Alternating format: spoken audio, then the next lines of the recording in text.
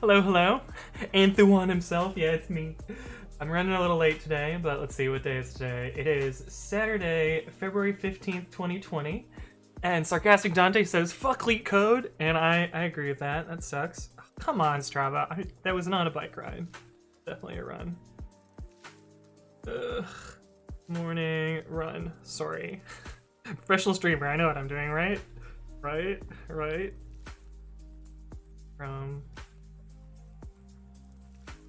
Okay, cool. Posted. Alright, we can actually do stuff now. But yeah, let's see. Yesterday was Valentine's Day, which, just any old normal day for me, I guess. Wow, that sounds so fucking sad when you say it out loud. But anyway, let's see. The plan for today is to work more on Babi, which I have a bunch of really cool updates on that. Brainwashed says sad noises. Yeah. Hey, what's up, Hayden? How's it going? Pose. Alright, so I think I've done some things since last time. We'll see. We will see. Oh, I worked a bunch on Virtual Lounge to try and improve it there. Sad noises over what? Yesterday being Valentine's Day and it not being any different. Let's see. Yeah, but bunch of stuff for Virtual Live 20. Actually, most of the shit that I've done in the last week was for Virtual Live 20. I have some interesting stuff to show you in my regex CFFI library thing, which is pretty cool.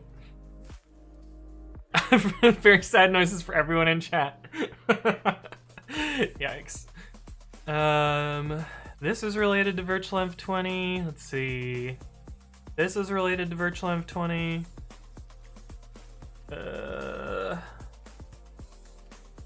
Oh, this was separate. Although I think I did this before last stream, so yeah.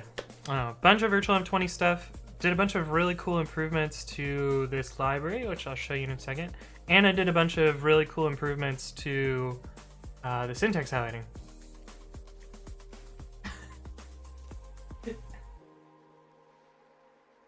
Why do you just have one sad one by themselves, Sarcastic Dante? Oniguruma's CFFI, yeah. I mean, I don't know Japanese, so I don't know how to pronounce it. But the CFFI part is separate.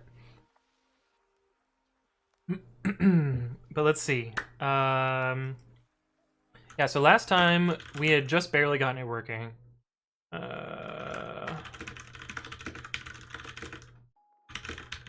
Oh, that branch name is a spoiler. Damn it. But yeah, so see, I've released 2 new versions of it since the last time. Actually, I don't think I even released it on stream. But I did eventually, like, set up CI and release a version of this library. I learned how to make ABI 3 wheels, which are actually pretty cool. ABI 3 means that you only need to upload one wheel, and any version of Python 3 newer than the version you specify, so in this case CP36 is the version that I specified. Anything newer than that will just use this pre-built package, and you don't need to like have a bunch of pre-built packages for each version. So let's kind of show that. No, let's use Python 3.9, whatever. I'm still using old Virtual Live here, but I will upgrade eventually. Let's see, if I do pip install that library, you can see it's using this CPython 3.6 wheel because it has this special ABI 3 name, meaning it doesn't actually need any special updates. So it basically means that I have a lot less work anytime I upload this package, which is pretty awesome. Hey, what's up, Yoa? Hello, hello. Yeah, Oniguruma CFFI. But yeah, ABI 3 means I can just upload whatever. But the fuck, that's not what I wanted. I implemented search. So before we had only implemented regex match. It turns out if I use search instead of match, I was able to make the highlighting algorithm like way faster, which is pretty cool. Batiskev says, came to say hi, and before I go to sleep, it's already 2 a.m. my time zone. Did GitHub reply to you about issues opening your account page? No, they did not. I have like 3 support tickets open with them, and I decided to just say fuck it and, you know, at the CEO on GitHub, like, hey, is there anything that can be done about my profile? Because it fucking sucks to use GitHub. People, weird flex, but okay. You're using it too hard. Yeah, it's bad, but no, I haven't received any responses yet, which is unfortunate because I would actually like it to load. Oh, it actually loaded that time.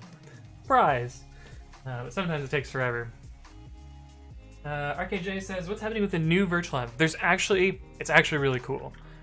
Before I was really mad about it, but now I'm really happy about it. Let me show you what's up. First, let me make an old virtual env just because I'm not ready to completely upgrade to it yet. There's still like 1 or 2 things that need a little bit of tweaking for me, but I'm pretty happy with it so far. Okay, so virtual env 20 changes a lot of things. The first thing that you'll notice is just from the install is virtual env now has dependencies. So like all of these things are required to run virtual env, which is unfortunate in some ways, but also good in others because it means that virtual env can like depend on libraries to do most of its heavy working. Hey, what's up, Sukulatum? Hello. And Dissident2, haven't seen you in a while. Hello. There should be static libs with include files in all languages and in between language binaries. Yeah, that would be nice. It would certainly make interop a lot easier. GitLab is where I've been for a while now. I don't use GitLab that much. I find GitLab really annoying. Hey, what's up, is identical? Yeah, where's your sub? What up, man? I still have the same number of subscribers, so it might just be buggy. I don't know. But let's see, yeah. So the first thing you'll notice is it has a bunch of dependencies. The next really cool thing. The next really cool thing is virtual env is now really fucking fast. But before, let's see. Before, if we ran virtual env, it has to do all this shit, and it takes, you know, fucking forever. It takes 4 seconds. But the new virtual env takes, you know, 300 milliseconds, so it's more than 10 times faster, which is really cool. And it does this by, I don't want to say cheating, but it does some new interesting stuff. So we'll look at the difference in the structure here. The first thing you'll notice is there is this pyvenv.cfg file. And for those of you who have used the venv module, not the virtual env module, the venv module, you'll recognize this. Virtual env is now setting up venv equivalent modules. And basically what happens is there's this little config file that says, like, this is how things work. I should have named it old and new, but oh well.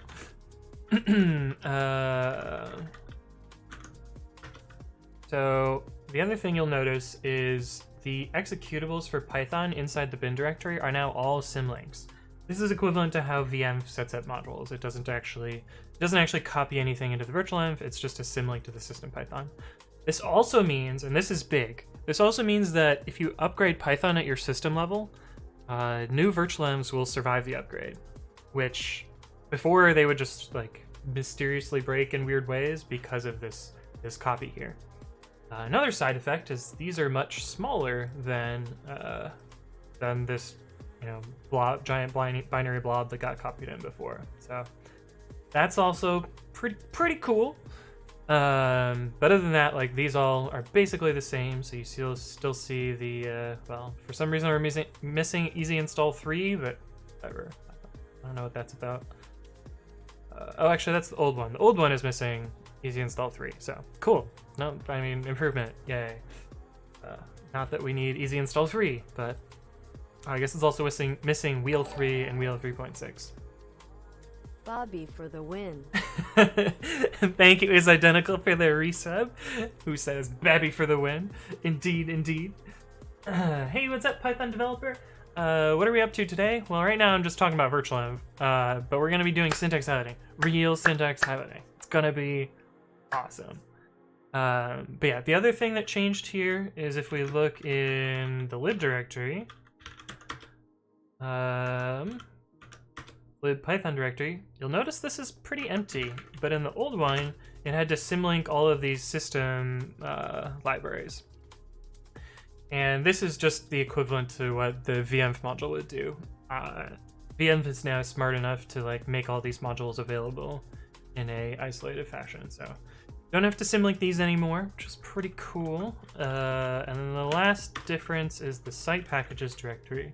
And this is actually where virtualenv gets a bunch of its speed. So instead of using pip to install all of these packages here, it instead unzips them from a directory in here. 396 wheels. So it actually takes these wheels here and just installs them directly instead of having pip do it. For some reason, pip adds like 3 fucking seconds to all of this stuff. But now that virtualenv just does it directly, it doesn't need to do all of the, like, I assume it's dependency resolution, blah, blah, blah. But who knows? But now it's super fast.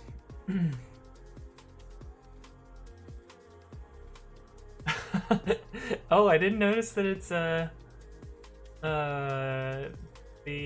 thank you chat message is localized, unless Toddy, you just changed it to Spanish. Bro moment. Yoav asks, why virtualenv and not venv? I have kind of 2 reasons that I use virtualenv over venv. The first is portability. venv is not always installed, so if I were to use, let's see, oh fuck, if I were to use Python 3.7, you'll notice that we get a crash here, and this is because Debian chooses to not package virtualenv by default, and so often you'll fail on random platforms. So you can't really depend on the venv module being available. So that's the first one, portability. The other one is cross version. The venv module cannot be used cross version, but virtualenv can. And so, yeah. That's why I pick virtualenv over venv. And now that virtualenv produces venv equivalent virtual environments, there's basically no reason to use venv because they're now portable and efficient like the venv module. So that's my reasoning. Time to spend some ninja messages, right? Python developer says, is virtualenv more favorable over Docker containers? They're kind of different things. Like I would still use a virtualenv in a Docker container, personally. So there, I mean, Docker containers give you more isolation from the operating system level, but I don't know, virtualenv gives you isolation, like enough isolation if you're just doing quick stuff. Hey, Catherine. Hello, hello. Y'all with the 10x smiles, yeah. Noisebite says, how do you install multiple Python versions on your system? I use Conda, which makes it super easy and portable, but I don't know how to install my multiple Python 3 versions at a system level. So I actually maintain a Ubuntu PPA called Dead Snakes, and it provides alternate Debian packages for versions of Ubuntu. And so the way you get started with that is you just add the repository, you apt-get update, and then you can install any of these packages. So that's how I have 3.9, 3.8, 3.7, 3.6, etc. I've actually uninstalled 3.5 below because I don't use it anymore, so no real reason to have those installed. Also, I have this mysterious Python 3.10, which I created just so I could show that a lot of things are broken and then fix them. But 3.10 is a repackage of 3.8, I think. 3.7, packaged a while ago. with the idea that like trying to find people that were erroneously doing this, and so Python 3.10 was being represented as Python 3.1, and so yeah, that's a problem, and therefore I needed to like fix a bunch of stuff to make it work, including virtualenv, talk, setup tools. Debian itself has this bug, a bunch of other stuff. But yeah, that's how I do that. What do we got here? Hayden?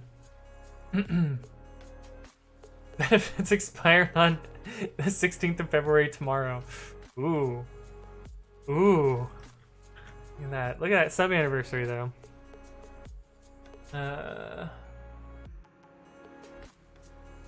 Hayden says, designating is a good way, but did you know that every specific version of Python has its own binary? Yeah, so unfortunately, Python is not very good about binary compatibility of the general standard library, and this was actually one of the things that made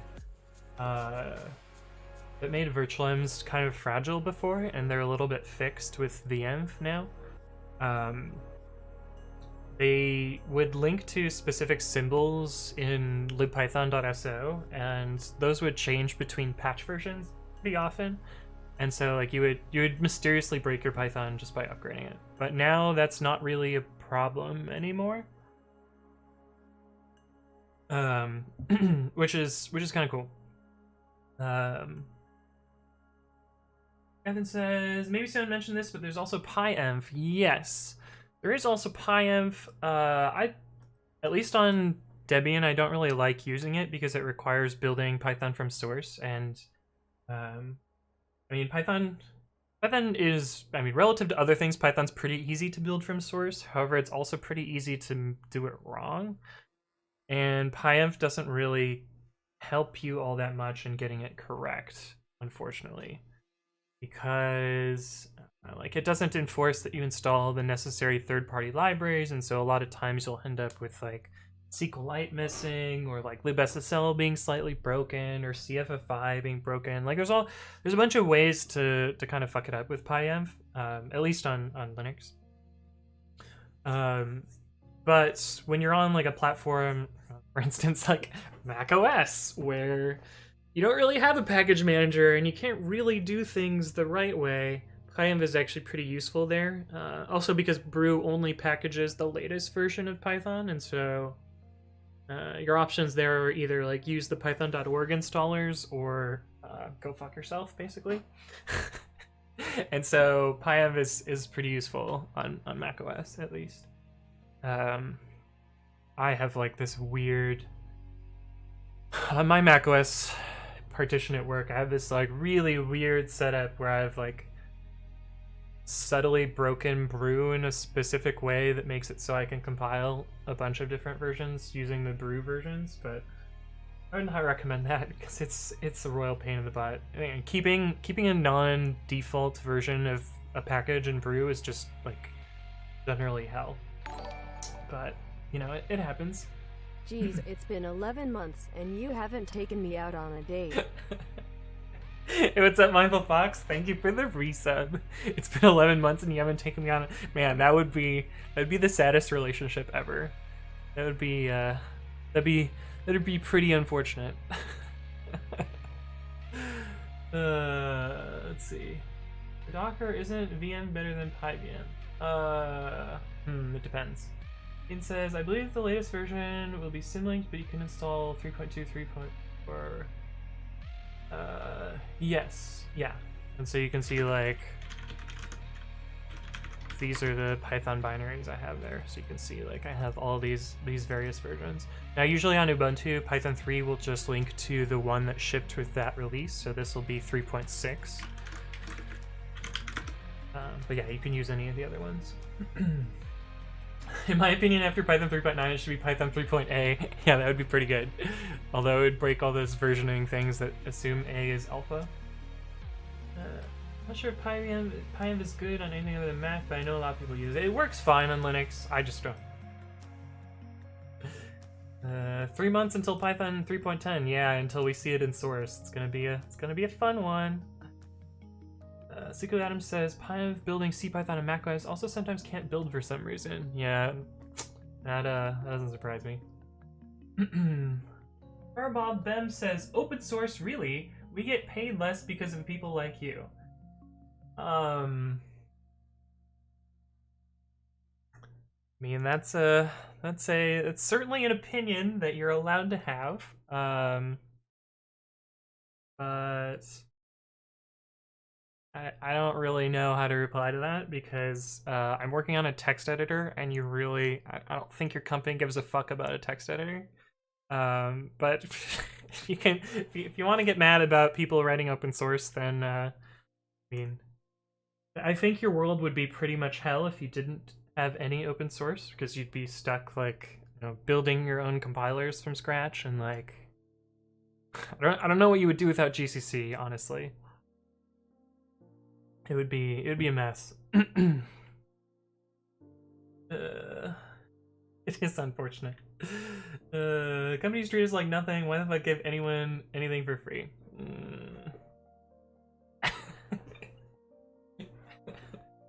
What editor do you use, Carbobem? Remind me why Python 3.10 will break stuff. Where's our walrus emote, right? The reason it would break stuff is people do stuff like this. Version :3, which will suddenly report that Python 3.10 is actually 3.1.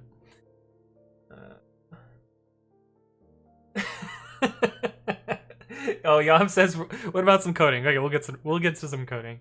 Enzak says, is there a way to create dynamic functions without using eval? Yes. You won't like it though. You can use like compile hacks and manual bytecode twiddling, which at that point might as well be eval.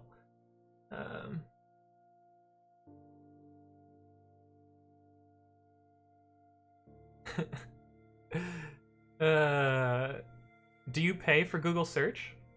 I don't pay for Google search. OXC3301 says, is syntax highlighting working already? Right, I was going to show you the progress that I made there.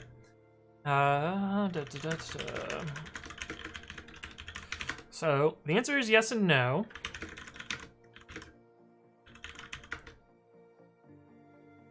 I know how to use pip. I know how to spell freeze. Okay, we're at the latest version. Okay, so last time we left off, this was working fine. And this was working fine. The highlighting of Rust, and Python was kind of working. It's still kind of working, but now it is way fucking faster.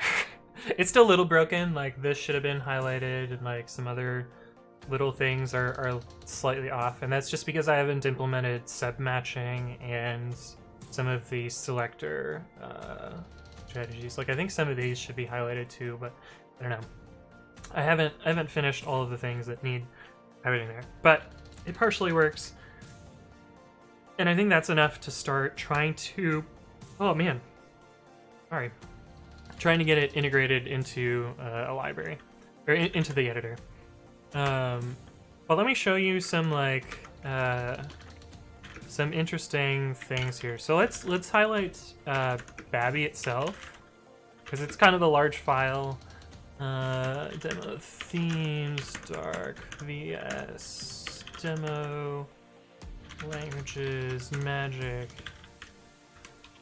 babi.py. And so it can there we go. Oh, this is one of my favorite songs in the playlist. Okay, so point here is so it can highlight babi, and it highlights it pretty quickly. Not super fast, but it's pretty fast. Like, you know, 1.3 seconds on virtualized hardware for about 2,000 lines of code. But if we go back in time to when I first started this, and we try and do the same thing, it takes a little bit longer. It takes a lot longer. Holy shit, it takes a lot longer. But like, long story short, I've done a lot to performance optimize this bit. Because it used to take like 13 seconds to render the whole thing. But I don't know. I've made a bunch of different improvements, and I'll go over each of them in detail as well.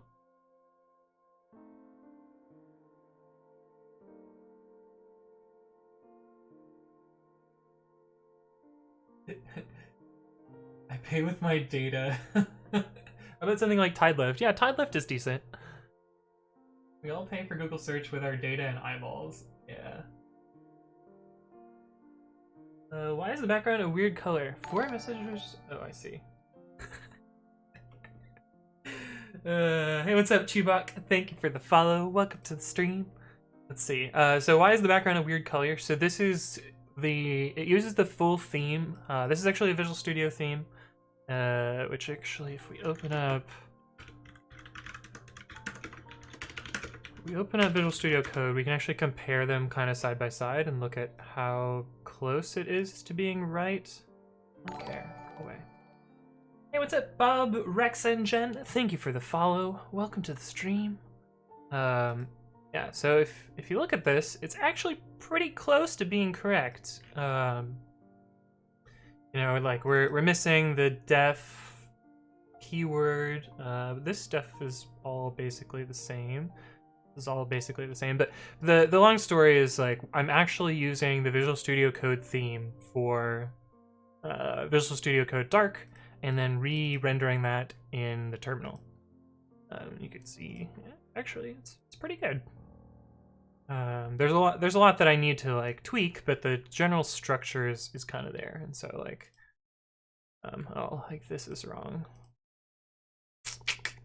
Easily fixable.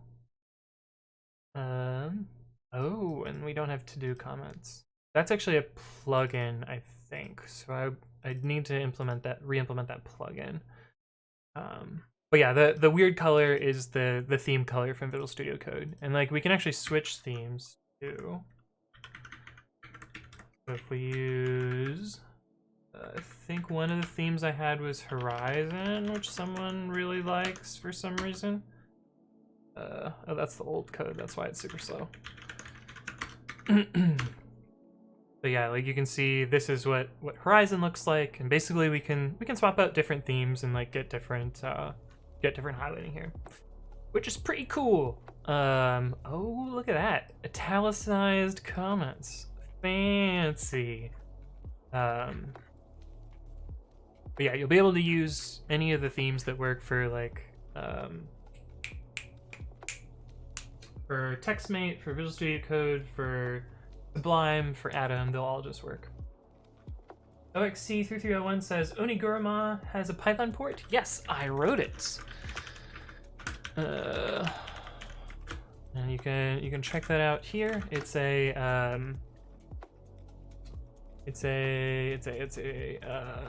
CFFI binding, but it basically ends up working kind of like the Python projects engine.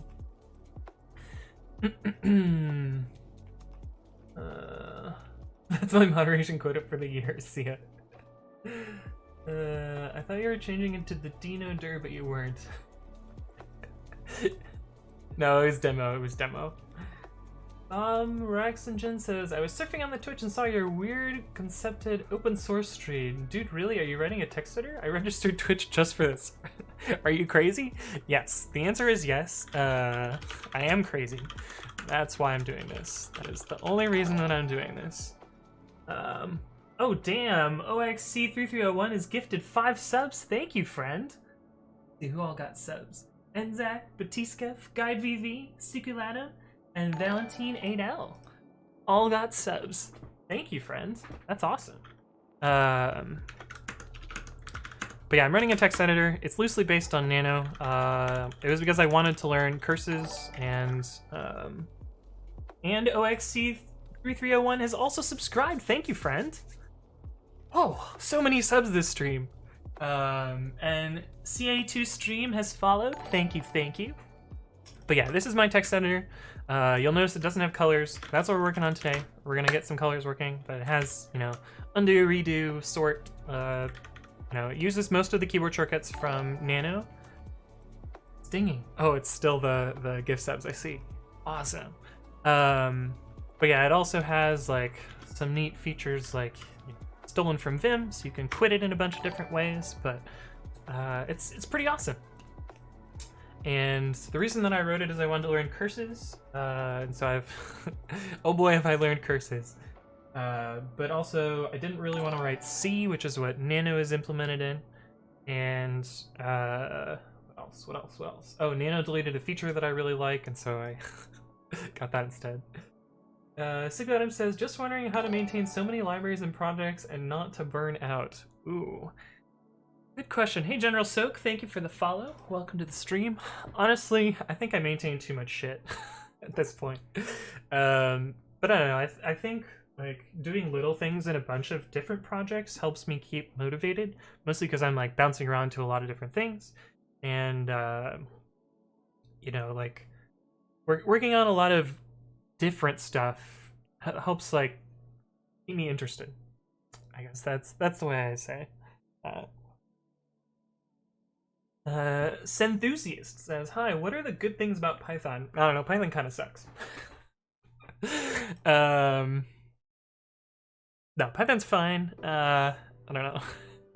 It's easy to get started with. The syntax is kind of okay.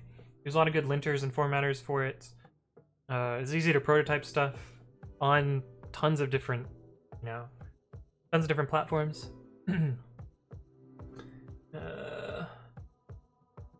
Maybe line numbering when. I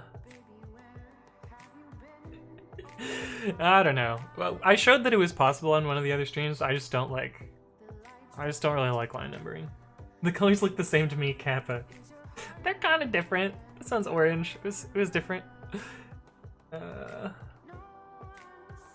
Aiden loves Horizon. I see. Emacsthemes.com, Kappa. Where are the death colors? Yeah, they're broken. The reason they're broken is because I haven't done sub matches yet. I still need to do that. Is there a Nano theme for VS Code? I will probably make one just so it'll be the same as, so I'll be like familiar with the highlighting that I do, but I don't know of one that exists. It'd be pretty easy to set one up. Mindful Fox says, I use a light theme for work. Am I a psychopath? Maybe.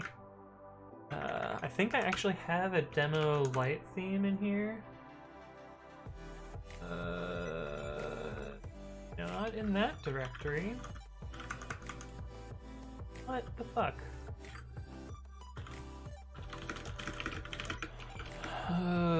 Grep theme, grep.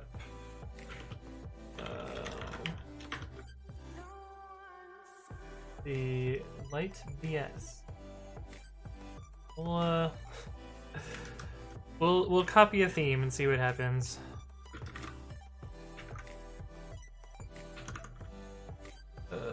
Light start themes. I have to do some like manual editing to them because of the way that Visual Studio Code sets these up. So light defaults. Copy this into there. Light VS. And then paste that. And eventually this will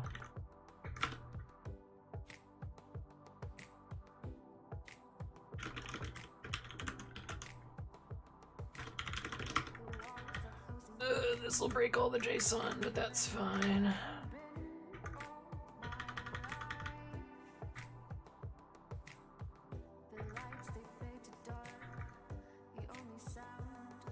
We delete this. Yeah, so this is all manual to like assemble this theme, but we should be able to highlight with that now. Themes. Light VS. Ah! My eyes! It does work though. It's just like, it's just a little blinding. But it's possible. Actually kind of like this color. Whoa. Highlighting is, oh look, now it's a dark theme.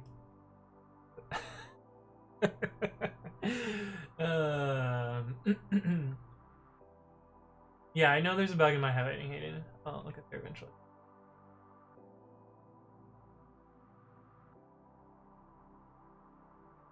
Thanks for all the emotes. Basically, everyone in chat should have a sudden now, right? Hey, what's up, Kiwi Shock? Hello, hello. I mostly use dark versions websites and apps, so it makes my eyes don't get tired as fast as in light versions. Interesting. Bob Rex and Jen says, what is the difference between following and subbing? Following just makes it so you get notified when I go live. Subscription is, you pay so that it supports me a little bit. I can buy beer or whatever.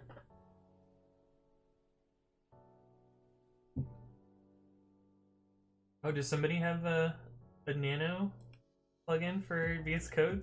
That's hilarious. I hear Babi is better than Emacs.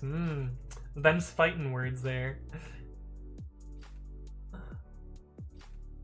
Yeah, I know there's an issue in my highlighter, Hayden. I know. I've talked about it. I know it's supposed to be purple. It's not done yet. You're programming Python, you just said Python sucks. Yeah. Now I'm sure you're crazy. Well, you're not wrong. Damn, I'm so far behind in chat. Holy shit. Camden says, do you have a system for keeping track of all of your open source projects? I know someone who schedules Google reminders. Other than pre-commit, which I know you work on so often, do you just maintain them when you remember / need them? Mostly. I also use this other system called All Repos, and I can post a link to that in the chat. But All Repos makes it so that I can clone all of my repositories and apply changes across all of them at once. This helps me automate a lot of the stuff that I do to maintain stuff. But yeah, other than that, no, it's really just like I have notifications on for everything, and I answer issues, and like when I run into things that I need myself, I'll go and implement them.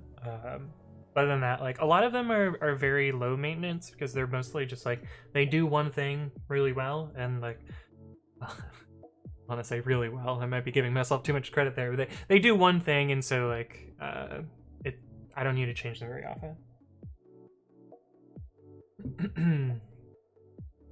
Now it says, is it a good idea to have the latest Linux kernel on your Linux? I know that I don't. It depends. Let's see what the actual package called.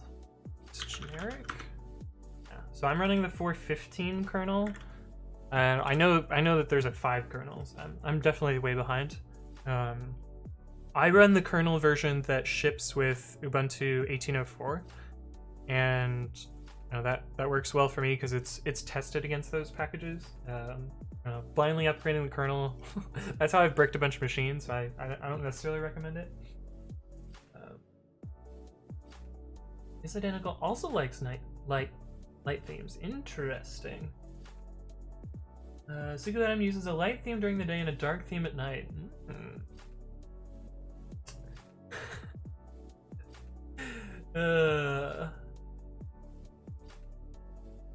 What is turbo? What that is? You need to implement emotes in your Twitch chatbot console. Yeah, let me somehow get emotes to render in the terminal. That'd be pretty special. You can buy vodka with the money you get from subs, right?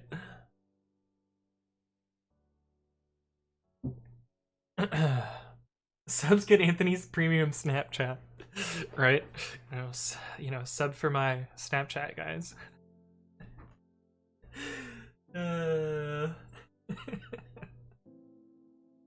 His OnlyFans. I don't even know what that is. Yob says, I'm planning to run a Python packaging tutorial. Work tomorrow. Any recommendations for slides? I think Python packaging. I think Hinnick has a bunch of different blog posts and presentations about this.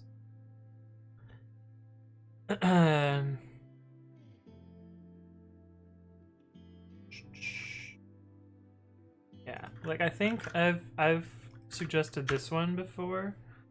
The actual packaging tutorial is pretty good.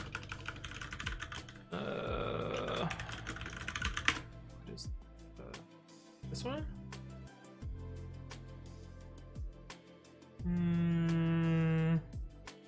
This one.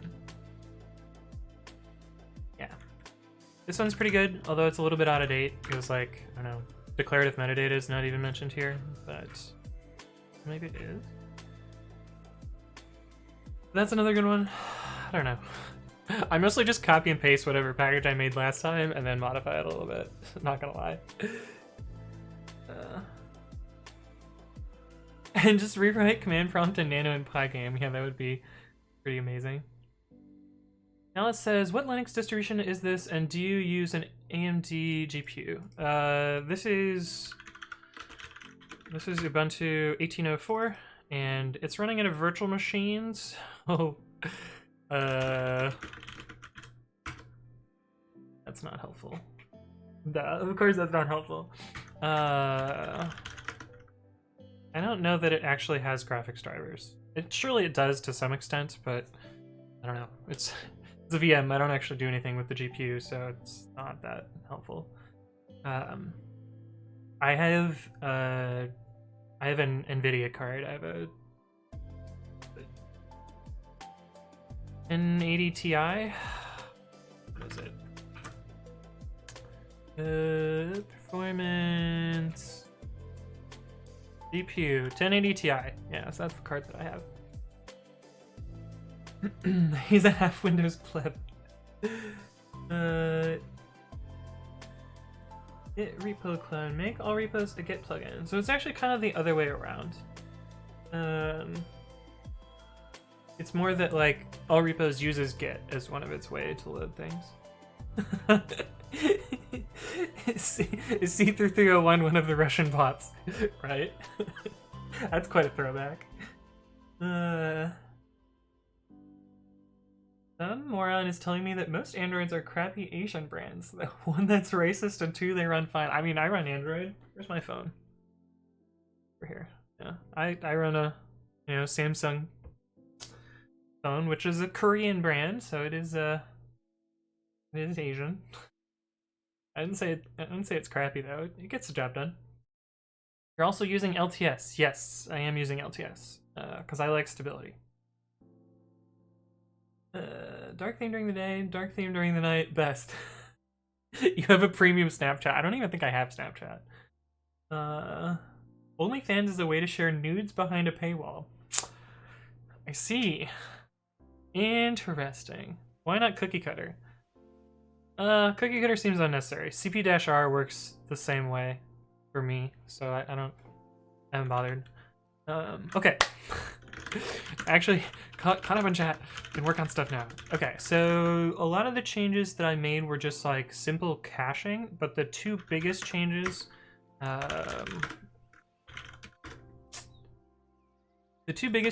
was switching from match to search. Before, what I was doing. You open up some MS Paint here to draw how it was working before.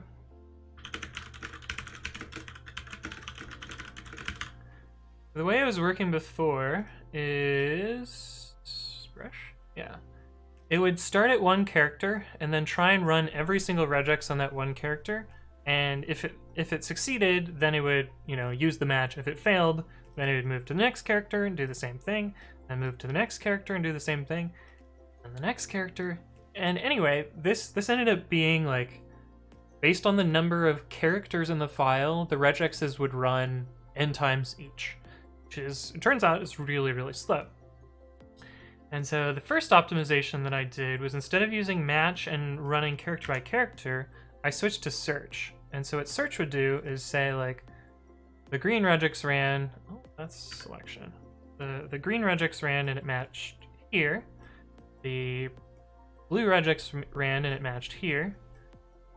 Maybe the red regex matched over here, etc., etc. And maybe like most of the regexes didn't match at all. And so you would run all of them, and if any of them matched the first character, it would just short circuit and use that one. But otherwise, you would pick the smallest, the first regex that matches. So like in this case, this would be our winner.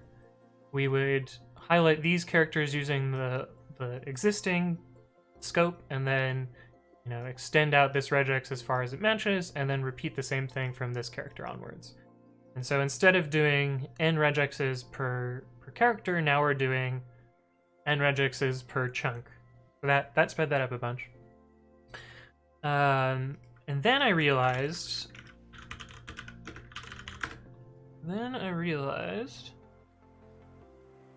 Mine doesn't show up on the first page yet. Then I realized that there's this other method, and I actually noticed this while I was streaming, but I was like, reg set? The fuck is that? Where is it? Reg set, yeah. And a reg set is actually this same idea here, this same search idea, but implemented entirely in the external library. And it can take advantage of like knowing different parts of the regex, so like it can optimize like not doing these full matches over and over and over.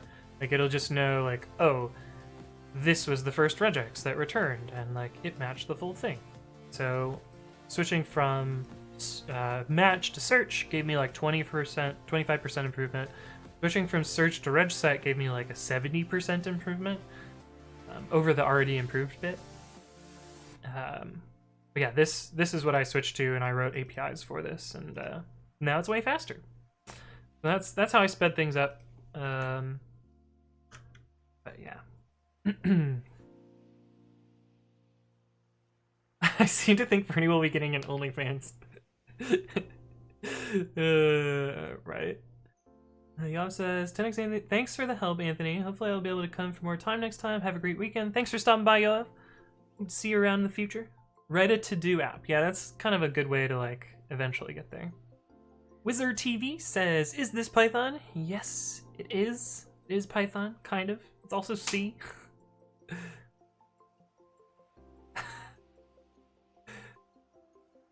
Bob Mem is back, who says, this feels bad, but please understand, it's my duty. I mean, I also get paid, and just not for this stuff, which is fine. But let's see, yeah, so, are you good at Python? Alright, bud, Hayden, where you at? 4chan wins.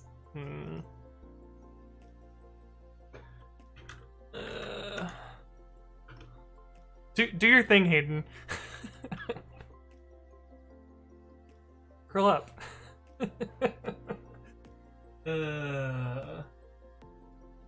4chan is no match against Fernie. Yes, I'm the hacker known as Anonymous.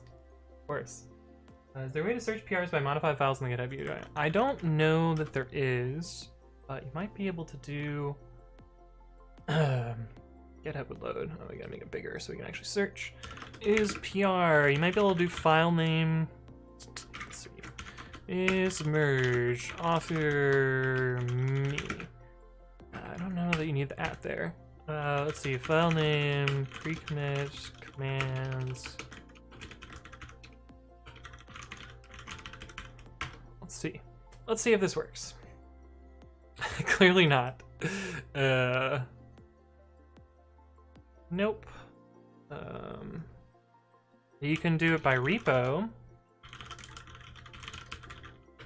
I think. Oh, if I could spell.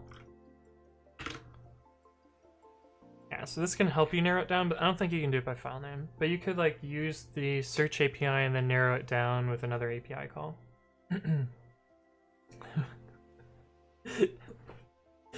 Let's see. Wizard TV says, I can't figure out how to use variables inside of a function inside of another function. So one way you can do that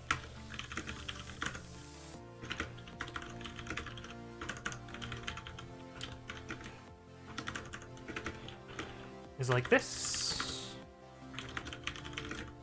So let's assume that I don't have this here.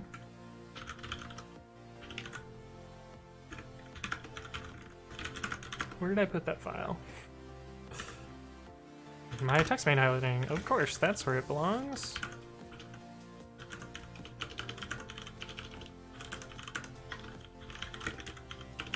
So if we don't have that character here, this assignment doesn't change this variable at all. Because it's created a completely new scope here. But what this non-local keyword does means that it now has cell scoping, so it'll look up one scope rule. Actually, I think it's any number of scope rules, and then this variable name will now be modifiable in that scope. So now that I change it to non-local, you can see that it changes stuff here. Unfortunately, this is a new feature in Python 3, and so you have to do some other tricky stuff to make it work in Python 2. So if we do Python 2, we'll get a syntax error. You can trick it by making a class here, and then instead of doing this, you do notlocal.x. And now that'll work in Python 3 and in Python 2. This is kind of like the trick that got used before. And the reason this works is because this is a read reference, but then we're modifying using an attribute assignment instead of trying to assign directly to a local variable. So that's how you can cheese it. But yeah, that's one way that you can have other variable stuff.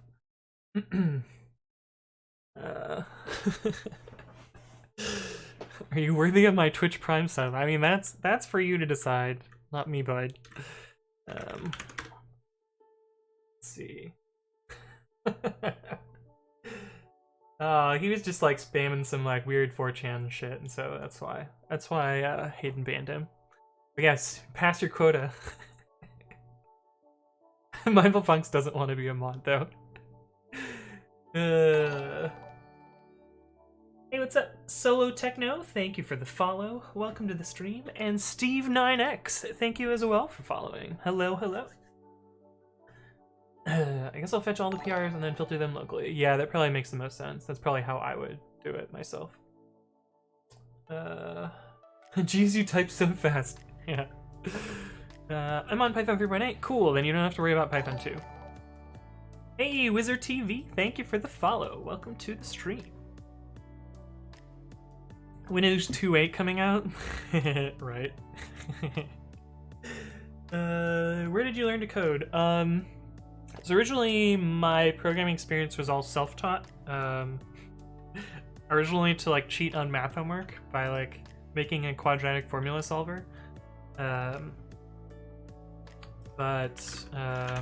don't know.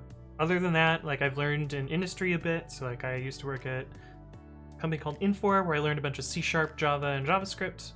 I also worked at Yelp where I learned a bunch of Python. Didn't know any Python coming there, but now I'm pretty good, I think. And now I work at Lyft where I'm also doing more Python and Go and stuff. Pretty fun. Python 4 doesn't allow functions anymore, only class methods. Right. Okay, but yeah, so today I wanted to try and convert the way this works right now, or the way this highlighter works right now, to be more flexible for curses. Unfortunately, the way it works is a little bit sketch. Let me find, where's that code? Right, so there's just this massive highlight function here right now, which has all this code and just does all the highlighting in one pass, which doesn't really work well for how I want it to eventually highlight. I want to have like an incremental highlighter so that when you edit files, it'll still handle stuff pretty well. It's pronounced JavaScript, yeah. Sorry, JavaScript. I gotta get that haughty A. JavaScript. Yeah, so this doesn't work all that well for what I want to do, but I've thought a little bit about how, and yes, we're back in Paint, how I want this to work. So the way it kind of works right now is there's this state stack. Yeah, there's a state stack right here, which holds the regexes and their underlying like match rules. And that gets pushed to and popped from depending on whether you have nested rules or not. But really, I could represent any state in the system as just like the list of stack states that lead up to that, and like turn this into a pure function instead of this like side effecty for loop. And so my state is currently stored in an object called entry. And the way I want this to work, sure. Oh, that's an ugly green. Or blue. Call it blue. The way I want this to work is to feed an entry and a line of code.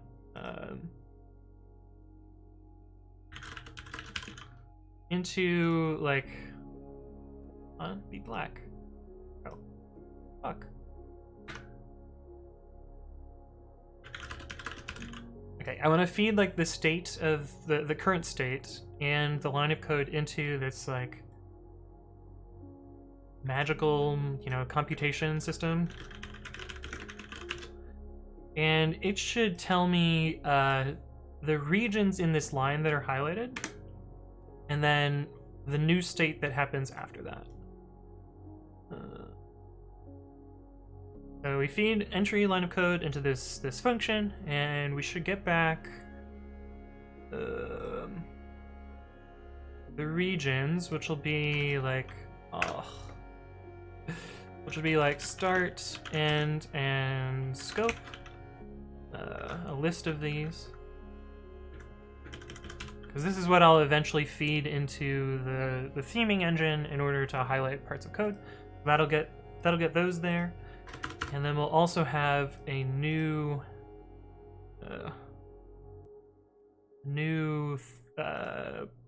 state. Brushy, like entry prime. And so we'll feed this computation system one line at a time, basically. That's the plan, but I need to do a bunch of refactoring to make it work well. One Fox says, I was using JavaScript at work this week. How do you guys get anything done in a dynamic programming language? Right?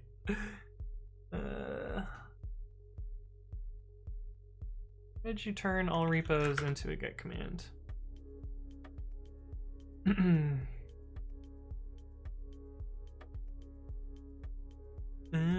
I see.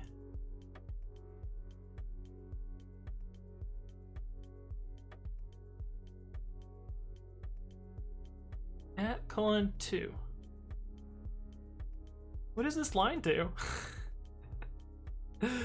Oh, I see. That slices off all the arguments except for the first two arguments.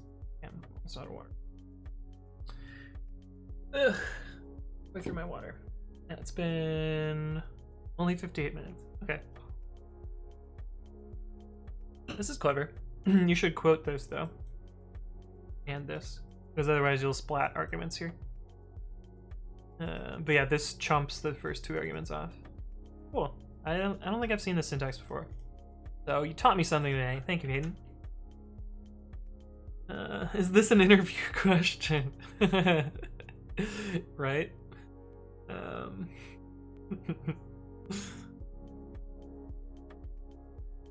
Yeah. Okay, but this means that I need to refactor a bunch of code, and so we're gonna break our system a lot to hopefully bring it up to this approach. But also, once I have this approach, it'll be easy. Lose track of my windows. Once I have this approach, it'll be easy for me to do the sub matches. So like right now we get back. Fuck. What am I looking for? Brush. We'll just. Right now we get back a match which shows like what region of the code matches, but inside of it can have regex groups. So let's say like this is group \1, and inside of that might be other groups. This would be group \2. And right now, and these will be associated with subrules. This will have like R1, and this will be, you know, R2, and the thing that matched this up here was R0. And so I actually need to re-highlight these subregions of code and then nest them inside of these regions here. And right now I don't have a good way to like take this chunk of code and rerun the engine, but fortunately I can just feed it into this. So hopefully that'll make that easier, and then I'll actually be able to implement other stuff. Let's see. No, script bash. I use primitive knowledge and 1E100. Oh, you googled it. I see. Hey, Toddy, thank you for the subscription. Hello, hello. Long time viewer, finally subscribed. I appreciate it, friend. Wow, you've been following since May of 2019. That's a long time. That's next level. It was paint. But yeah, so how am I gonna do this? Okay, so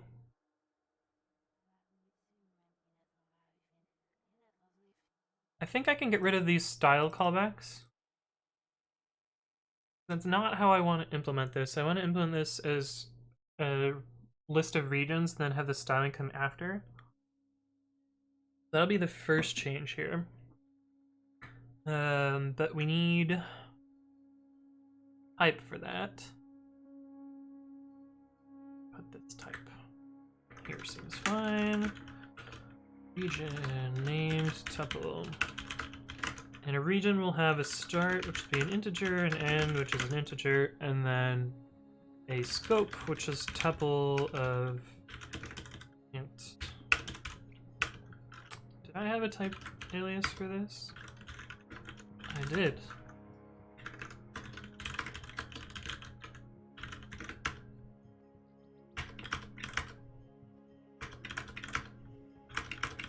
And apparently, I've actually managed to use it. It's kind of amazing. How did I do that? Oh, I'm an idiot. It's supposed to be tuple int. So this is supposed to be scope. And this is supposed to be scope.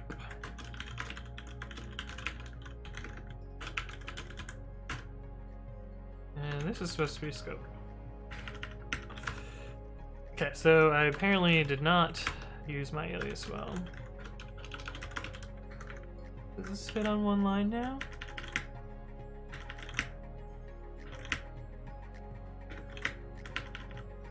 It does. Cool.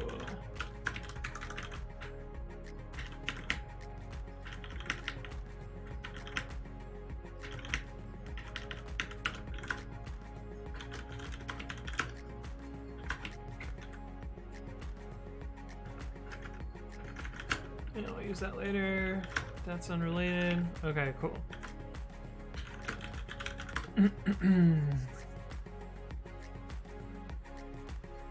Getting bullied for subbing late. I'm not bullying. I was just noticing, mentioning it. Oh, actually, we want this below. So this return value is not going to be styles anymore. It's going to be a tuple of regions. And I think this will still remain the same. Hopefully.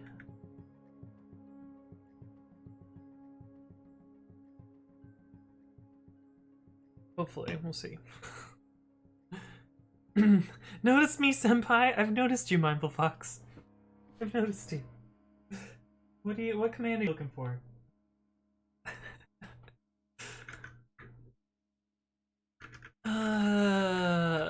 Okay.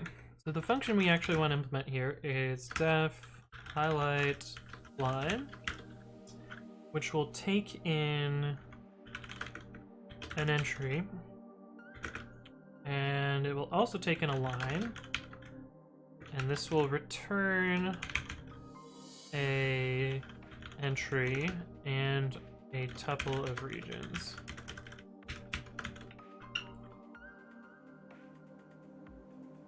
That's it.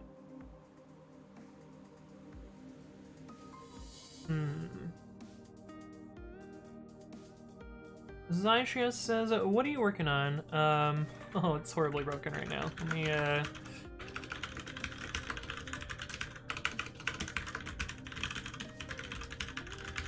me make another clone of it so I can show what it actually does.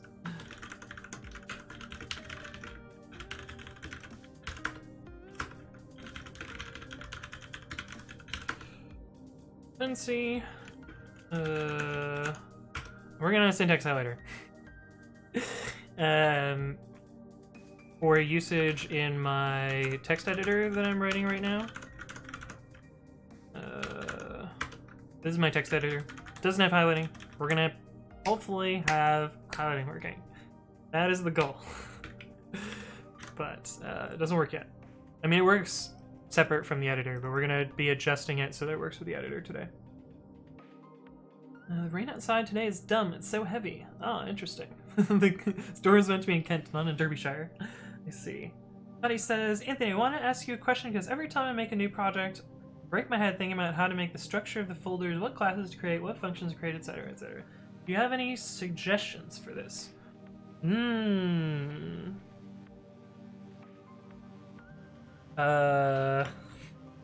don't know. I feel like the structure of my projects varies a lot between project to project. And I think, I mean, the structure of like classes and functions, I think I have like basically the same repository setup for any of them. But as for like having functions and classes in particular ways, I think like most projects are going to be different. And I think like you don't have to figure that out up front. You'll be able to like you'll be able to adjust that as the project evolves. And so most of the time I just like start writing code, and as you're seeing today, like I have to completely refactor how this works.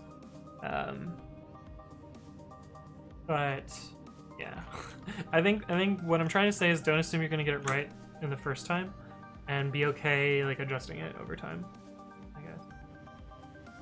Okay, I don't know how to pronounce your fancy names. Pronunciation. It'd be nice if it was just like, oh, here we go. Great YouTube videos. With why is this a minute long? Derbyshire. Derbyshire. Okay, I would have never gotten that one. So, you know, there's not great me. No, it's not. Okay, how do you pronounce it?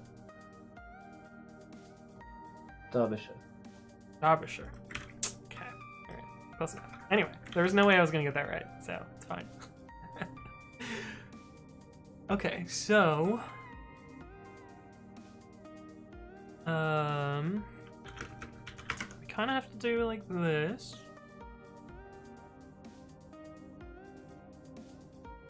Where do we go? This is all about building this. I really just want this loop down here.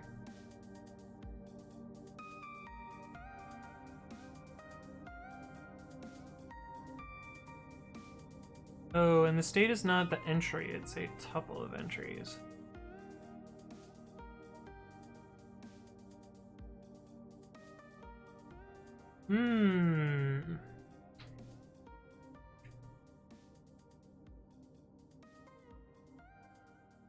Okay.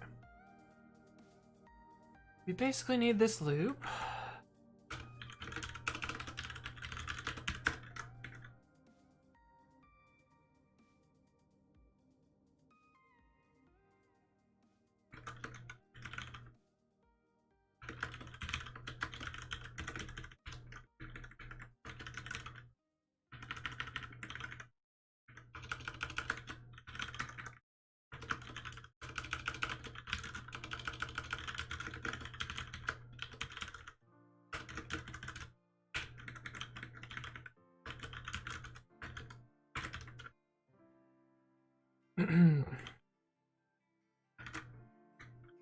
We need this loop.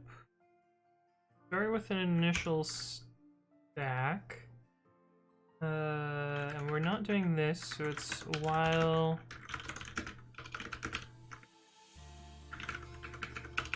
pause is less than the length of the line. We already have line entry. Do that. IDX match if entry.regset.search.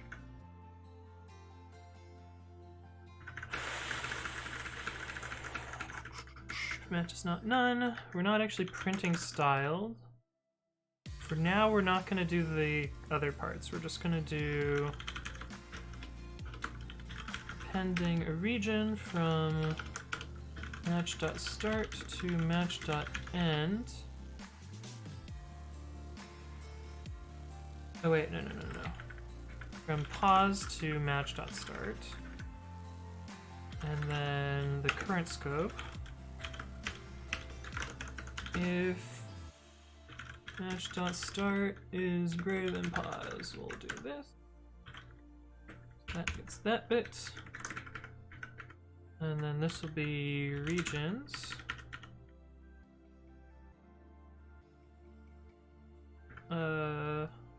Right? Yeah. Ret.extend. Got here. We're not printing anymore. Okay. If match is not none, otherwise, ret.append region pause to len line.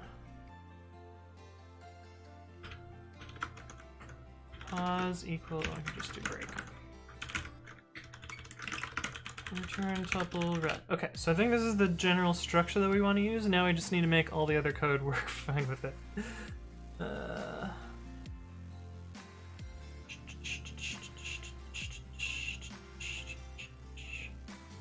Now it says, hey, does Ubuntu have GNOME workspaces? It does, but I don't use them. Is it command Windows key N? Oh, that's clearly not it. It does have GNOME workspaces, I just don't use them. So, I don't know the keyboard shortcut, and every time that I've used them, I think I've like lost my Windows. Oh, here's another workspace. Yeah. Yeah, it does have workspaces, I just don't use them. Because I don't know the keyboard shortcuts, probably. Zytrios says, I've been trying to get into programming for the last 5 years. Any tips? Still undecided between Python, C#, JavaScript, etc. Honestly, my advice there is to just like pick something and learn it. And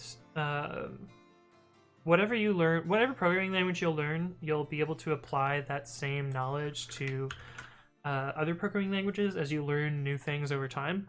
So like for instance, I started in like Visual Basic, which is kind of a crappy programming language, but I was able to apply a lot of the concepts that I learned as I learned like C#, JavaScript, Java, Python, C, C++, etc. It was easy for me to take like the stuff that I learned in one language and apply it to another. So I wouldn't get too hung up on the programming language. It's more around like what do you want to build, I guess. Hey, what's up, Nindrix27? Thank you for the follow. Welcome to the stream. But yeah, if you have, I don't know, C#, I really like, and you'll have like a compiler that'll give you feedback. Python is a okay programming language to learn in. JavaScript's kind of a bad language, but you can apply it to a lot of stuff, and so it's another good choice. But like any of those choices are pretty decent. I'm having a hard time with the abstract part of Python though. C# I can see a result rather quickly. That makes sense. One thing that if you want like, you know, concrete outputs from Python, one thing you could do is like build a web app and like have your Python be your backend and like display stuff there. But yeah, you're right. It is a little abstract, and like working with terminal applications is not necessarily the most like visually outputting, you know, fun stuff, but I get where you're coming from there. Death Priest says, if you had a year to eat a standard-sized wooden door with hinges and doorknob, how would you do it? I would probably grind it down and then put it into meals. It actually probably wouldn't be that hard or that bad. You know, distributing hinges over a whole year, you probably ingest that amount of metal, so it's probably not that much different. The sawdust is easy. I basically eat sawdust as it is right now. But interesting question.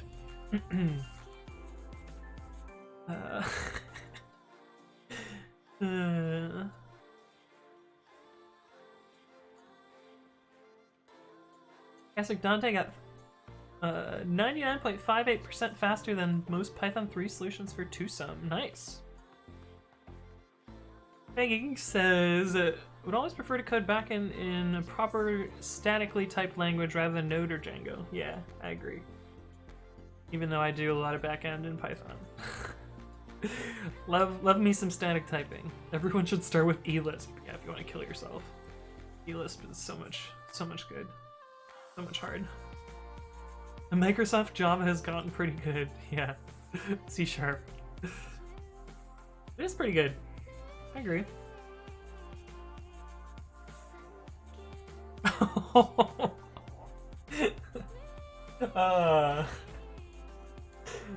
That's an unfortunate translation then.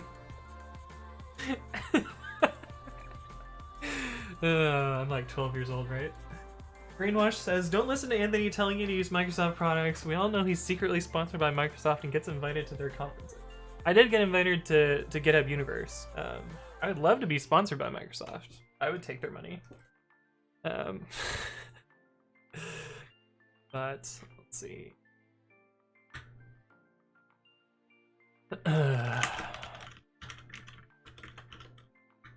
How did this work? Theme syntax file.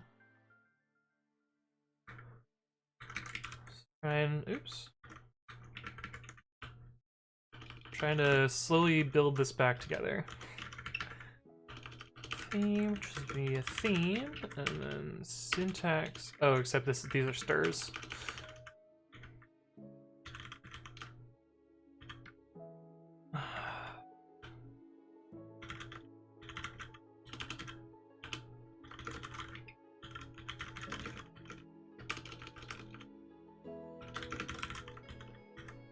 Exactly 80 characters. Nice. How did I do this before? I should just copy this from up here. Oh. Int. Guess it should return int then instead of none.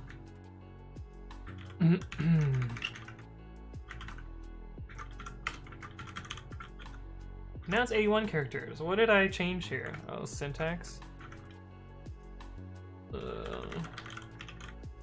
Even longer.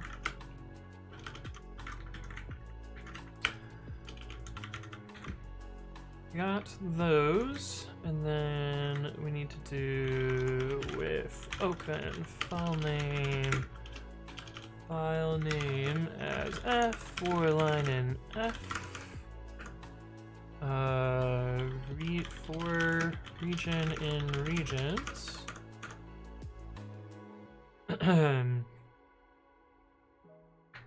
Let's see, for start and scope in highlight line, some state here. Oh, I guess we gotta do state regions equals highlight line, state regions. State, no, not state region, state line. And loop through the regions, and then line start end. So print styled that. A lot of people are here. Really loud. Print style theme dot select scope. Okay, so this should implement the structure that I want here. The hard part is building this state object to start with. But we had a way to do that before, so we'll probably just do the same thing.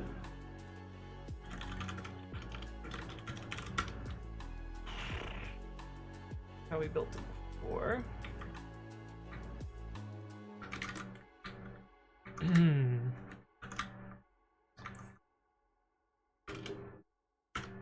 What do you want? What do you mean?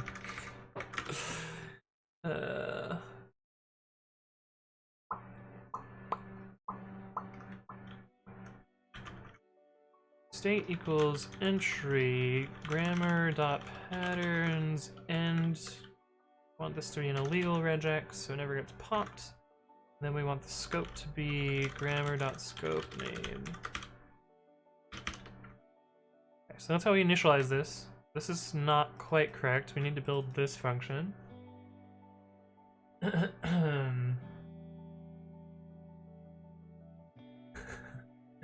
Now it says, what games can you play on Ubuntu? I don't play games on Ubuntu. I play games on Windows. It's all an elaborate ruse. But there's a decent number of games from Steam that you can play, so like it's not like you can't play games on Ubuntu. I just don't. Almost every game now, thanks to Proton and Wine. Oh, that's true. That's true. You can get a lot of stuff through there. What the fuck is beeping? Yeah, my house makes so many noises. Should just shush. I think it's my dishwasher. Zytress says, other language I should consider other than C#, Python, and JavaScript. Ruby has a lot of its popularity. C and C++ is not for me, and Java seems really plus. A lot of Android dev is going to JavaScript frameworks or progressive web apps. I don't know, Go is probably another one you might consider. I would say Rust if you're gonna do like systems programming, but like Rust is generally accessible at this point for other stuff, but yeah, those are probably the ones I would consider. PHP, no. Don't do PHP. Java seems really hard. I feel like Java is actually pretty easy. It's like basically C# but shittier.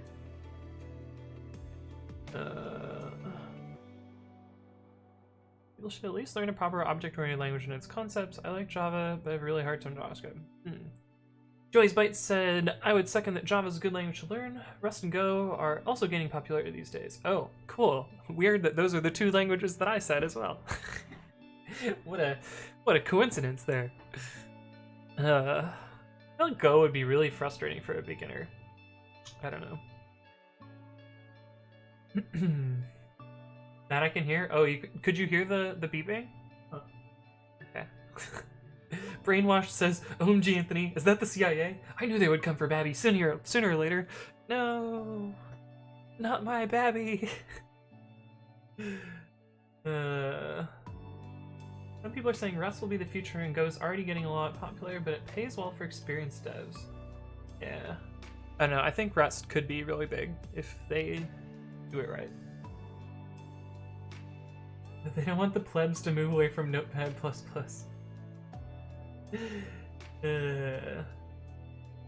Brainwash says, does anyone know if I can run a VM inside a VM, but as 64-bit? You could emulate it. You can't really do a true virtual machine that way. And like the way you would emulate it, or at least one way that I've emulated before, is using QEMU. I don't know if I pronounced that properly. But this allows you to emulate other processors. So you can do weird things like nested stuff. But yeah, it is a thing. I've used it before. It's kind of slow, but maybe it's gotten better since I used it.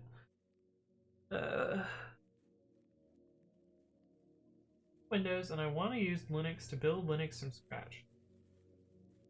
Interesting. Why can't you just make your outer VM 64-bit? Or do you run 32-bit Windows? I don't know. I don't know. Let's see. Close tabs. Maybe one day he will fix my GitHub profile. 32-bit Windows is way cheaper than 64-bit. Is it really still difference in price? Windows 10 cost.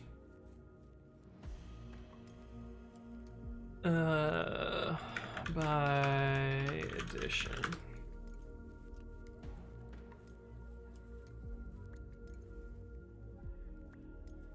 Why won't you tell me the difference? Let's break on. Here we go.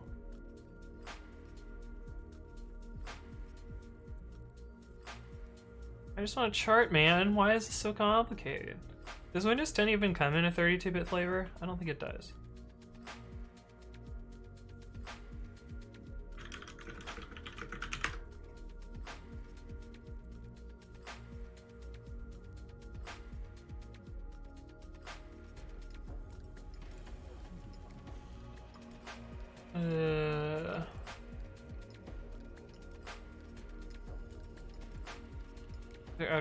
helpful. Here we go, Quora.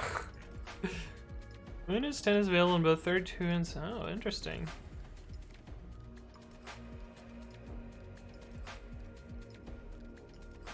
I didn't know that. I thought they stopped doing 32-bit, but maybe I'm wrong. Wow, this guy's running it too. I'm amazed that you can run Windows 10 with 2 gigs of RAM.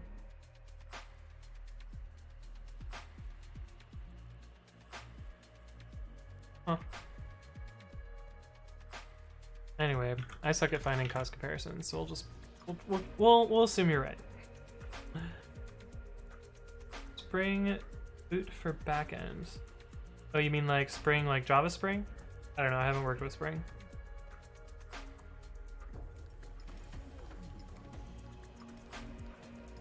Imagine people paying for Windows in 2020. I mean, I paid for Windows.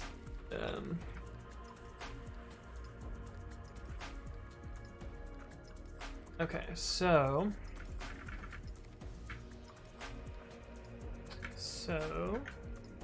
the callback actually needs to...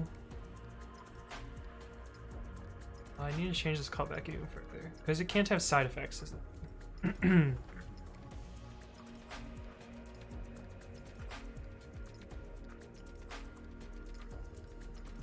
Yeah, so it can't do this popping here.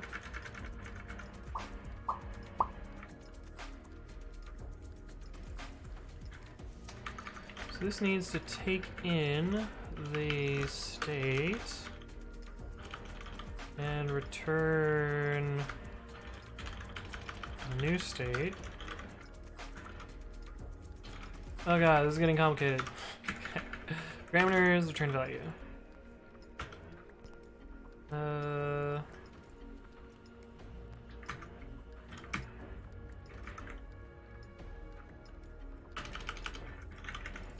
Agents.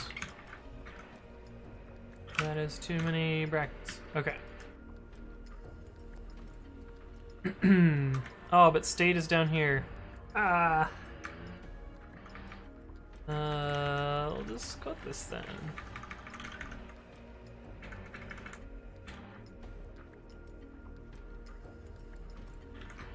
Actually, we can get away without quoting this. Circular one way or another, but this is slightly less circular, I think.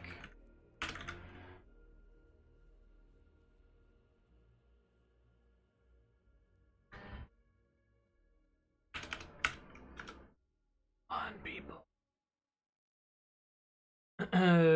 You can get the official ISO from their website. Yeah, but you can't have a key to authenticate it. I only have Windows because they came with the laptop. Yeah, it makes sense. There's a lib called Spring Boot? Oh, I don't know about that.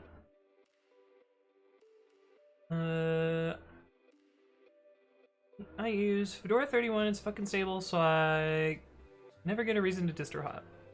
I see. Yeah, that's why I also haven't switched, because my distro is stable as well. Does GNOME have Windows snapping side by side? Yes. You can do it like this. In fact, this one is accidentally snapped.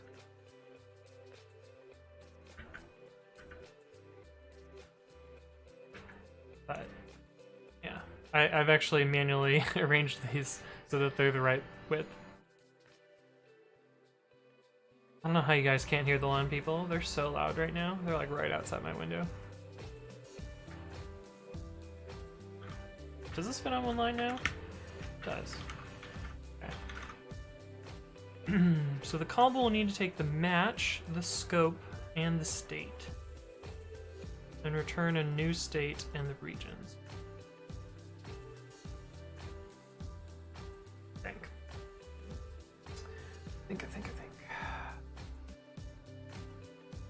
Actually means this will not be right. Oh yeah, this is not right.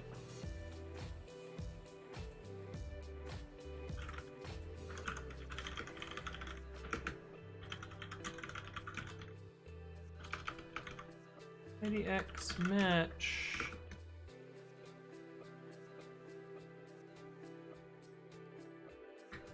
We don't need the scope anymore. Because we have the state. Yes. Match state. And regions. So this is how we do state updates. Okay.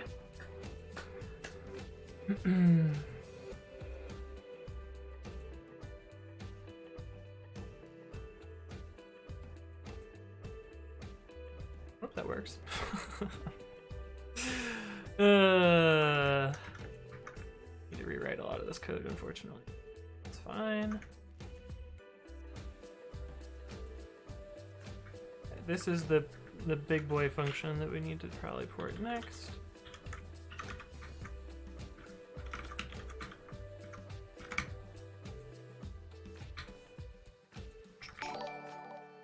Where did this function start? Oh, here we go. Hey, what's up, Fekig? Thank you for the follow. Welcome to the stream. No, I've been seeing you in chat. Oh, you're actually signing off. Well, thanks for stopping by. Hopefully I'll see you around in the future.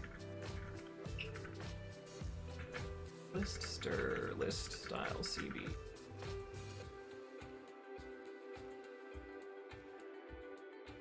Fine. Okay.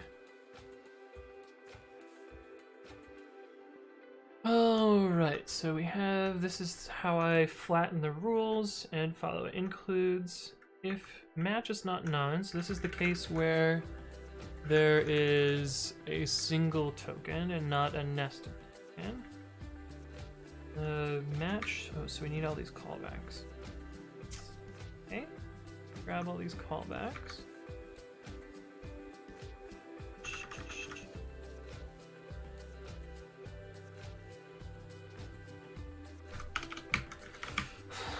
So my hope is after this refactor, everything will still work exactly the same and not be a bunch slower.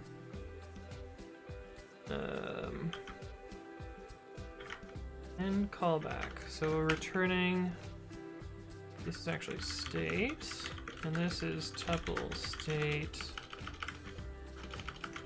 regions. So for the end callback, we will return, and we're not going to try and improve anything right now, but we will be able to improve it later. So right now we're going to return state, which is state -1, so we're removing one part of the state. And we're returning the regions that match, so a tuple with region match.start, match.end, and then state -1.scope.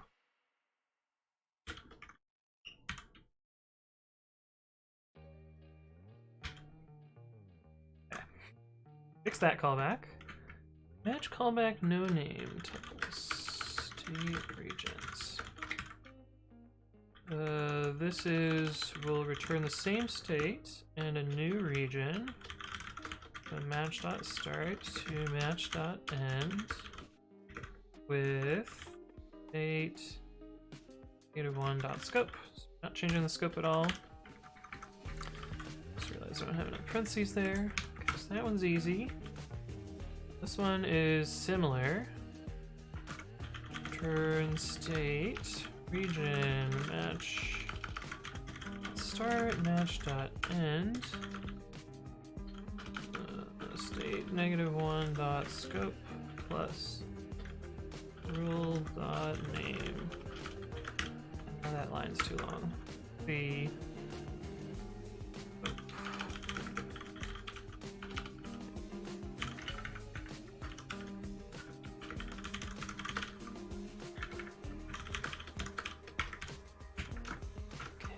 so that's the match callback, and then we need to do the begin. This is the like fun nested one.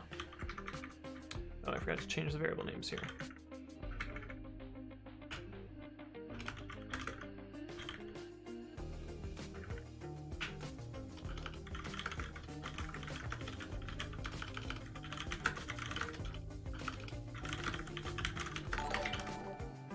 Hey, what's up, Agard22? Thank you for the follow.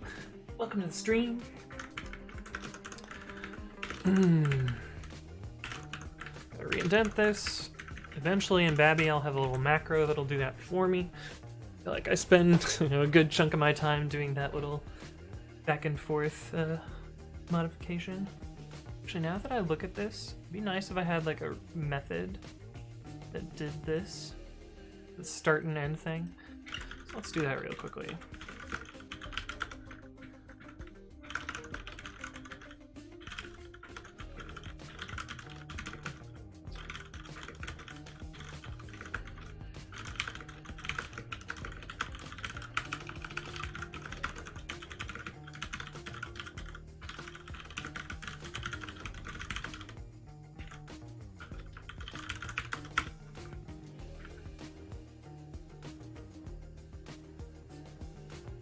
That one we need to do manually. Oh, this was just wrong.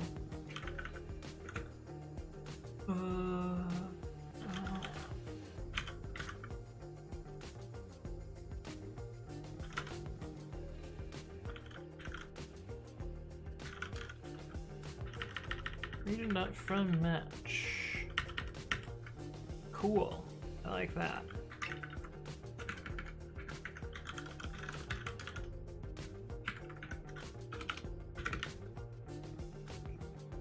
And I bet this one I could maybe put onto one line.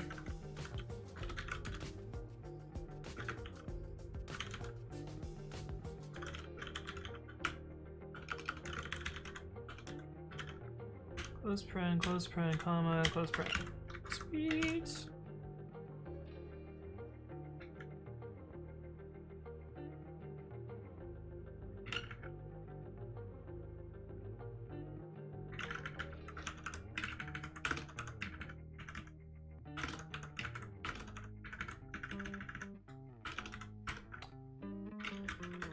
Tuple state regions.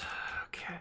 If the name is not none, then this becomes, this is state -1 dot scope.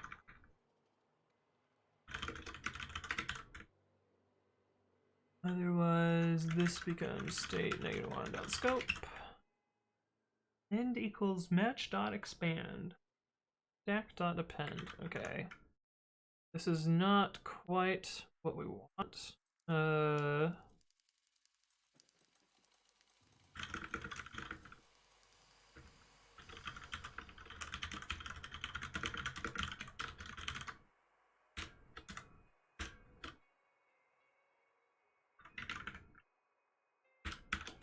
Slightly more.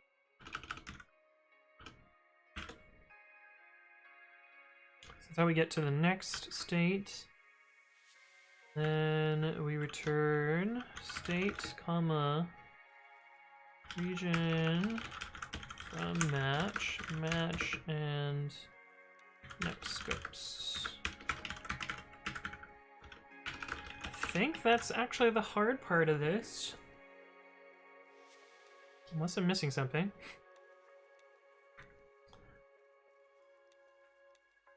Oh, we need to adjust these down here.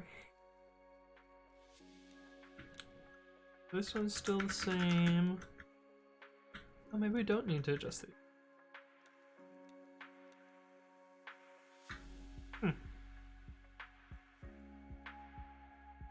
Okay, cool. Got all of those. What's left? What's the other logic in here? Oh, we need this still.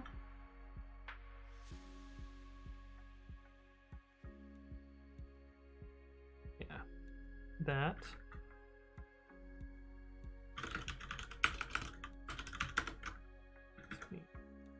Here. That was the wrong key press. Now I'm all over the place. We want this. There we go.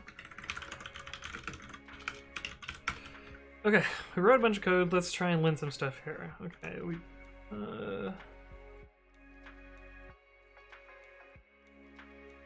don't need this update at all. Sweet.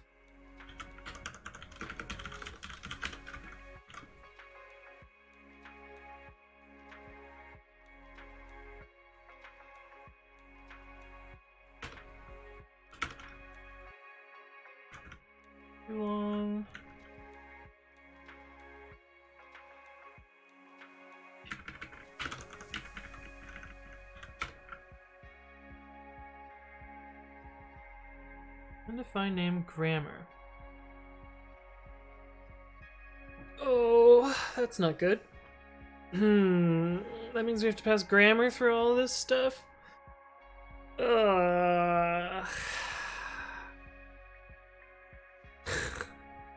How am I gonna do that? Oh, I can put chat up too.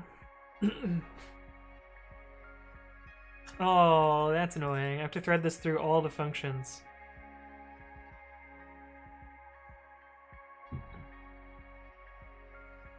Because of this include stuff. Fix that. Can I make a like compiled grammar that doesn't have this problem somehow? I think so. Yeah, what's up, Tesla RX? Yeah, lol. Screwed this one up. Where does this function get called from? Reg CBs. So gets called from entry. It's the old code. I'm just gonna delete the old code because I don't think I need it anymore.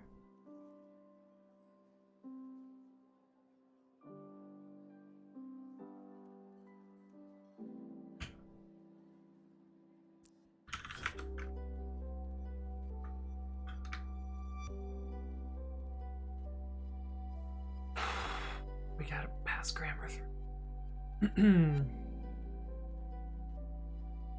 Sarcastic Dante says memory usage 13.1 megabytes, less than 100% of Python online solutions for 2sum2. Input array is sorted. Oh, nice. I assume you did it in place, and so you didn't need any new memory.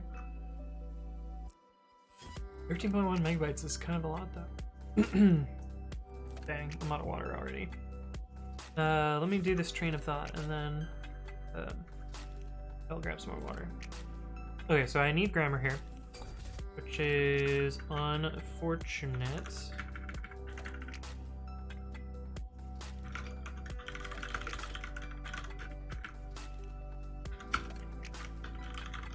Which means I gotta pass it into here. Which means I need to pass it into here.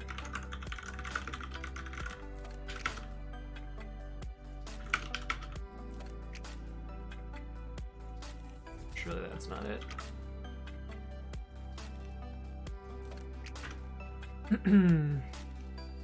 Oh, look at these sick type annotations.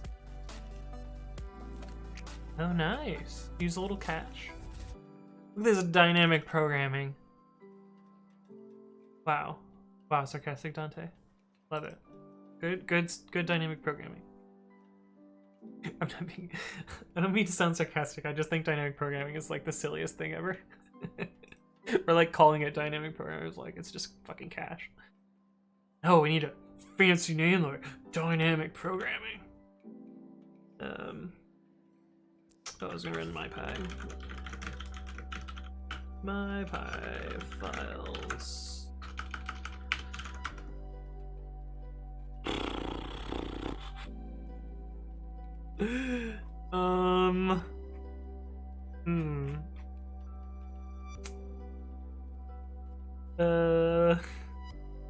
Well then.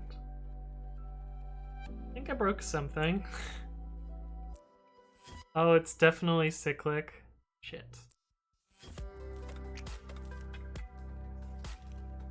Well, okay, so MyPy's not gonna be helpful for this right now. So let's just run it. We'll ignore this cycle. Thing 1, oh. My traceback is colored.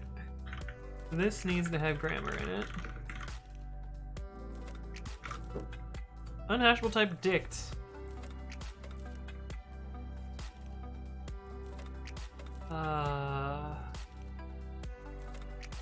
We have dicts somewhere?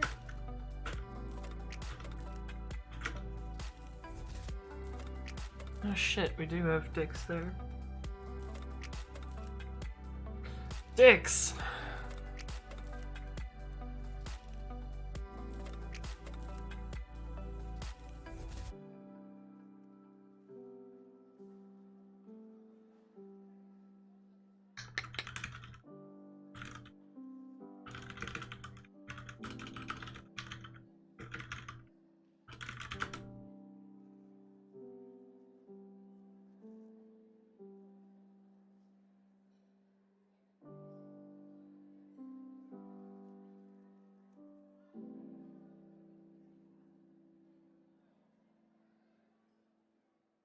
Oh, we do actually need a dictionary there, and there isn't a nice immutable dictionary in Python.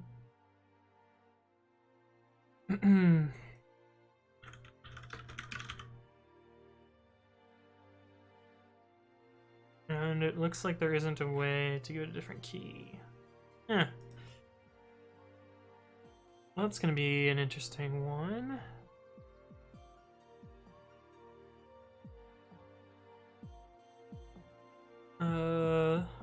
I could pass the function for this repository.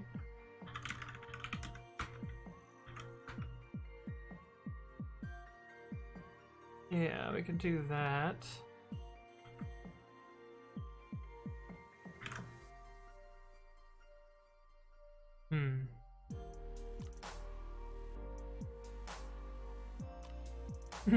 Why do you have an FAQ but it doesn't answer the questions? Because I'm a bad streamer. Oh, this is annoying. Okay, so the error that I'm hitting here is this function is cached with LRU cache. Dynamic programming. And LRU cache requires that all parameters must be hashable. In this case, the grammar is not hashable, so it can't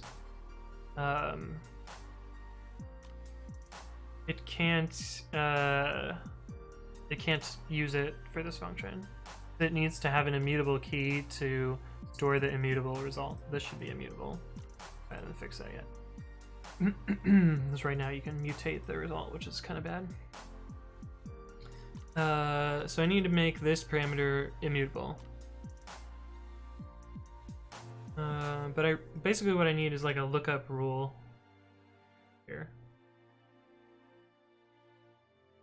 So I could cheat by using a function instead of this dictionary here.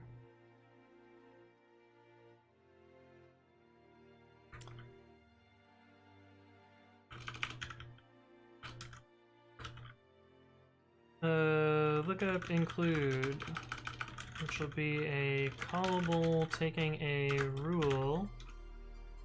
No, taking a str and returning a rule.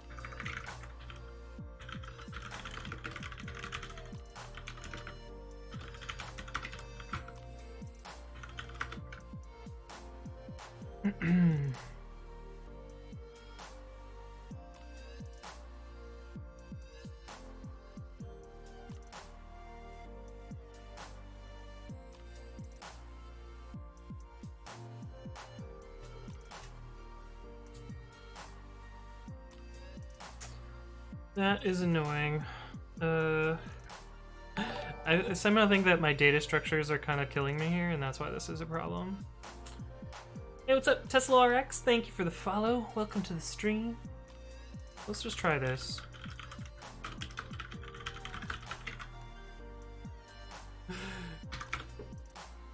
Can I unpack non-iterable, none-type object? Oh.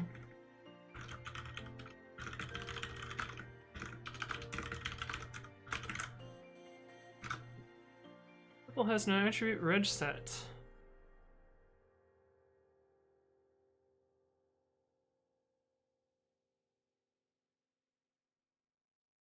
What do you mean?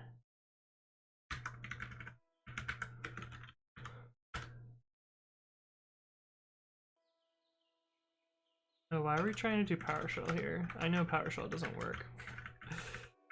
We'll do...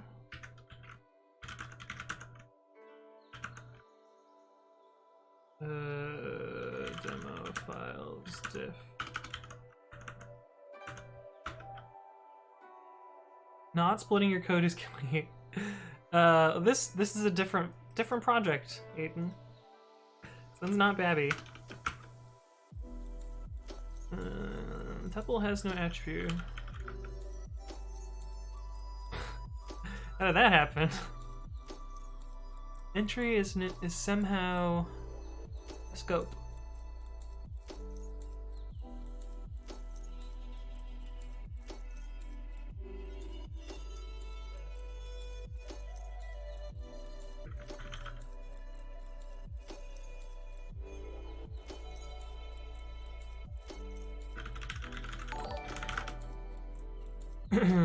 Hey, what's up, whatever, Gyro? Thank you for the follow. Welcome to the stream. Land state. Free. Type state. Entry. Okay, that's where we fucked up.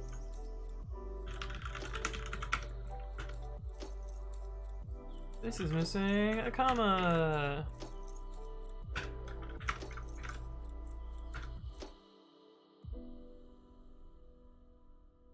Not enough values to unpack. Expected to, got one.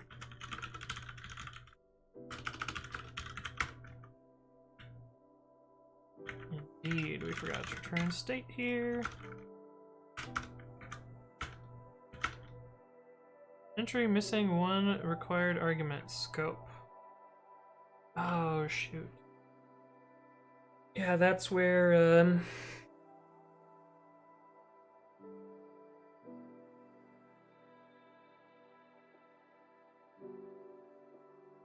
that's where we're missing that callback function for inclusion. Maybe I just make it part of entry. Duplicated, but whatever.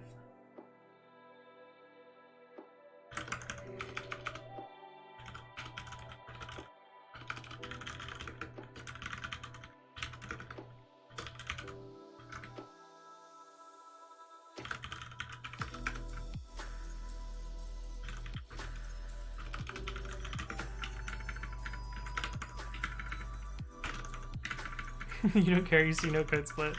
I mean, you're not wrong, you're also not right, but it's fine. Can you reverse the order in list comprehensions? No, not really. You mean like end up with a reversed object? So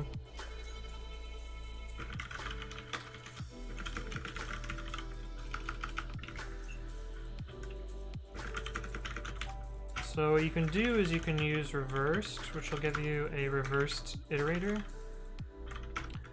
And that can help you reverse stuff. You can also do y for y in reversed x. And that'll get you a backwards list comprehension. But there isn't, like, other than using reversed for one of these, there isn't a direct way to do this.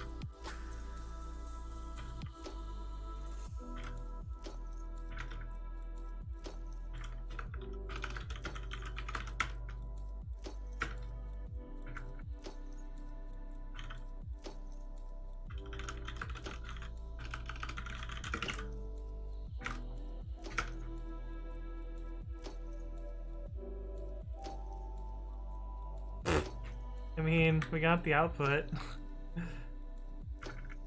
but it didn't highlight. What gives? Maybe it's this theme? Let me try the Visual Studio Code one.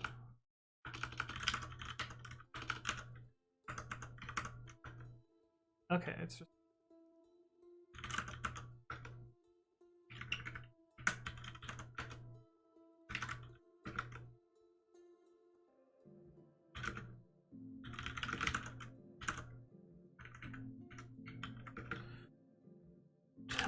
Themes, dark, VS, demo, languages, magic, babi. What? Did I just make it faster? I just made it faster. That was not intended. Before it was taking like, well actually let me validate this. So we'll do best of 5.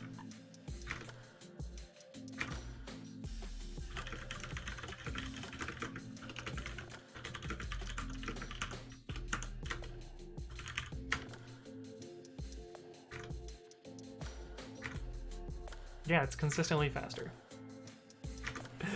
Well, that was not intended, but... Okay, So we have it working. Let's make it not so gross. Oh,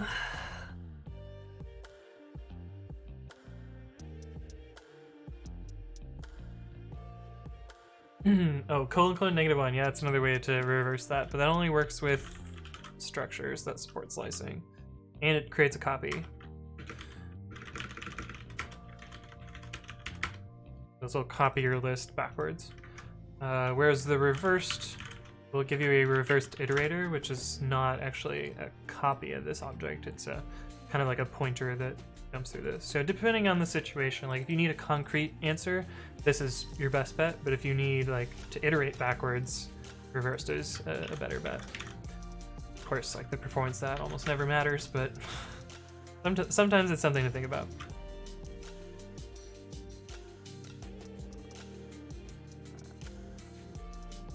Okay, so now that we have this working, how do we make MyPy happy?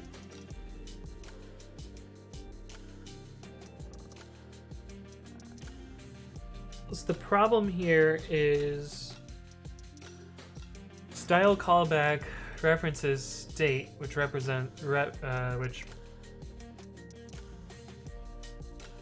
let me try that again. Style callback references state, which references entry, and entry references style callback. So that's why we have a cycle here. They made some single linked list, so I can't even iterate over it. Ugh. Ugh. Linked lists are so dumb. There's literally no reason to use them.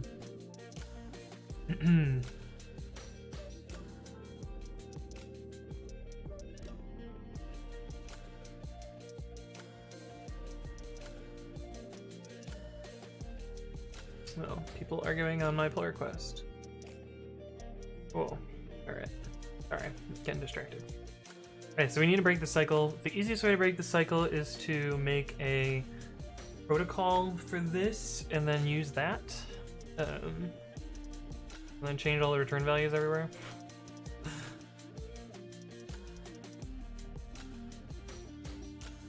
Because you can have cyclical protocols, but you can't have cyclical concrete types yet in MyPy.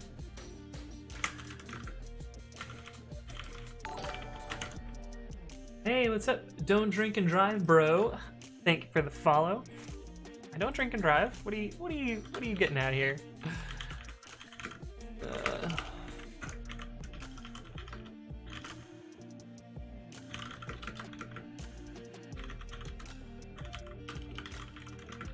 Unfortunately, you have to do this annoying thing for all of these.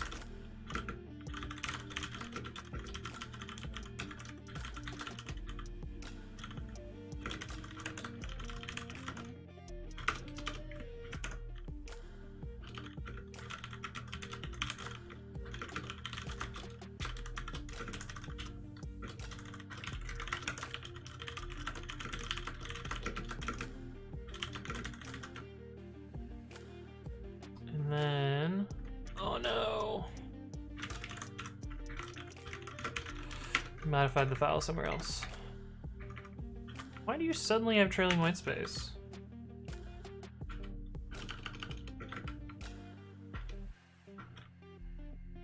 Weird. Must be bugging Nano. Oh, y'all are reading this wrong. Oh, don't drink and derive, bro. I see. Calculus joke. I like it. Okay. You know, I just glanced at it and I like it though. But you got me. I did read it wrong. But we got there in the end. Okay, is this still circular? Line 438. 438. Argument 2 to tuple as incompatible type optional stir expected stir. Argument 2 to tuple as incompatible type optional stir. What the fuck are you talking about?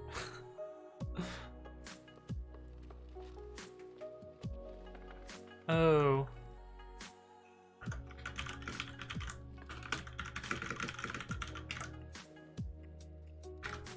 Okay.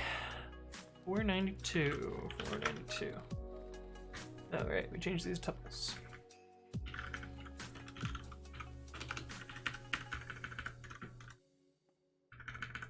Tuple.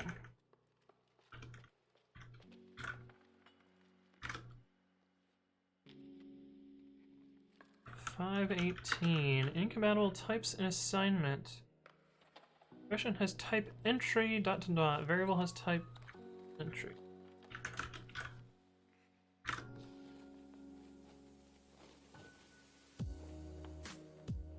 What? Oh.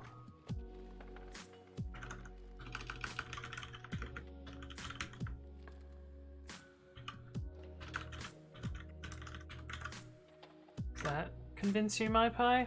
Cool.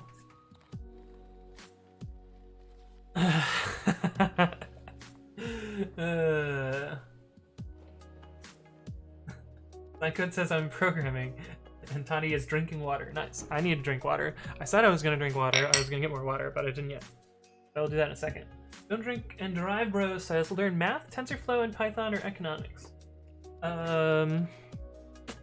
Well, I might be a little bit biased, but I think learning programming is probably gonna get you further in life than math. Economics, it depends what you want to do with it. You could always like twist that into like a lawyer career and like do that, or you could become like a businessman, which no one knows that references. Businessman Rob TV. Is it this one? I think it's this one. There's this guy I follow on YouTube.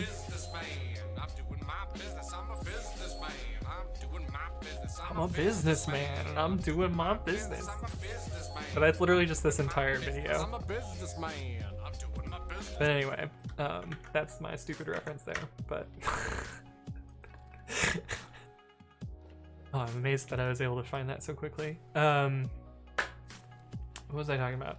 Oh yeah, economics. Like you could end up in a career that makes a bunch of money and such. But I don't know. Those are my thoughts. Sarcastic Tony says, I'm writing leet code, kill me. Shark Deed says, OMG, he's writing on Nano, he is a god. Thank you. But you're right, I am using Nano. It's something.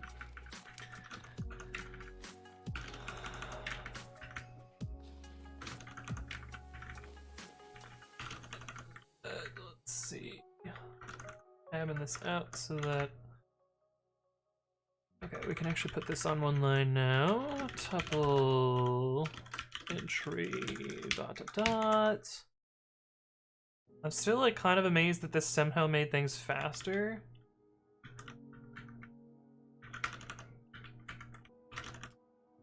I did not intend to do that.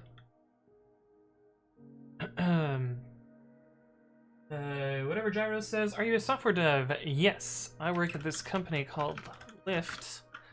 What is this photo? Oh, it's the bike stuff, I see. Yeah, I work at Lyft. I work on infrastructure. In particular, I work on developer experience, where I build tools and software that make developers productive. At least we try. It's kind of hard, but you know, we put in a best effort. But yeah, I am a software developer. That is my profession. Don't drink and drive, bro says, I think the moves is to do a few hours of bad TensorFlow implementation and then econ. I see. What language do you use primarily? At work, it's mostly Python, with a little bit of Go, a little bit of Java, a little bit of C++. You know, some Bash and YAML thrown in there. In personal code, most of it is Python. I really miss C#. Haven't been able to write that, and haven't written much of it in a while. I really liked C# when I was working on it.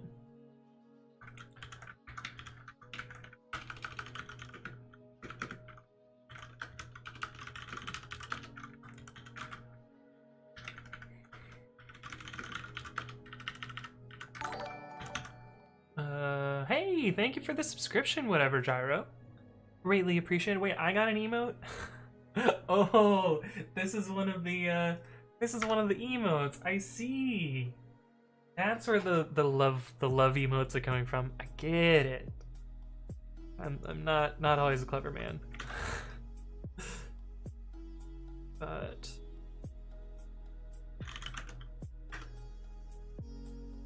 oh, we broke something. Fuck. Oh. Cool. My pie's still happy. Linting's still happy. Okay. This is good.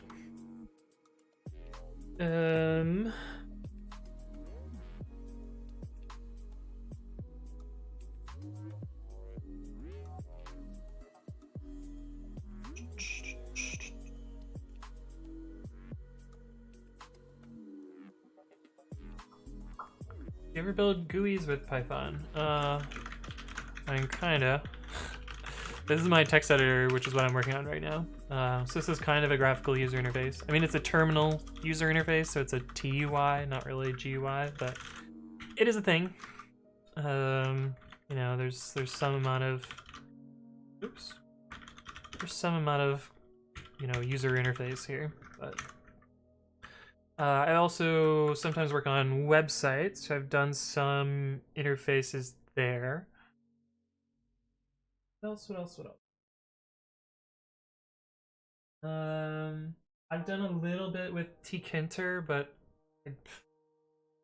I would not recommend it, and like it was mostly just like the hello world in tkinter.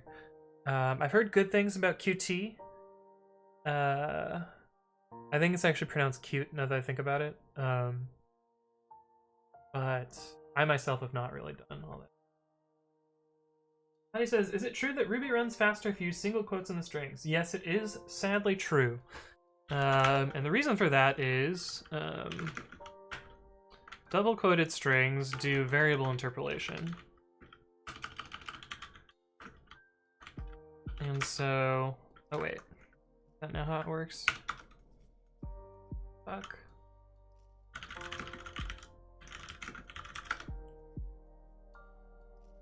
I just forgot the syntax. This is a little awkward. No. Don't you talk at me. Oh, it's pound. Yeah, so double-quoted strings do variable interpolation, so, I mean, your F string sort of thing. But single-quoted strings do not. So, it's slightly faster to use single-quoted strings because they don't invoke the interpolation engine. Which is silly, but the same is kind of true in Python. Like, it's slightly faster if your string doesn't have, it doesn't have any substitution parameters. It's slightly faster to use a non-F string than it is to use an F string. But that's the reason why. And the same reason in JavaScript, these backtick strings are slightly slower than non-backtick strings. But yeah, that's it's myth confirmed, but like microseconds stuff at the level it probably doesn't matter. Okay, so I think what I want to do now, well, I probably want to commit this.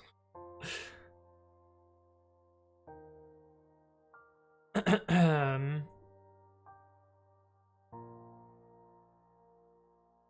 gonna make this ugly protocol. Did I have a to-do comment here? Copy the same one.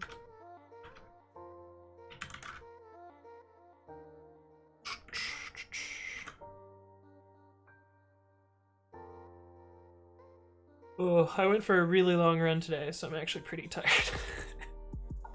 This is the longest run I've done this year. It was only 14 miles, but like, still, I'm feeling it, unfortunately. Don't drink and drive, bro says, it only matters if you're doing something super time sensitive. Yeah, it's true. And if you're doing something super time sensitive, don't fucking use Ruby, JavaScript, or Python. You pick a different language. What's up, JoeCal17? Thank you for the follow. Welcome to the stream. I guess unless you're using like PyPy. And actually, no, Node.js is actually pretty fast because it also jits code, but like if you're doing raw interpreted stuff, then yeah, you're probably using not the programming language. Okay, let's look at this patch, see how awful it is. Alright, so we added a region class, we added some types there.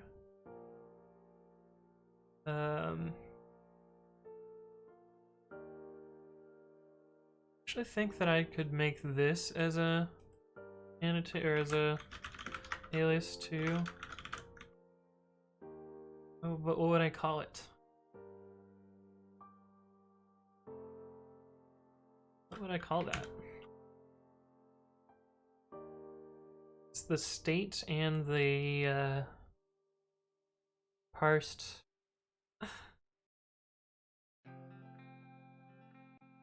Like a rule result, I guess? Yeah, we'll just leave it. Can't think of a good name. Probably means that I shouldn't use it. Okay, but highlight line also returns that.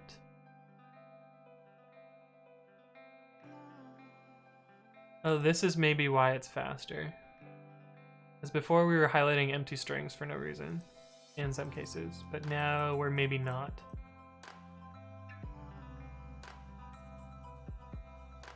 Hit the callback.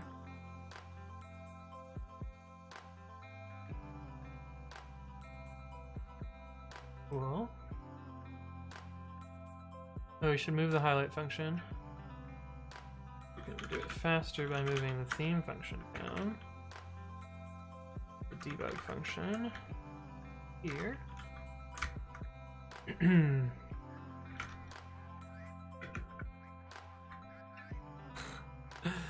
But now it's a lot harder to read what's going on here, but that's fine. Highlight line, that's the function we implemented. Then we moved all these callbacks around to change their types.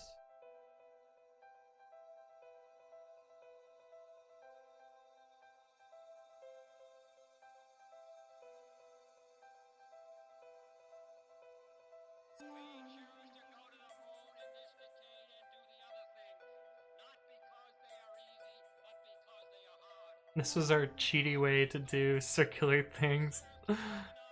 Not sure how I feel about that. I mean, it does work, and it's a little bit weird, but it's definitely a hack.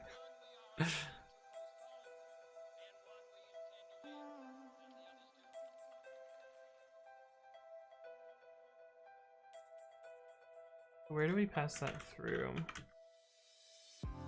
Look up.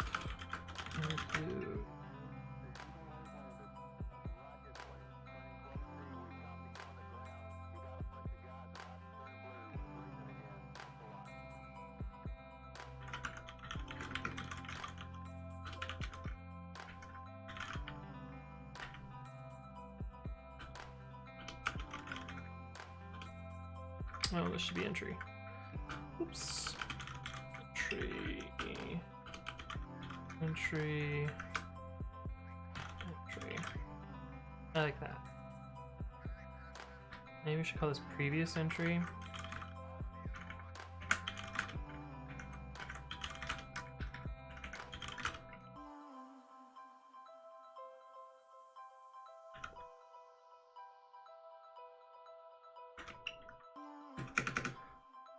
Roll through this massive diff again.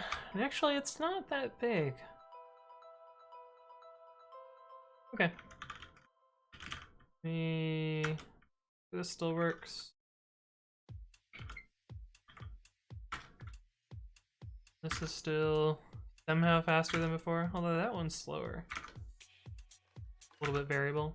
Also dependent on like, I found when I had YouTube playing on my work computer that the execution time like doubled, which was a little unfortunate. What are you gonna do? Refactor to make it easier to use in curses.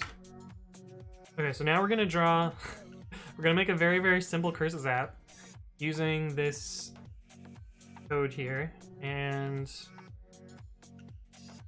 hopefully demo that it works. Let's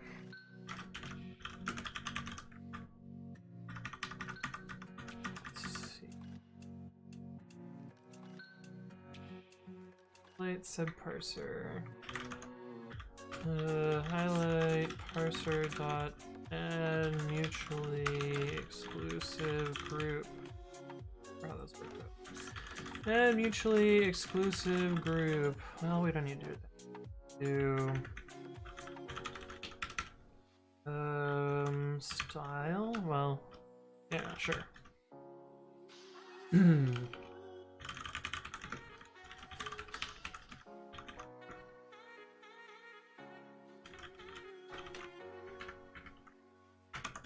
Two choices, and the default will be outputs, but we'll add the curses one. If args.render equals output, otherwise, actually we can probably just load the theme in the file there.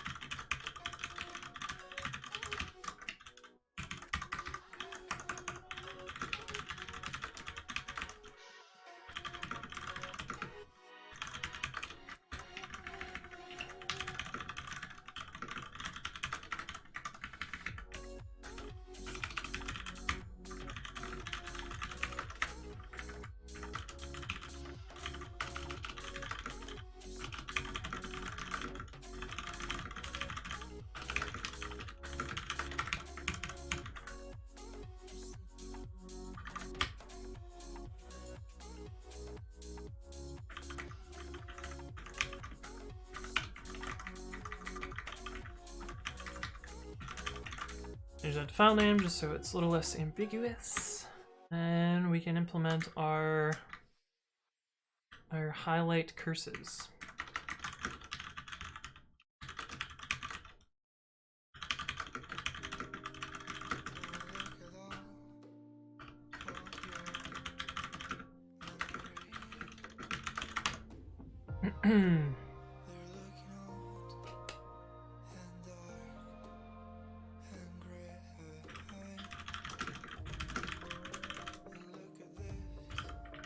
Curses dot wrapper. So we could do it that way too.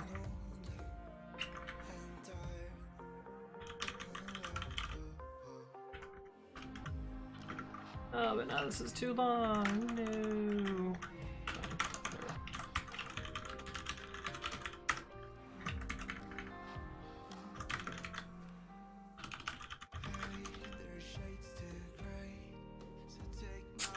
What are the types here? It's been a while since I played with curses.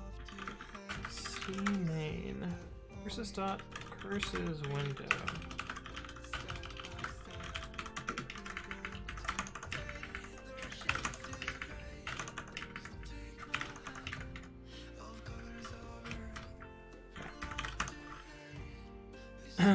We need a similar function to this, so we're probably just going to do it simpler.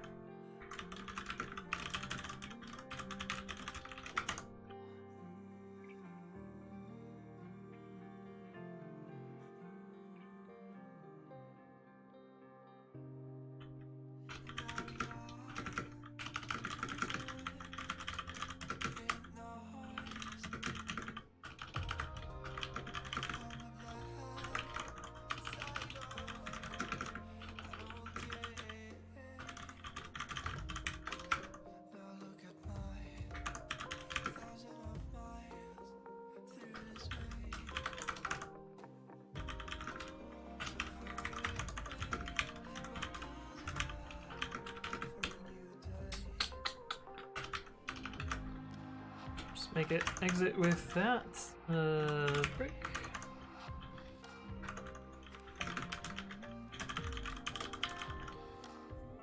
Now we want resize, that will be useful.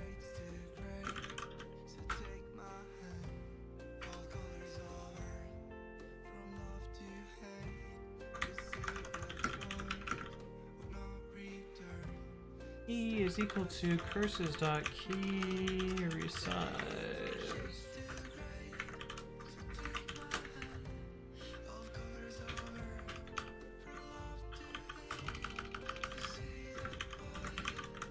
Make crash for now.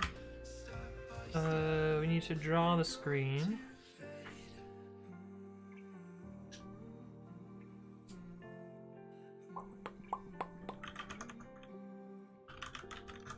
We'll just do it super inefficiently for now. Let's see, theme, grammar.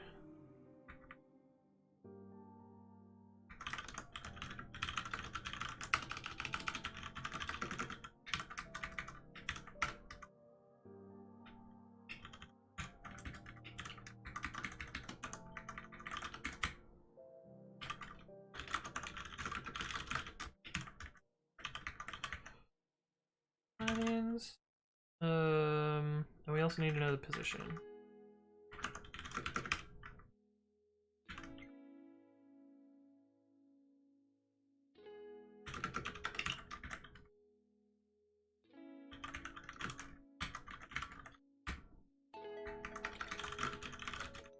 And we need to know the screen too.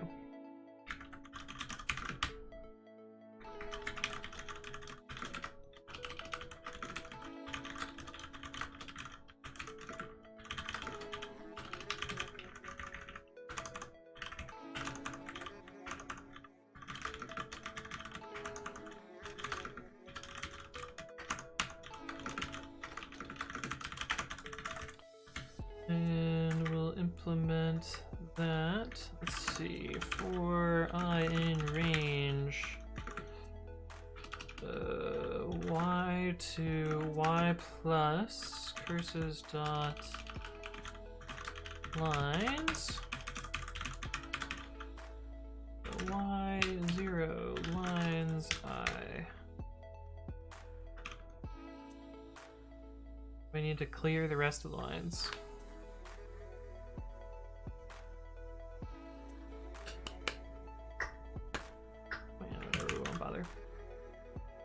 Okay, so that should get us something working. Let's see, highlight demo, highlights, renderer equals curses, demo themes, vs, demo languages, magic Python, and the file. Of course, we have a syntax error. Theme file name is not defined.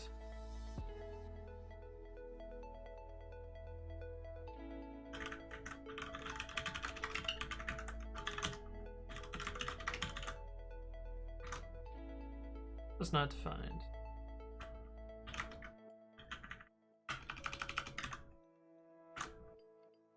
Okay, cool. The other thing, int has no attribute key name.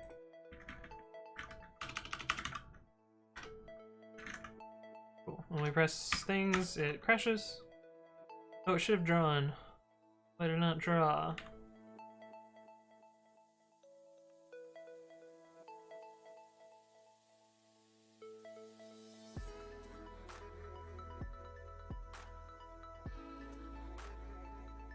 Oh, because it just drew one line over and over?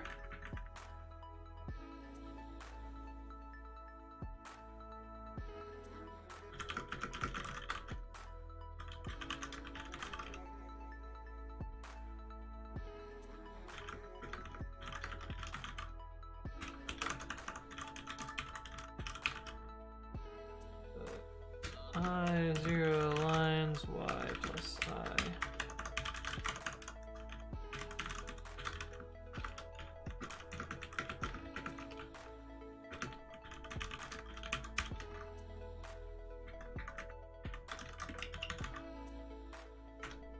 Okay, cool. We're drawing something now. But now we gotta, you know, implement some functions here so that we can like scroll around.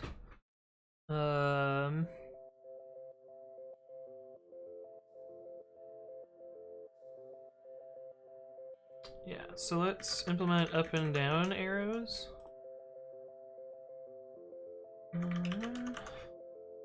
Key equals cursors dot key down. If we press down, it should move. Wait. Yeah, it should increase y. Y plus equals 1.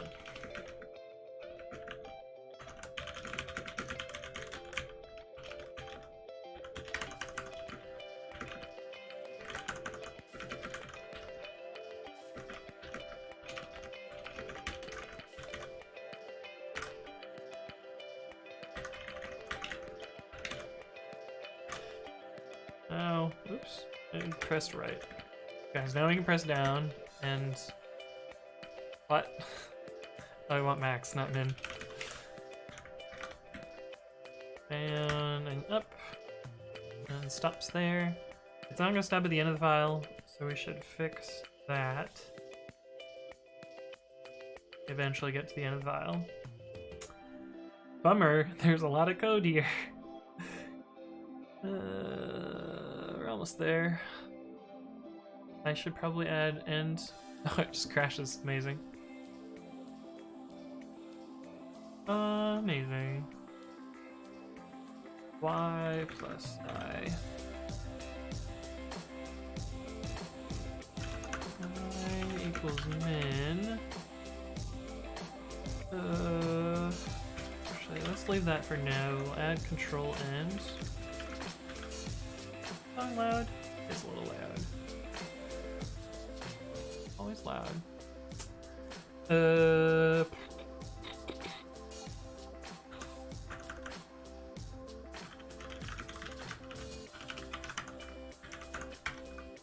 Control end sends kn5. So we'll implement those.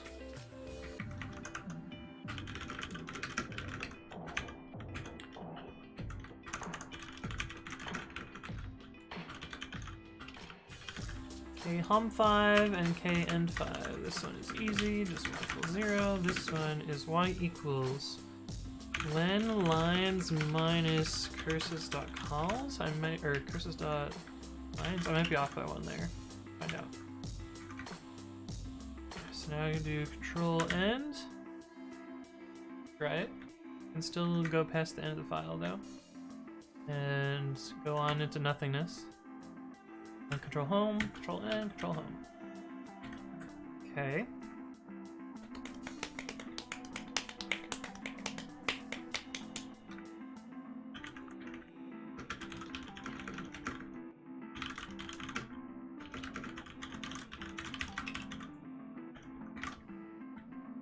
Control N, so we can't press down, we can press up. Cool. Alright. We have navigation around a file working. And if we resize the window, it still seems to work. But if we resize this way, cool. Okay, so now we need to actually do highlighting. Let's see, I need to read some docs. You need to initialize colors in a very specific way. Oh, I always click on that one. That's the one that I want. And change color. We'll care about that.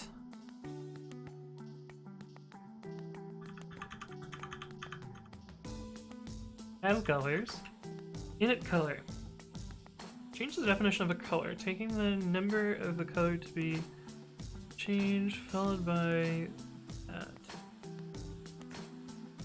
The number of the color must be between 0 and colors. Each of RG and B must be a value between 0 and 1000.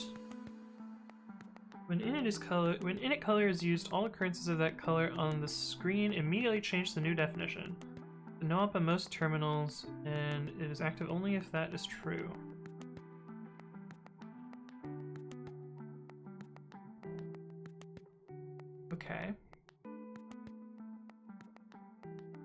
make color pairs and colors. I'm gonna go grab some more water. I will be right back in a minute. So I'll see you guys then.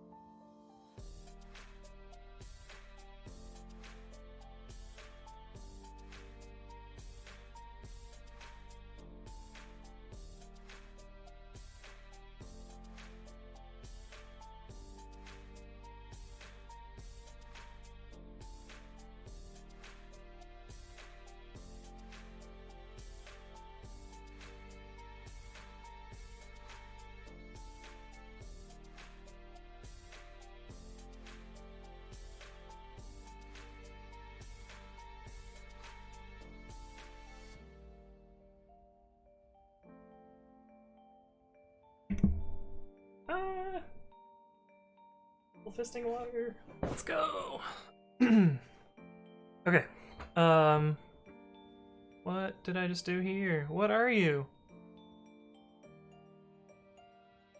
What happens if I press play? What is this going to do? Another problem. Oh, it's this fucking tab.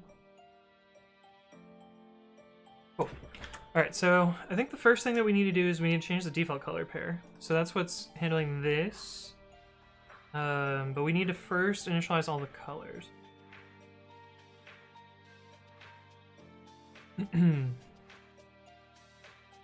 Which, we need to make a mapping of some type.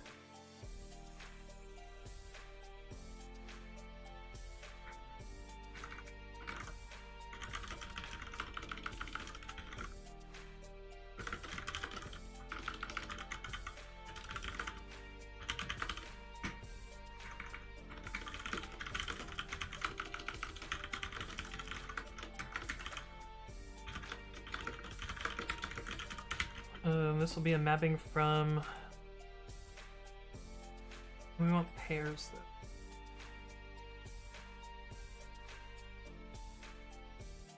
though. We need a mapping from color pairs to curses color pairs. So that'll take us from color to...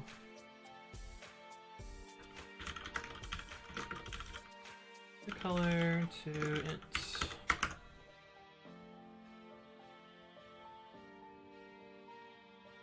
And for that, we need to...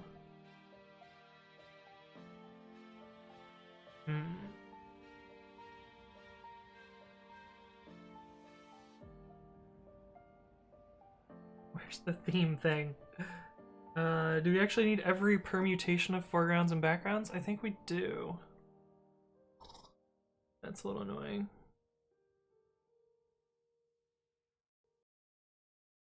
That is a little annoying.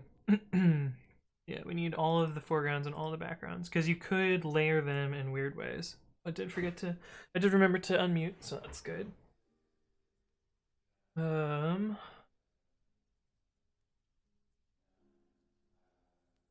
Selector.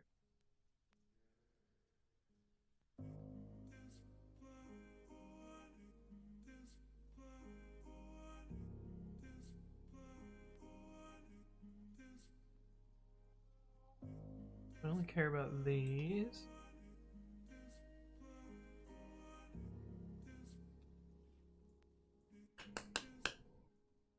Yeah.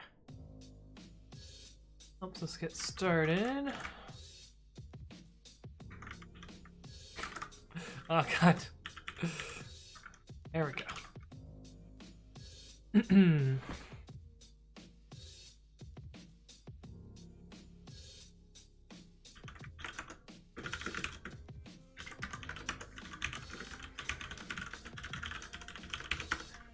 We're just gonna assert this for now.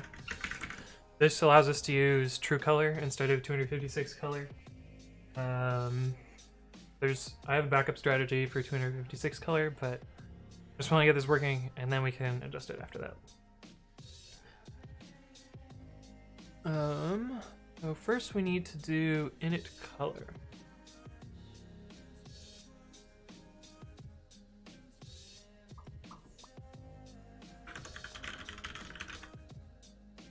Oh, right, we're not gonna be able to debug this.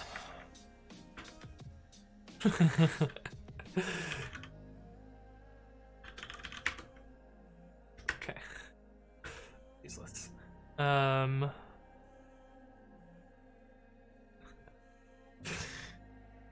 Oh, we need to use, what is it? Pip install.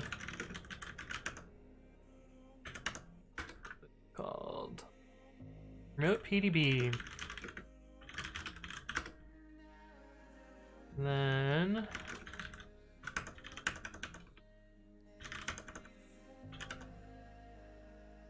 babi. This.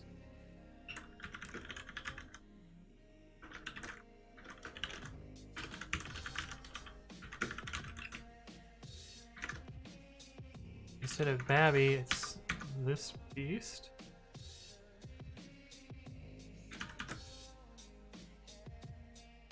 Actually, we can just do this.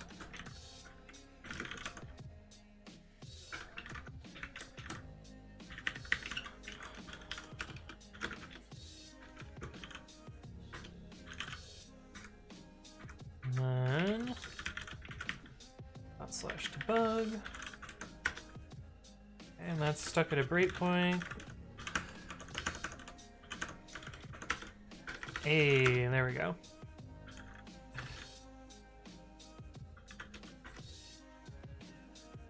Interesting. The background dictionary is empty.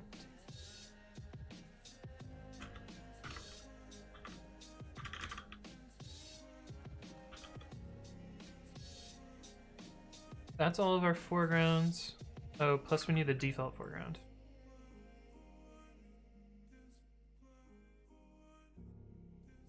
Okay. Hey, what's up, Mattio? Thank you for the follow. Welcome to the stream. I assume that's Mattio. Good spelling, I like it. Let's see. All foregrounds equals set. Well, theme dot. Oh, we can quit this now.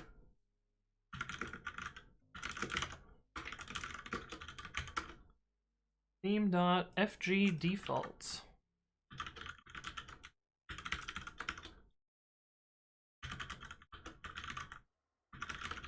Dot values. Dot values. Okay, all backgrounds equals theme dot bg defaults dot union theme dot bg rules dot values, and we'll stick to our naming scheme here.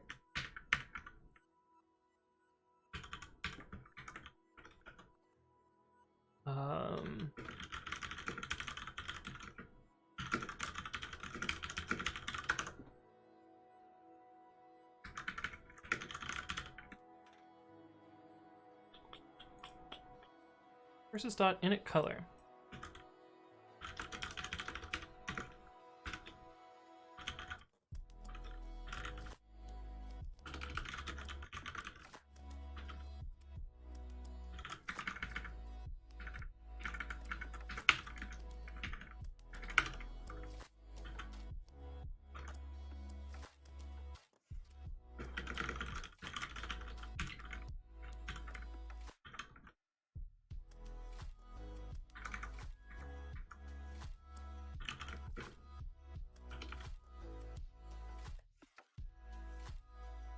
The definition of a color pair takes 3 arguments: the number of the color pair to be changed, foreground and background color, pair number must be between 1 and that.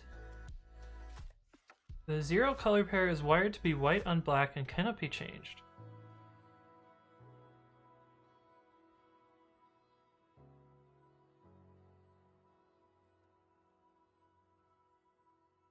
Huh. That seems weird.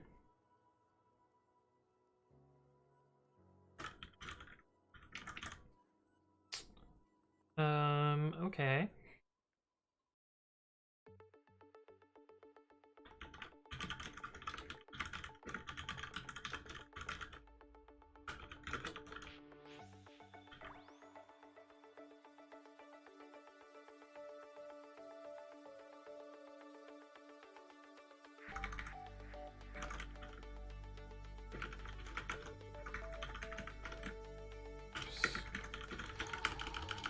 Add pair, color. Well, PG, color, FG, color. There's an int.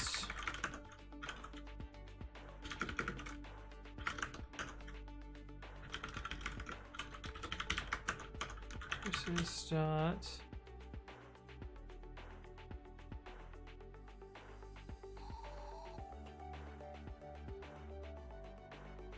First we need to initialize all the colors. Ugh. And then we need to... Yeah.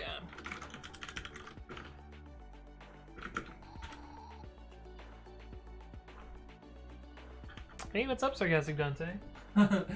Love Peeker. Nice. We need to map the color to the number.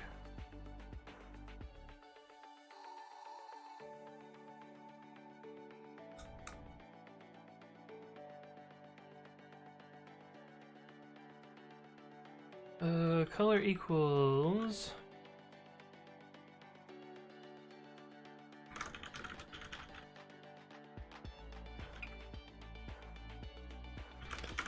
for a color in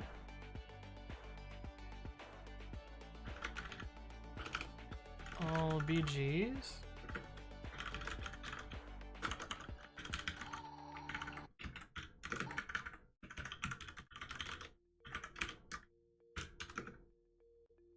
Colors color equals I, curses dot init color I, color dot as curses. I wonder if there's something special about color 0 and 1. We'll find out soon. There probably is, and that's probably something we'll have to adjust here.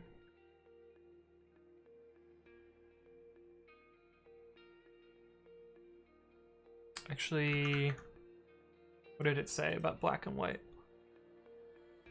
The 0 color pair is wired to white on black and cannot be changed. So white being the text, black being the background.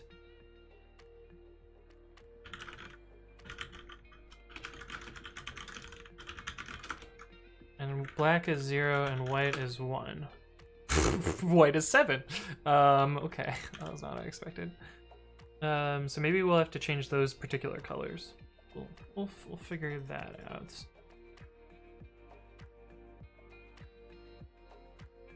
Ugh, there's so much gross code here. Let me just try and change particular colors until we get the default color working. So I think just changing the color should be enough to do that. Those are the ANSI color indices. Oh, okay, Joey Spites, that makes sense. Black is 0, so the background should be... Wait, black on white or white on black? White on black, okay, so...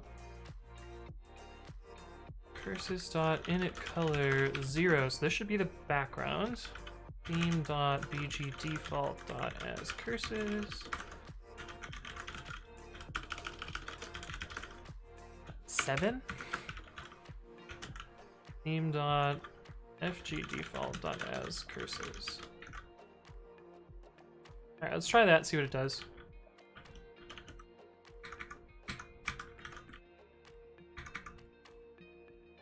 I don't actually need a debugger. Color has no as curses. Rightio. Def as curses, which will return a tuple of 3 integers. What is this, between 0 and 1,000? I return int 1,000 times self.r divided by 255. We're gonna do that 3 times.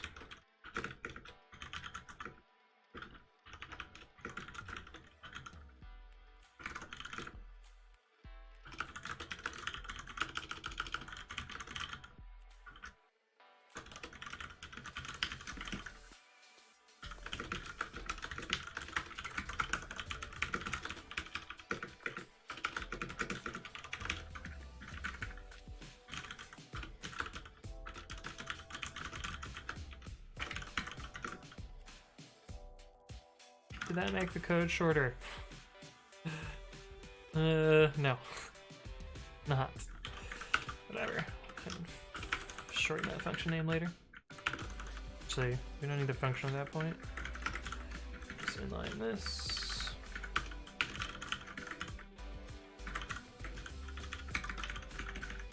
RGB.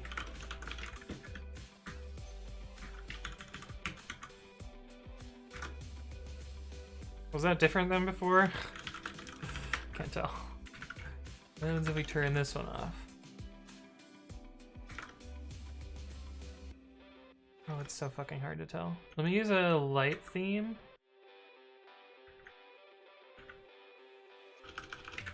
That'll be way more obvious.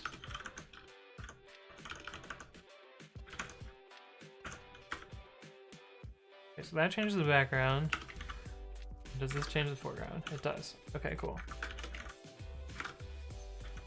Okay, so that solves that at least.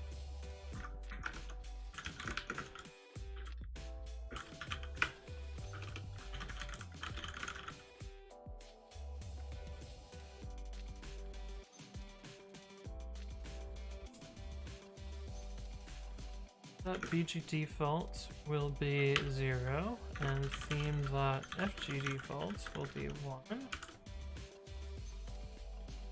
We don't need to change color pair 0. Okay, ret equals theme.bg default. Theme.fg default will map to color pair 0. Okay, I'm starting to understand how this is working. Cool.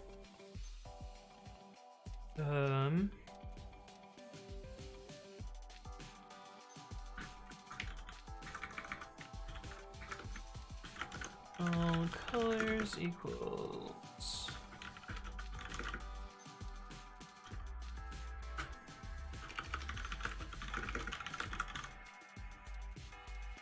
we need to initialize all the colors, ignoring pairs 0 and 7.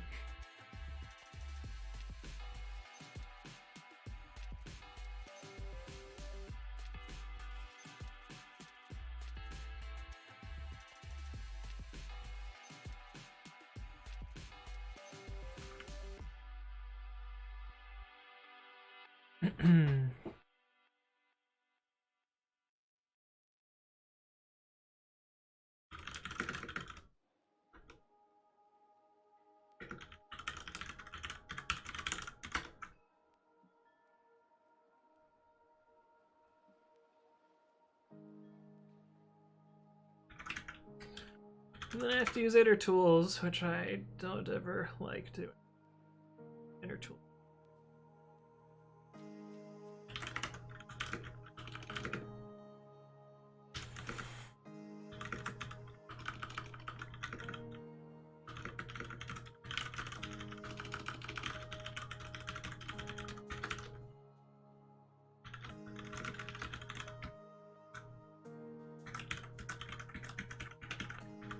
Slide OCD here.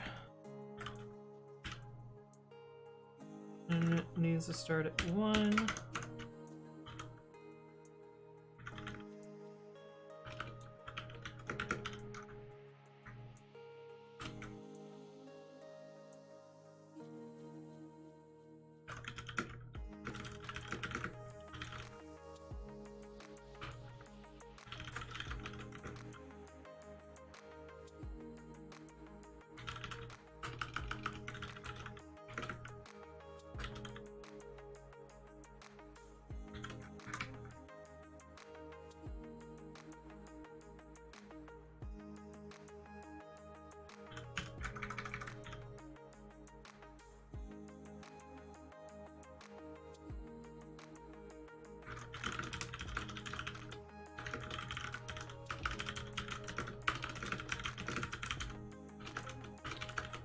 Meteo says, how did you get that doc from your terminal? There's this built-in module called PyDoc, and you can pass it either a function or a module, and it'll open that up for you. If I wanted to look at the full itertools module, oh, that was probably too fast to see. I would just put itertools here, and then you can it'll basically build this all from the doc strings. So you can see like there's classes, there's functions, it basically gives you all the documentation. I mostly use this to find the file name, although this one doesn't have a file name. I usually use it to find the file name, and then I can open up that file and read the code, because I often find reading the code is better than the docs. But sometimes with individual functions, I'll just go to PyDoc. Saves me switching to a browser and figuring that out.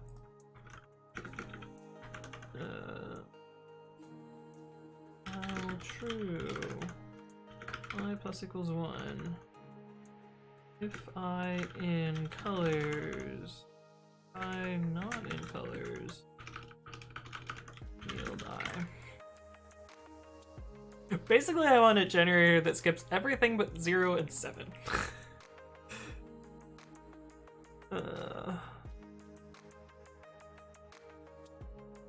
It's a little janky though.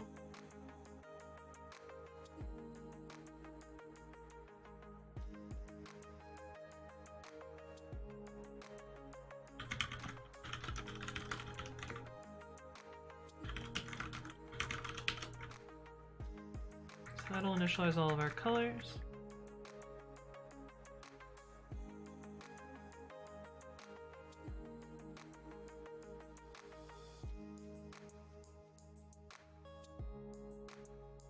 And then down here we need to initialize the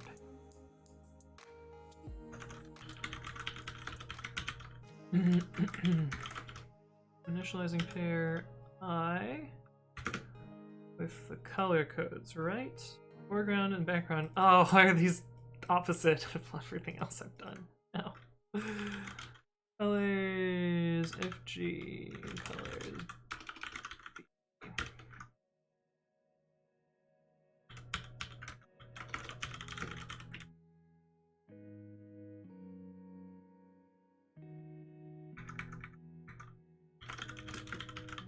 I'm typing import generator. That's fine. Make sure that got generated nicely. Upload has no attribute values.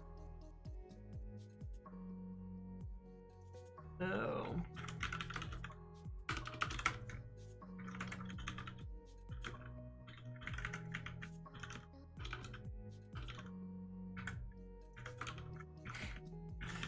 A little unnecessary to create a dictionary here, but it's fast that I know that. Not enough values to unpack. We might probably need there. E-air color. Oh, I forgot to put it in the dictionary.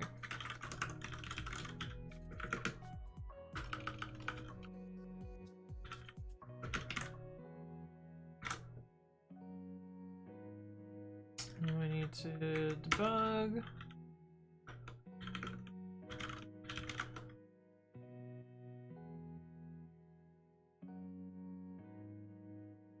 Oh, right, we're using the the blinding theme, so white and whatever this foreground is, and these are the...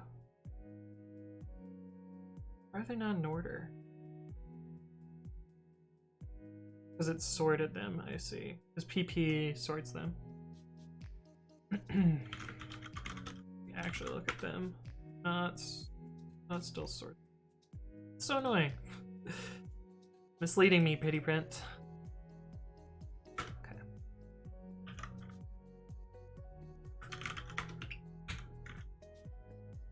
Alright, so this gives us the curse's colors, and so we want to pass that into here.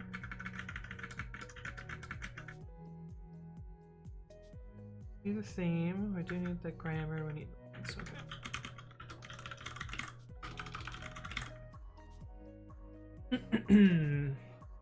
We actually need some sort of class, probably. Because we need to store the current state at a line number. We could just render the whole file for now, though. I think that'll be fine.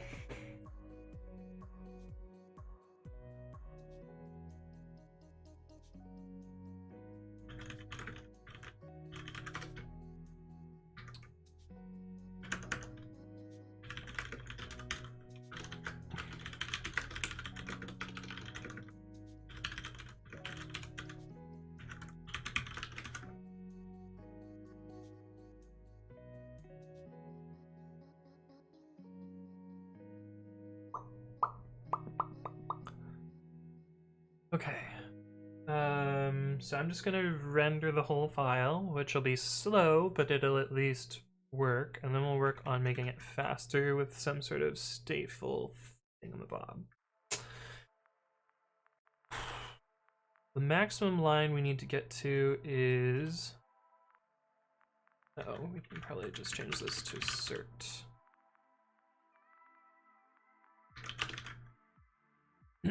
The maximum line we need to get to is y plus versus dot lines.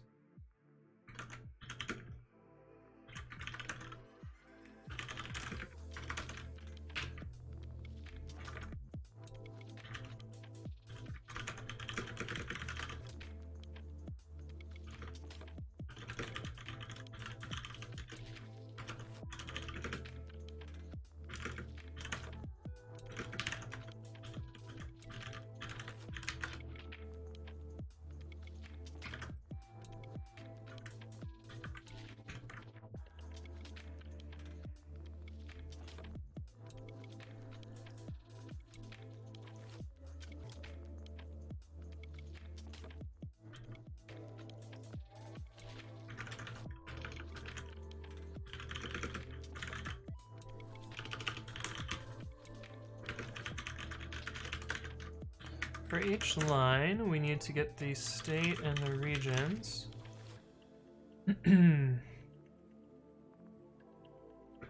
Equals highlight line, state line, and then regions dot append. Oh, regions dot line. Regions dot append regions. Okay, so this is our highlighting. This is what we'll speed up later. And here for region, for what? For start and scope in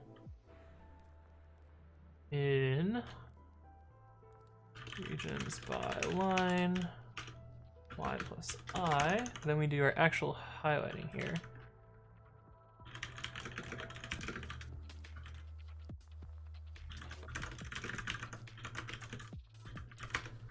This change adder function.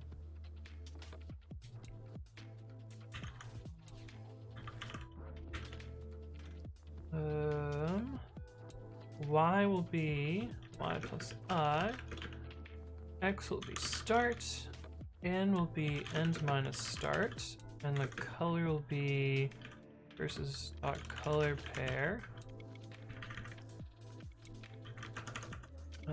Pair equals curses colors. Style equals theme dot select scope.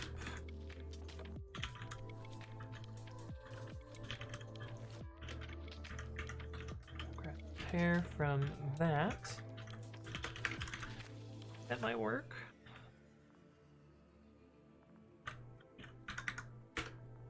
Double S attribute append. All right. Regions by line. I mean, it does something. Is it right? No. Let's change to a not light theme because that's just gonna hurt my eyes. Okay, so it's picking the wrong color. Starters. Why is it picking the wrong color? No.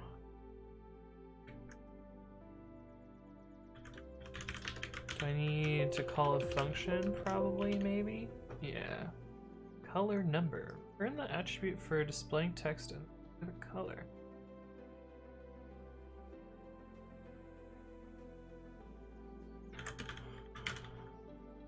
Better.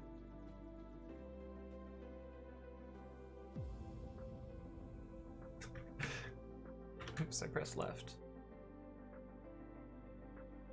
Oh. Wrong.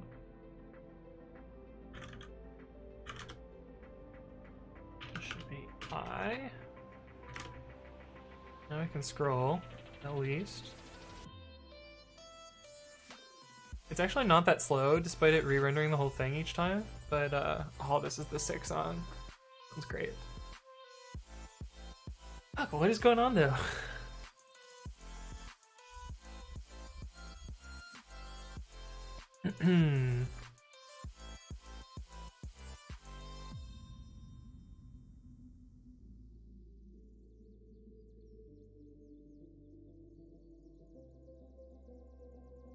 Yeah, like, why is it drawing everything the same?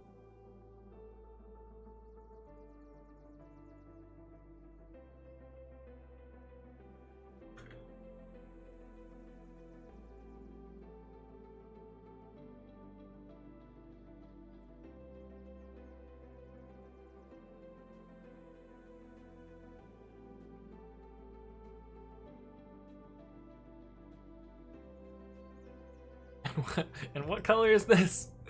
Okay, I guess we'll debug here.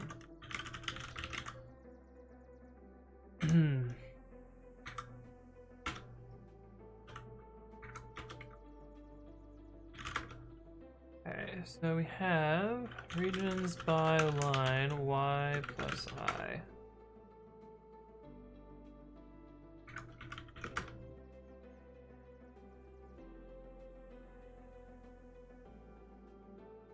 Huh, scopes don't look right.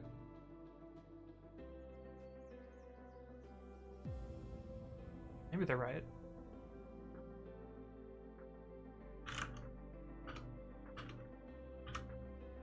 Ah, I wish I had this command line here. Let me grab this quick. Well, I want to run this with the not curses renderer. And look at what we get there.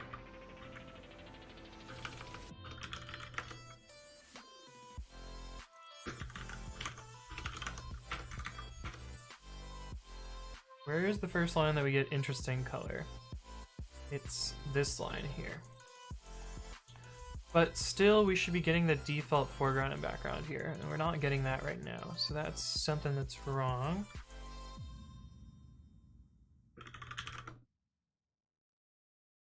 Foreground equals that, background equals that.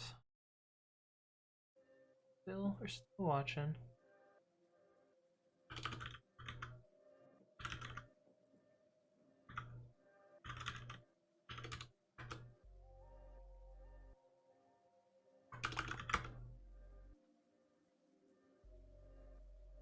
That should have been color pair 12. So maybe I'm initializing the color pairs wrong?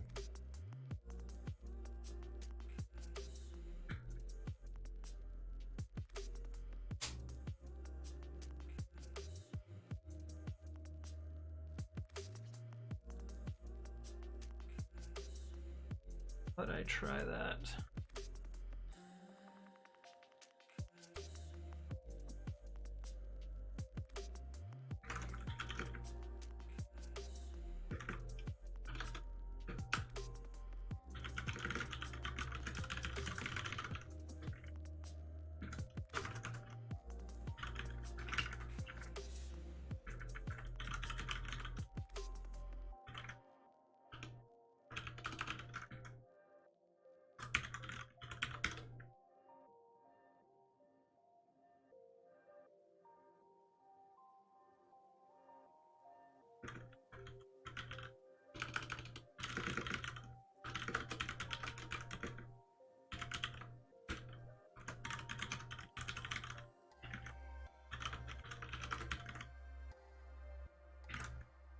Oh.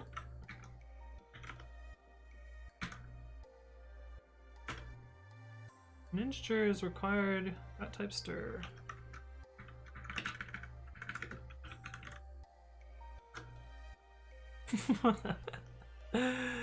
Why are you all the same?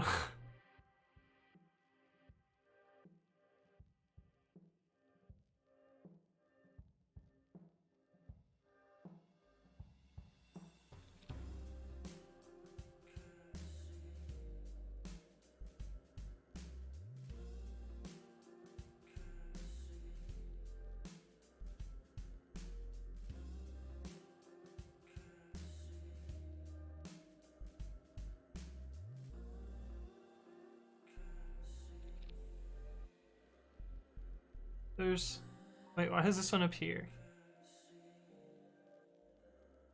Where's 0?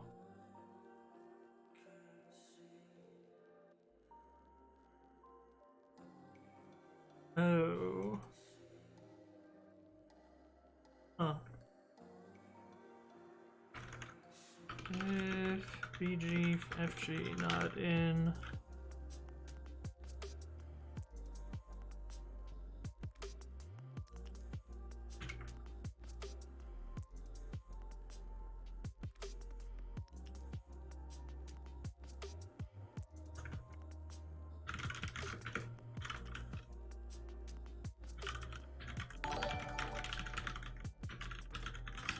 Hey, what's up, dummy Twitcher? Thank you for the follow. You're not a dummy.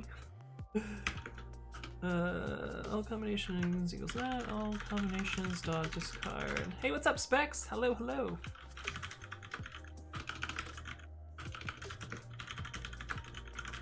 This is weird.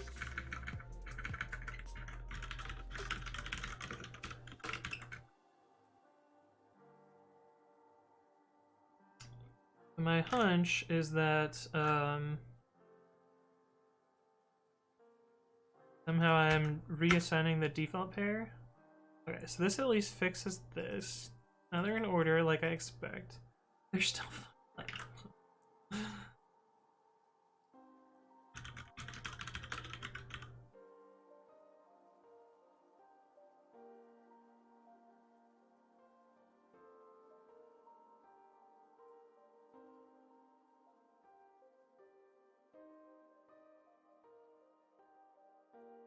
Am I supposed to be using color pair there, maybe? And it's just happening to... Oh, there we go. That's the problem. This was maybe fine up here.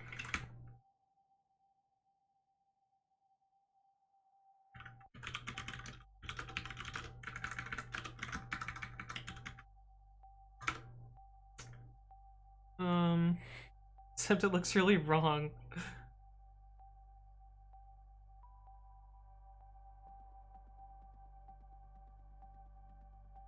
Like, it's kind of highlighting, but it's super wrong. Also, holy shit, it gets so slow down here.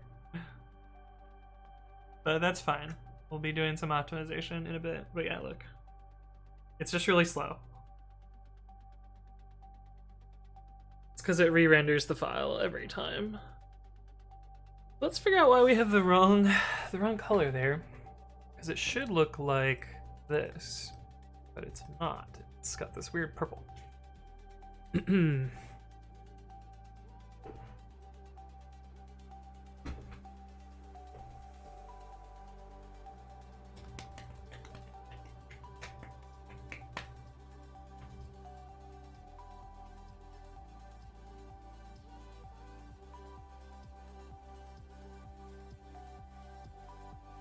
Oh, I don't even know where to start with that.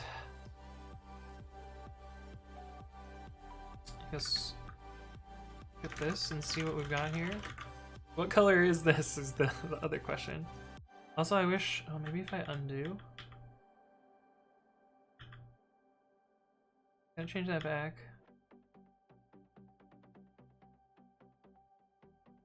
Oh, we left this in anyway.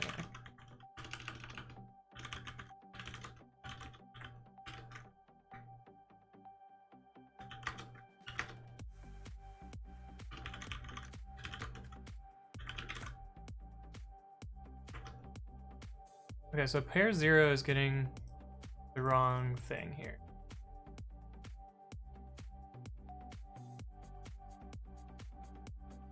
Yeah, like this should not be that color. In fact, for some reason, it seems to be the color for pair 1.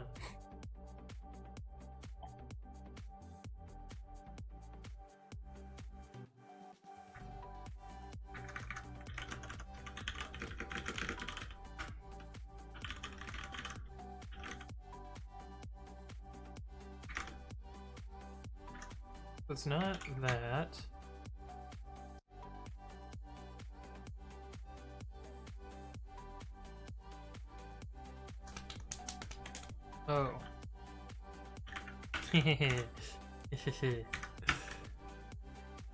No, that didn't fix it either. Fuck. Oh, this should be not values. Okay, that looks good.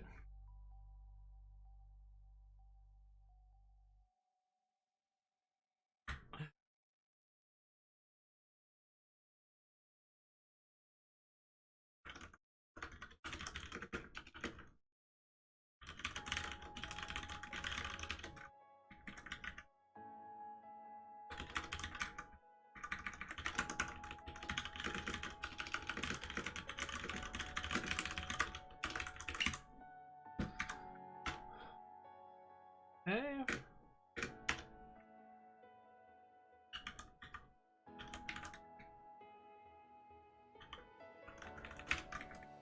Count that out, because I think we might need it later.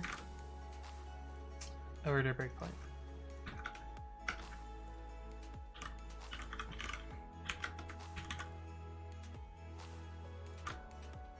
Alright, it looks good. Well, good as good as it can be. Without the keywords being highlighted. We have like a somewhat working version of colorized less. Super slow, and if we do Control End, it takes a while to re-render. Demi Twitcher says, "Hi, do you use pipenv or the venv option that comes with Python?" I don't use pipenv. Never ever. I occasionally use the venv module, but I usually prefer virtualenv over it. I talked about this a little bit earlier on stream, but I usually prefer virtualenv because of two reasons. One is, fuck, what was the first reason? The second reason is I can switch between Python versions. You can't cross version with venv. Oh, the other one is venv is not always available. Because Debian, for instance, chooses to ship it separately from the Python distribution. Like, for instance, tpackage-l grep. You can see that I only have it installed for 3.6 and the fake 3.10 package. However,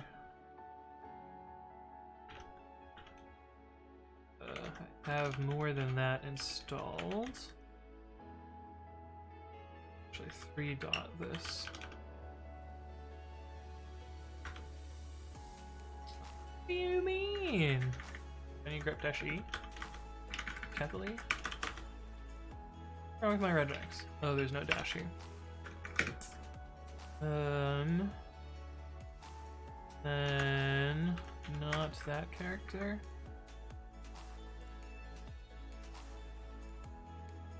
And not a 0.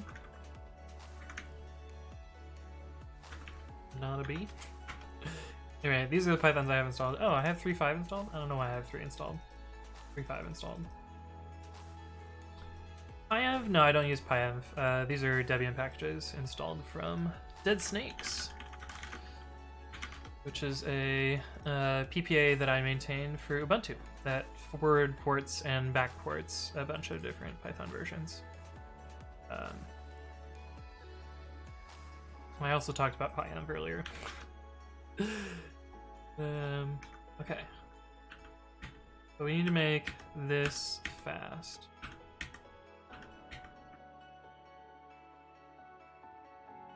And we're going to do it with caching.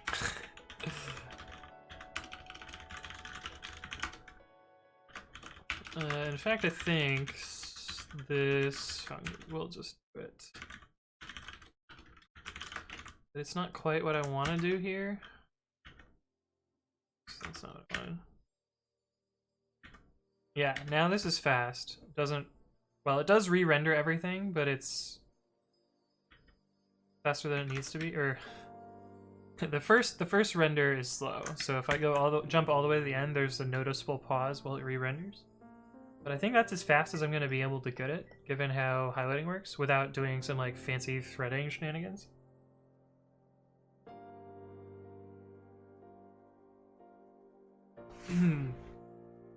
But it works. I guess next would be to incorporate this into Babi. Hey, what's up, Bix Plays? Hello, hello. Look, I have syntax highlighting in curses. Not in Babi yet, but this is cool. I'm pretty happy with that. Here's one problem: this cache grows over time. Okay. What other things were fixed? Hey, welcome back, Toddy. Look, it works. Kind of. My glorified colored less. I'm just taking a break from my game for a bit to work on my game. Oh, nice.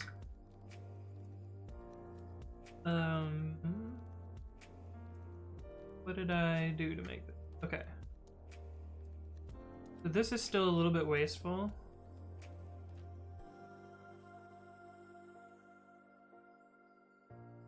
How can I improve that? I don't think I want to for now.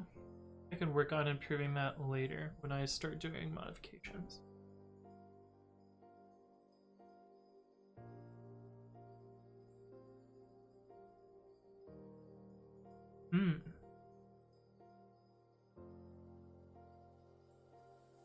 Yeah, it looks nice, but it's not quite done yet.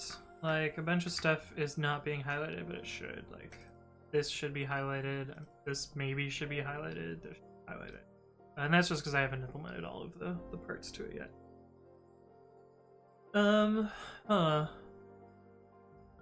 Is it ready to integrate into Babi is the question. There's a couple of problems that I haven't solved yet for how it's going to work in the editor itself. Notably, like right now, I'm manually selecting this theme and I'm manually selecting the language, and this needs to be automatic. And the theme files that Visual Studio gives don't, or the grammar files that Visual Studio gives are not complete. They're missing the file detection stuff. I guess I could just like hard code always use Python, which will be not so great, but could work. I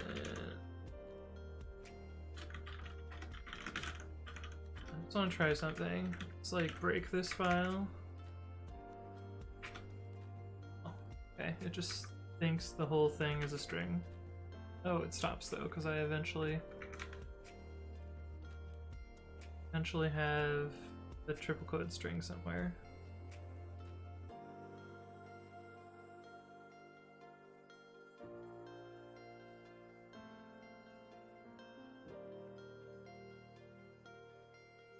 Just because I'm interested in this, I'm going to make a keyboard shortcut that does that.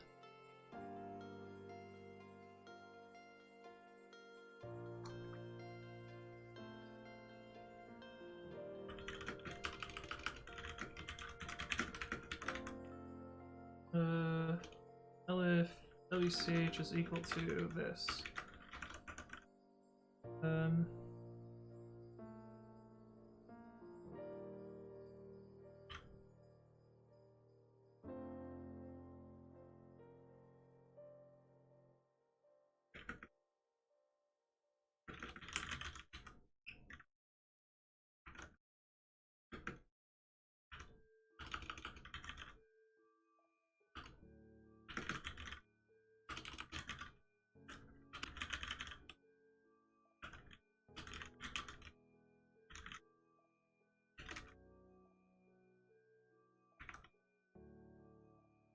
So this should be equals equals.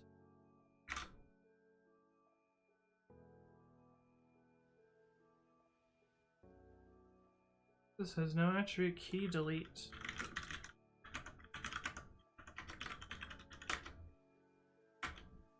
EDC is delete.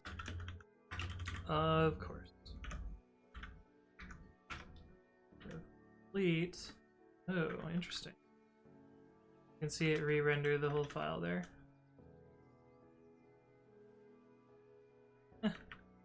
Interesting.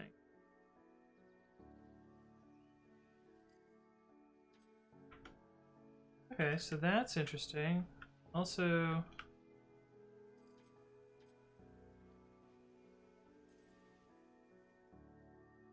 I'll end the triple quote string above it. Okay, cool.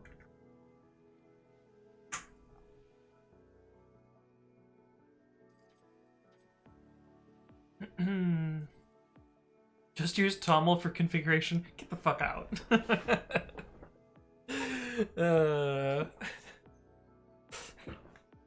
In this house, we don't use toml. I don't have anything against toml other than it's a dependency. And get away with INI or whatever. Emmett Gibner says, I try to make snake game nowadays, but I can't make it exactly. Well, you might be able to do it with curses. Since that's a thing. Or you would use Pygame, probably. If you're doing like a standalone app. But yeah, this is cool.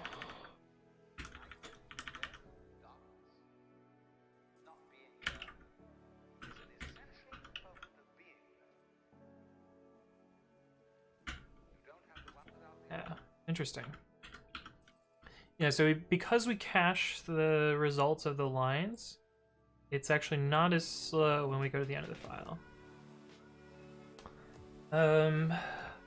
Yeah, let's commit the code that we have. Change here. Screen. There's some debug code to kill. Here. That. Nanobabi.py. That's when you know I'm thinking about this already being an editor. Yeah, I think that's good enough to commit for now.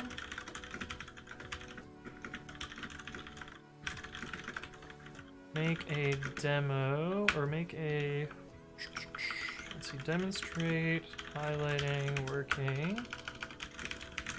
Curses. Oh, I didn't run my pie, so it's probably gonna be mad. Oh, it's just trailing comments that were wrong. Thank you, code formatter. Cool.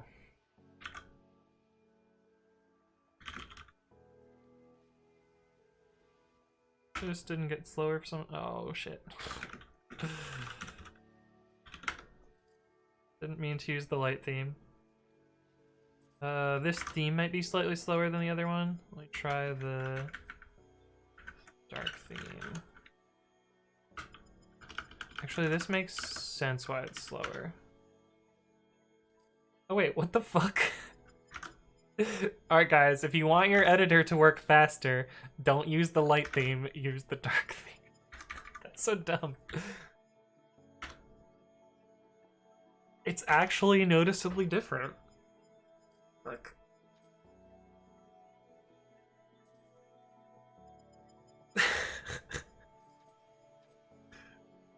I'm so confused. There should be no good reason for that.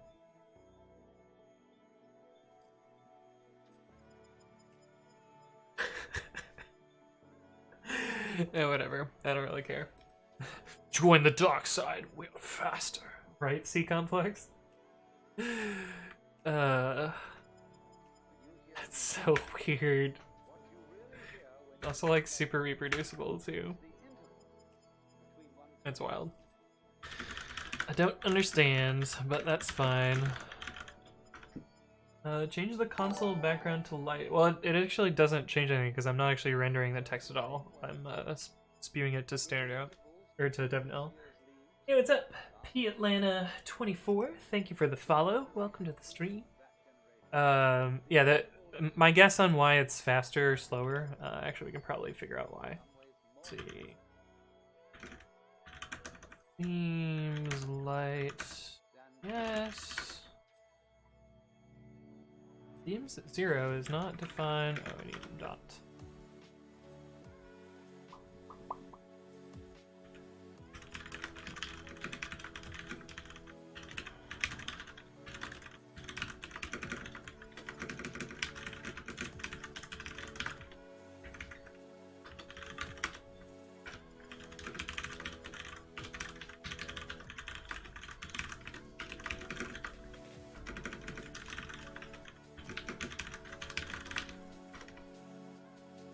Wait, was I using dark or dark plus? Dark VS.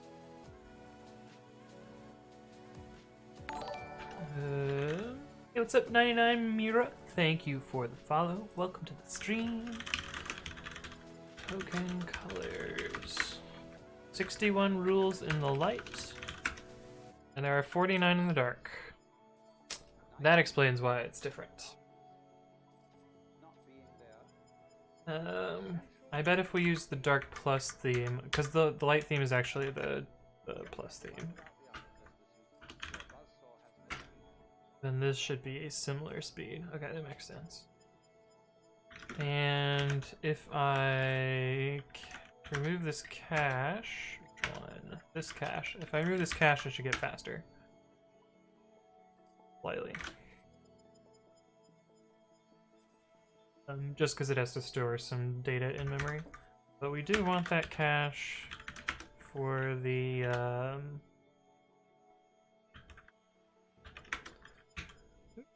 we do want that for the other highlighter. At least for Babi's sake. Huh, actually it makes almost no difference. Cool. Cool, cool, cool. He says, any idea to make a var_int coder and decoder? I don't know what you mean. Not sure what you're asking.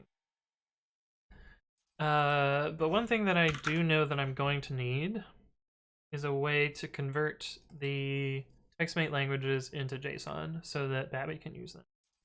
So I think I'm gonna work on that next, which is kind of boring. I don't need that.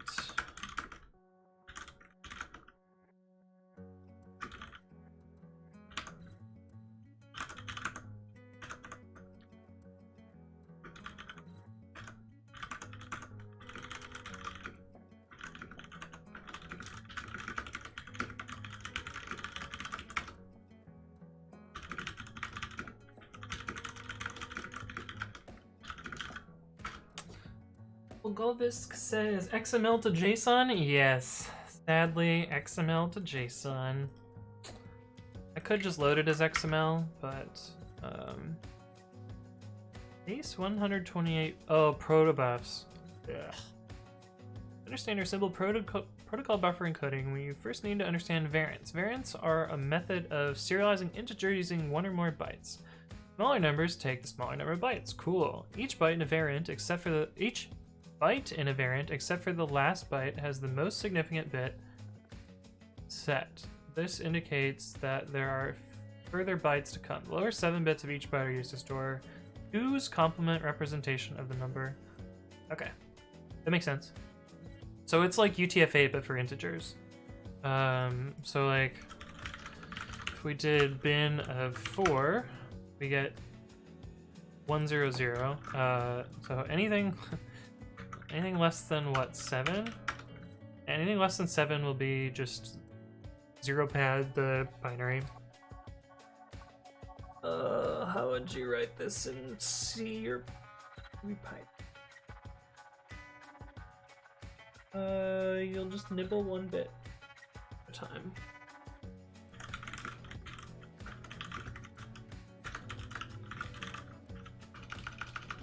We're just gonna print it as strings because that's gonna be the easiest to do.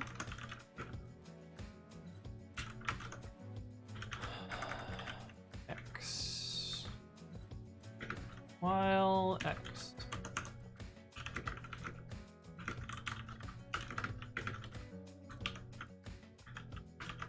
Nibble off 1 bit and then shift right by 1.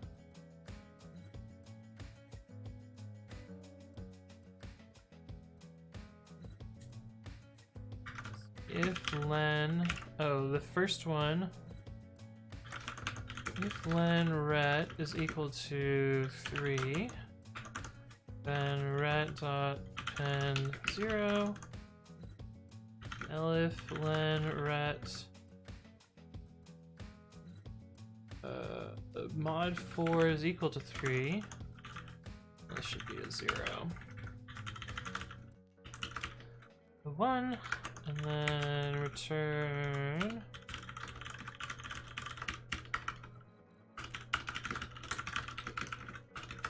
I'm using strings, but you would probably use integers and map them that way. There's probably a faster way using bit shifting chunks at a time. Actually, we could do it that way. We could do it that way.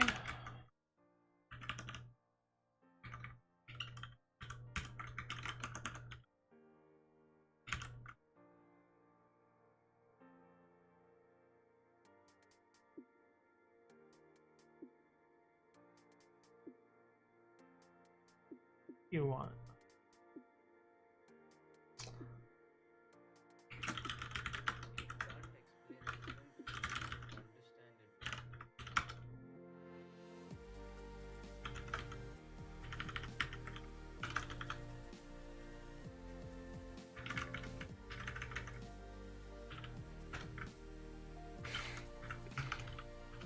That's not what I wanted. I want 0 padded.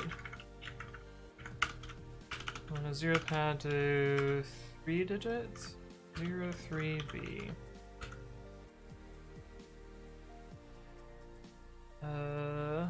And then right shift.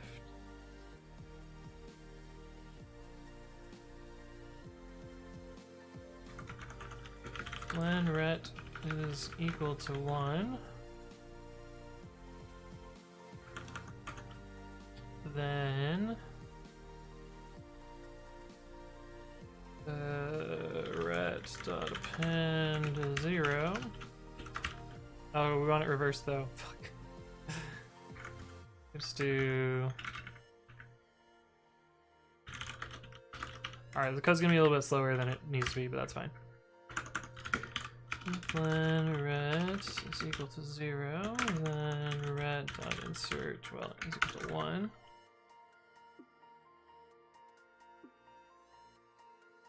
Means there's more to go, so we need a 0 in this spot. Actually, the first one will always have 0. If not ret,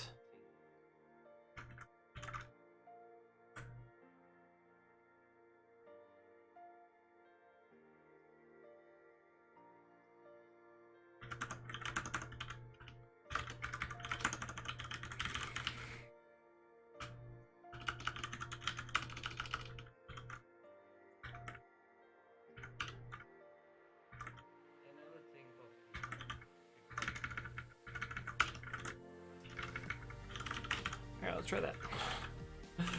Exit main. What are their examples that they use? This is like an interview question, isn't it?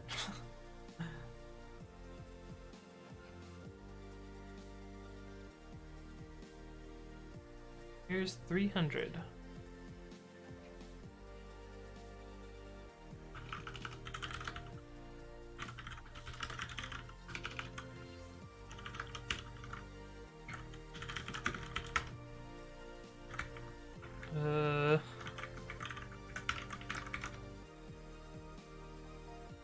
Okay, what did we expect to get here? Expect to get. Well, we're all sorts of messed up here.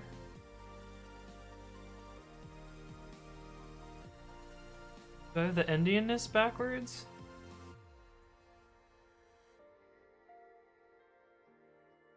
How do you figure out that it's 300? First, you drop the most significant bit from each byte.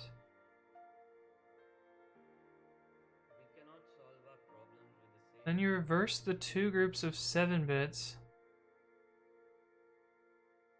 Oh.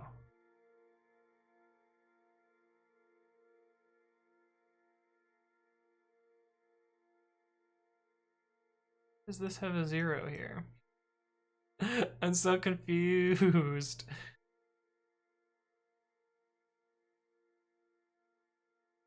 I think so. Instead of insert, I want append.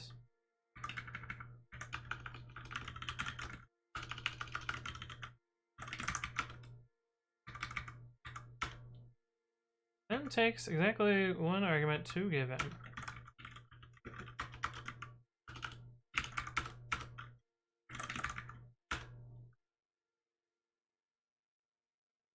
Still get a different value than they do. Do we at least have the first bits right? No.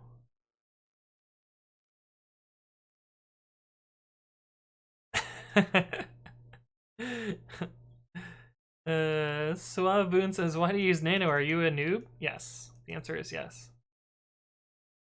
Oh, you found a Python solution.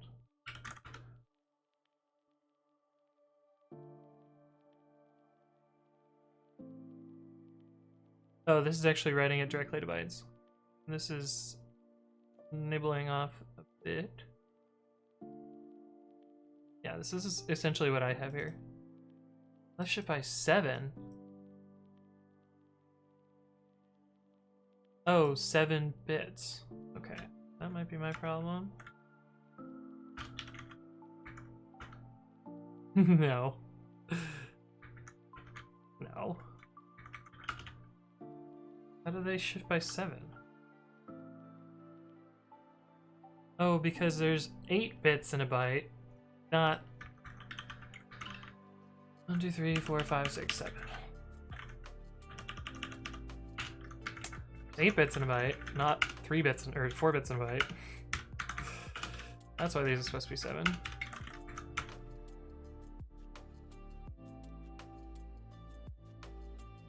Uh-oh. So now 0, 0, 1, 0.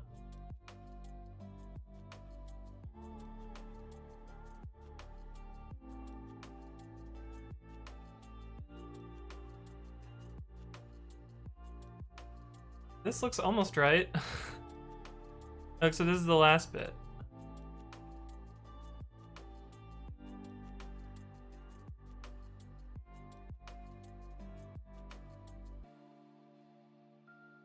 I'm so confused. Mine's a little bit wrong, but like, it's close. Mostly I just don't understand this spec.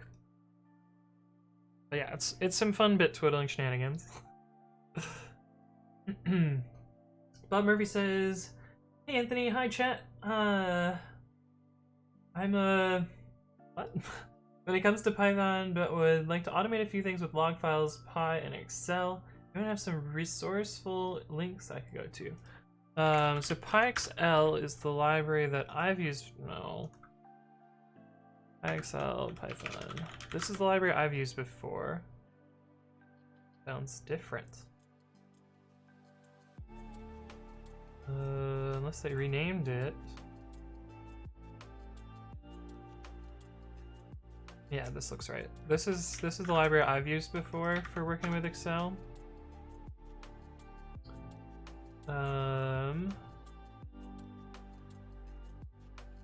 I've done some automation with that.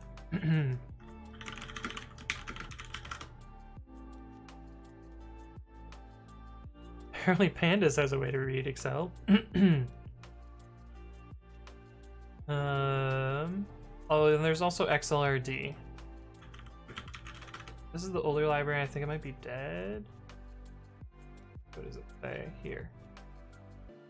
They haven't released since 2018.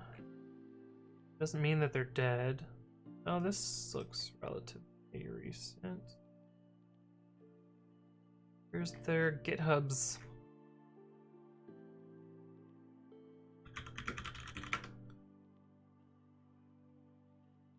Please use OpenPyXL where you can. Okay, well, then this one is clearly deprecated. Yeah, so use OpenPyXL. What are you?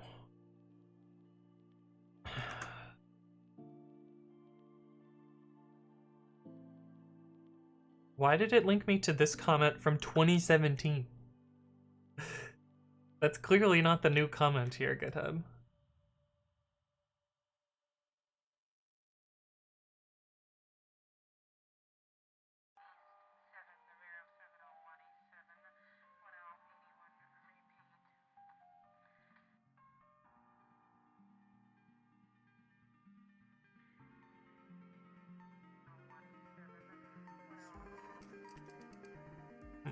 Okay, cool.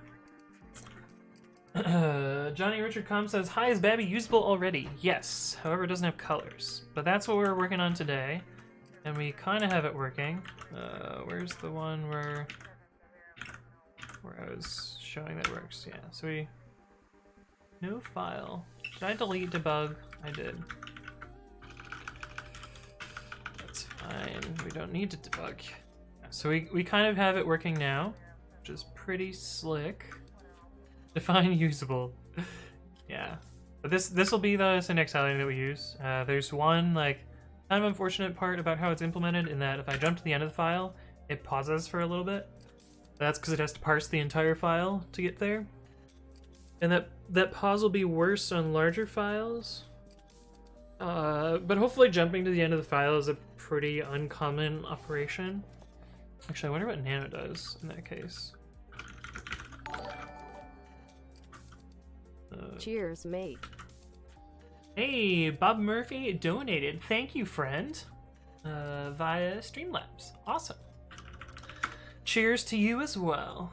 And you followed. Awesome. Welcome to the stream, and thank you for the donation. Oh, I didn't see if it lagged.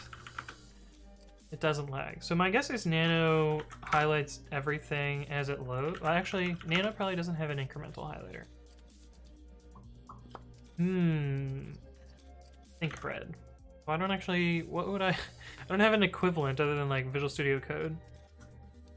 The highlighting's not done. It just, like, works a lot better now.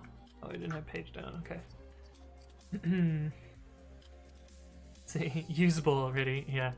I mean, Babby itself is usable, but it doesn't have the highlighting yet, which is actually something that I have to work on. I have to build some other stuff for it first. Mostly reading from Excel, or reading from XML files. But yeah, it's usable. It just doesn't have all of the nice highlighting stuff. But my highlighting engine can highlight it.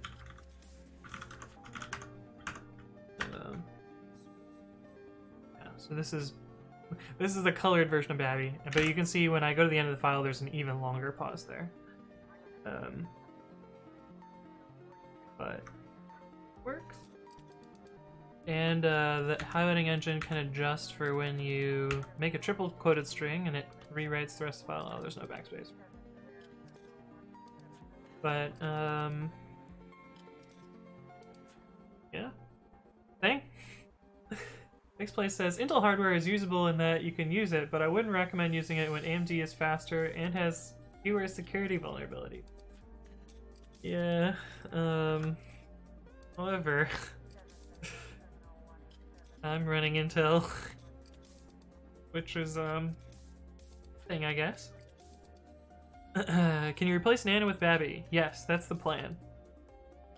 That is the eventual plan. But I need to do this next part, which is the theme, or not the theme, the grammar loading from XML thing. TM grammar to JSON.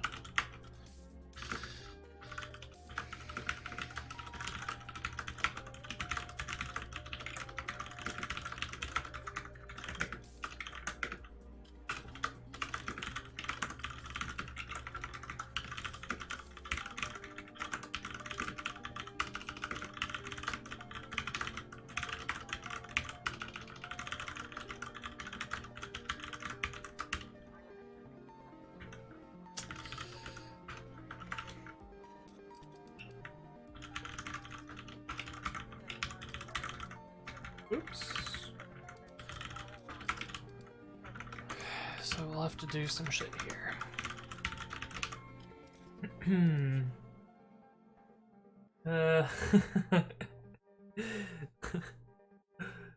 Brainwashed says, how many vulnerabilities does your CPU have? Cat proc CPU info.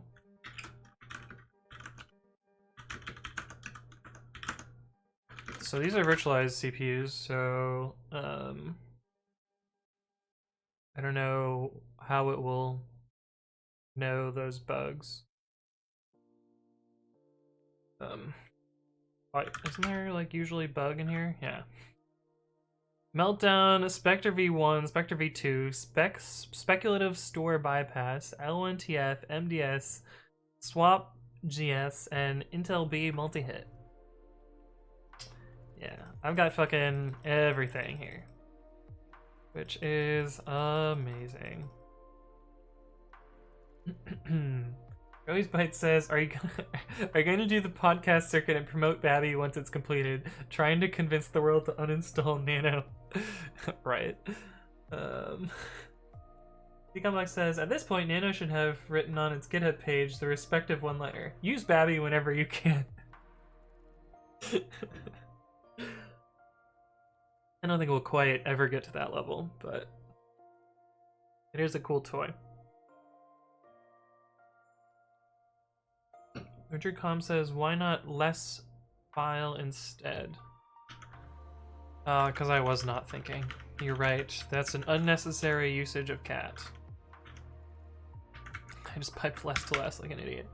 Yes, this would have worked fine, but I didn't. I didn't do it because I was not thinking about it in that way, and chat told me to cat it, and I was like, well, instead of catting it, we probably want a pager.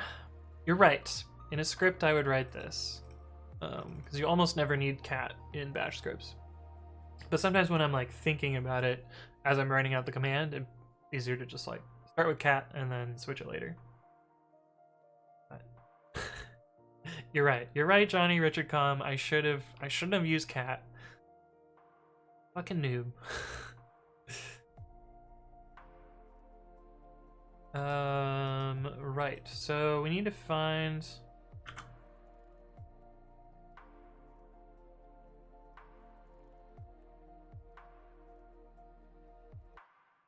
I don't actually care about this, so we will unsubscribe. Delete that email.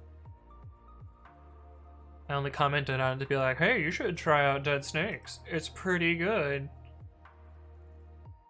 Yeah, I don't get the new. So this is the new notifications beta for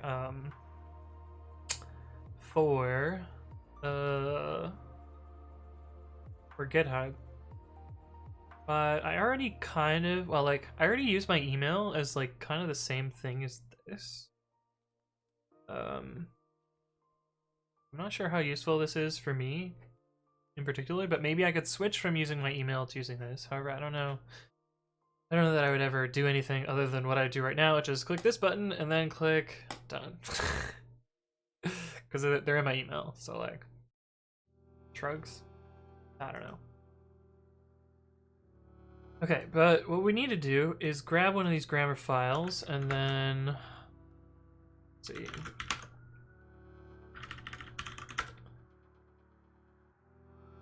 So, like, for instance, this is the one used by Visual Studio Code. And so we need to publish, we need to parse this Apple plist file.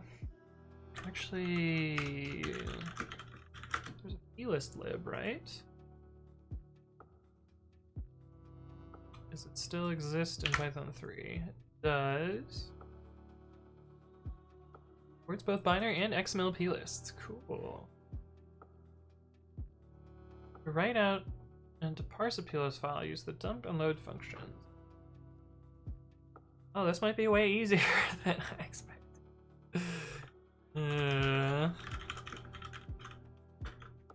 Plist lib with open. Oh, we need to download one of these bad boys.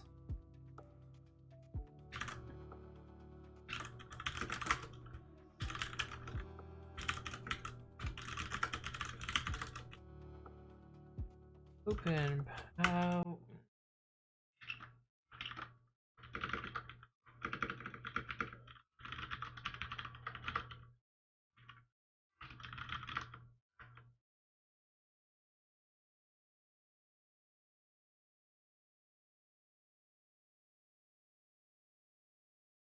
Excuse me? Read a plist file. FP should be readable and binary file.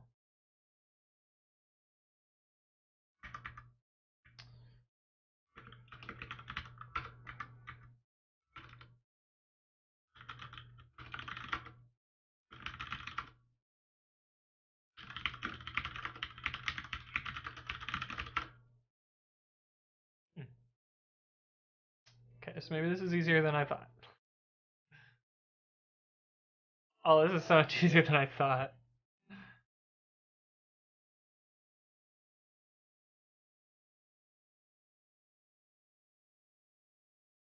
Okay, wow, yeah. This is easy. Um, okay, cool. But I need to know whether it's JSON or not. Hmm.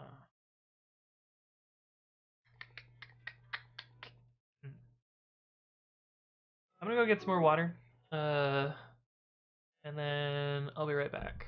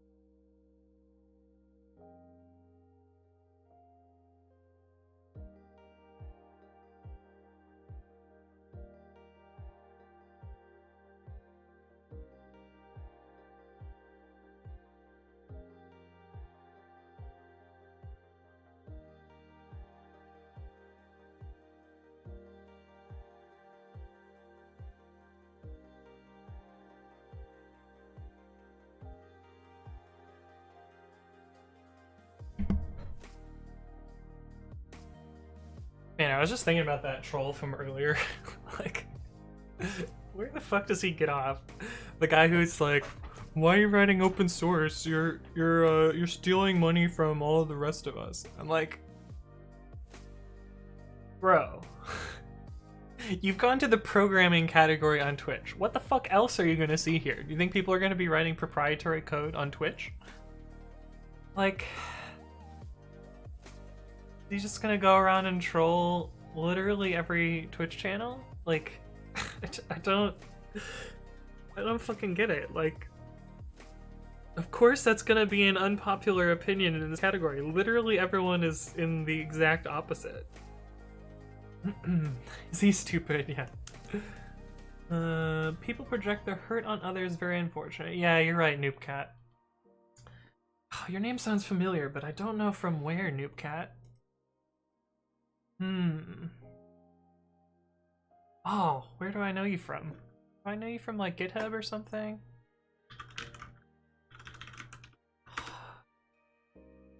I don't know why. I don't know why your name sounds familiar.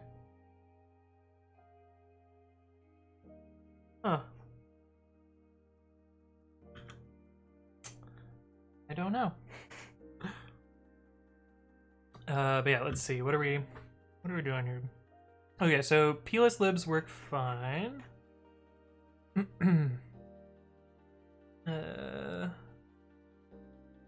Twitch devs sometimes stream their dev on Twitch. Oh, I didn't know that. Never. Oh, I guess. Huh. I did get raided by Twitch dev once, so that makes sense. Although I don't think they were working on work stuff.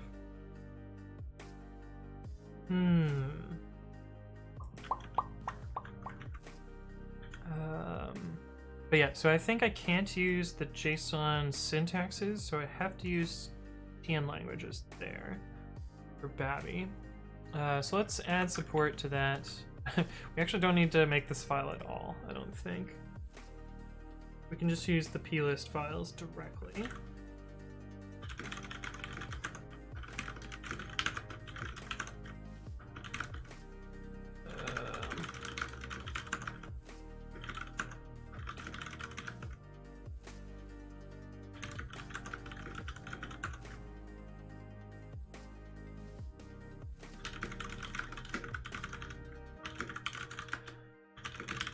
What do we do here? Oh, we added some themes. Cool.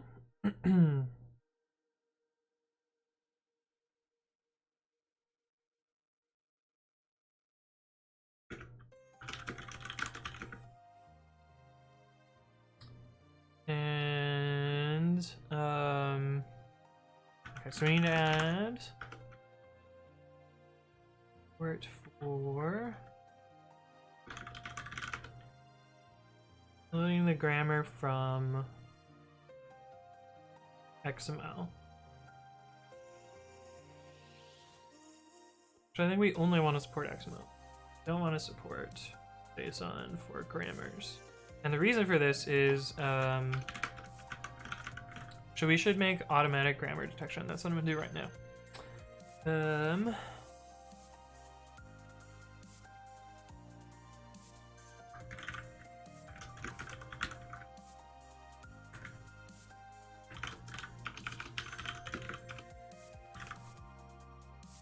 I keep saying this, but I keep not saying why. If we look at the TM language JSON from Visual Studio Code, you'll notice that it has scope name and name, which is great. And it has this information, which is fine. And then it has this patterns mapping, which is how everything is implemented. And at the end, we have the repository bit. But it doesn't have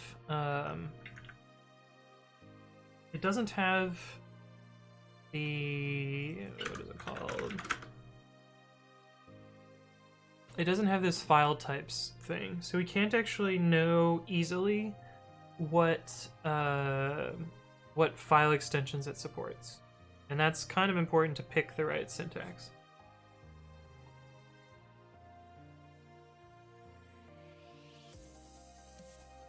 Oh, you're a streamer. Maybe that's where I know your handle from, Noobcat. Let me... Am I following you already? Oh, this is gonna be awkward if I'm not.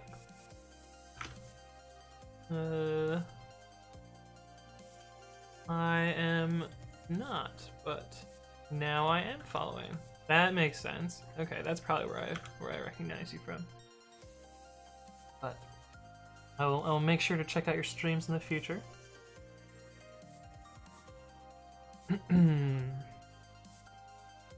But yeah, this is not supplied by the Visual Studio grammars, so we need this from the TextMate grammars instead. Tomorrow, 9 AM Pacific US. Awesome. I think I can probably stop by for that one. Assuming I wake up that early on a Sunday. I do though, because I'm usually up at like 7 or 6, so I will be by for that. It's so early. Do you stream early for Europe also? That's why I've started streaming earlier and earlier. Okay, cool. Yeah, I find that like, unless you just stream for the US, like streaming at, like 6 PM in the evening for Pacific time is kind of rough for the rest of the planet. Okay. Grammar.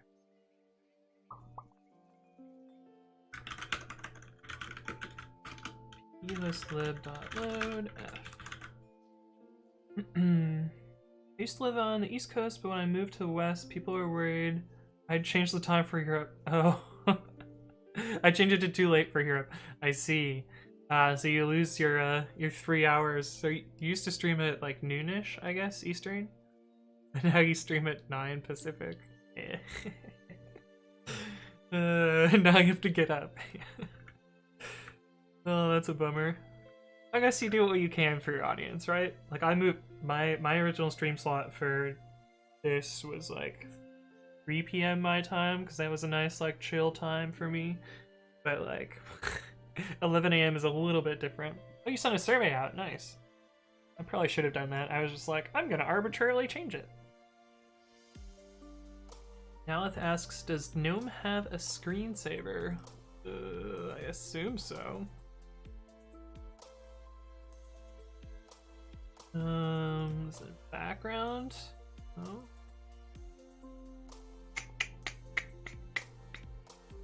Power saving, blank screen. That's kind of a screensaver. I don't know the answer. I don't really use screensavers. I just have it fade to black or whatever. It was apparent Europe was sad. True.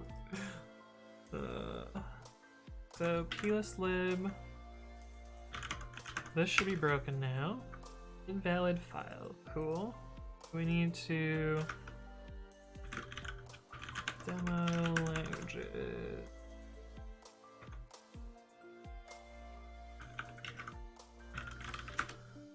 Oh, they're...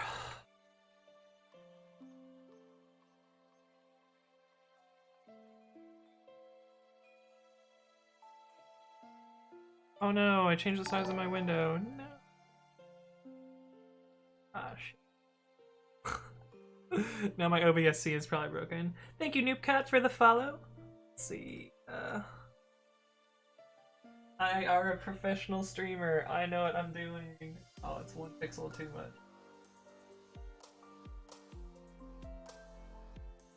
Fixed. Damn scroll bars. How did you get into streaming? For me, let's see. I spent a lot of time building open source software for Python. So like I work on things like PyTest or let's see, Flake 8 is another one that I maintain.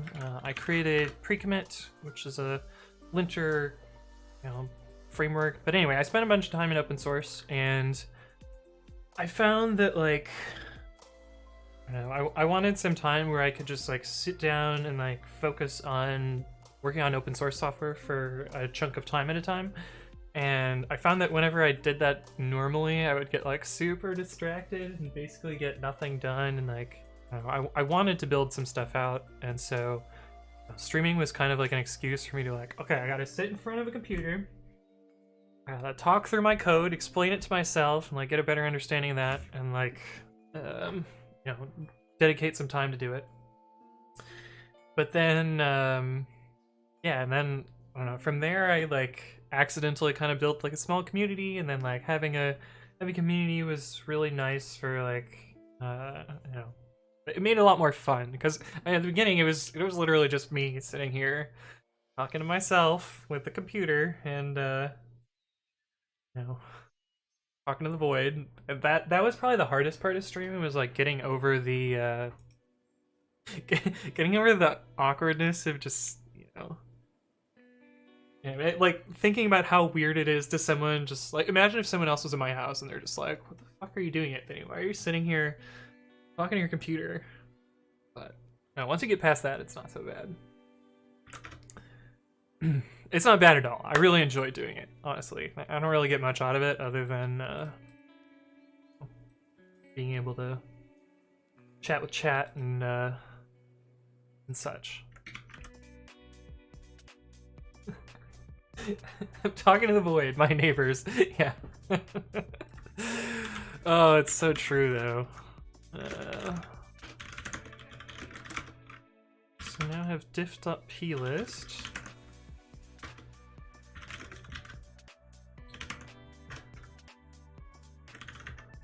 Diff.plist.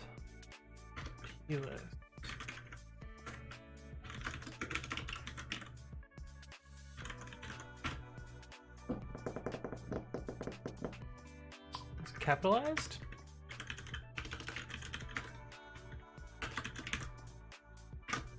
Okay, cool. Alright, so that still works with the new plist format. I'm gonna switch to the Rust one.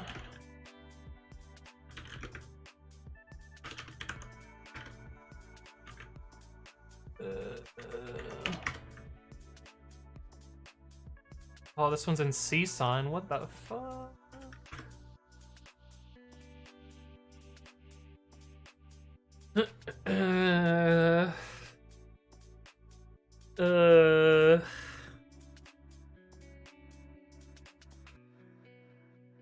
Shit. Well, there's not really a CSON loader in Python, so I'm gonna have to convert this somehow. It looks like it's YAML-ish. Maybe I could load it with YAML. Oh, that sucks. Oh, but then I'd have to convert it to a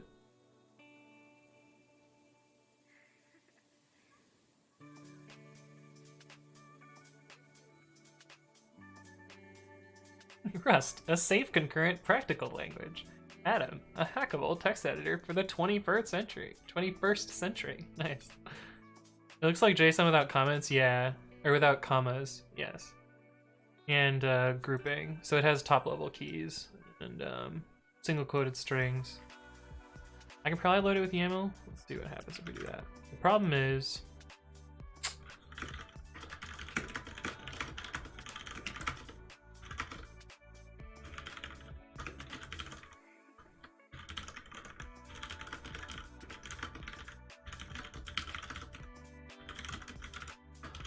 with YAML. Oh, it doesn't even load YAML. YAML, great. Line 500. Oh, wait, no. Error while parsing. Got scalar. Line 10.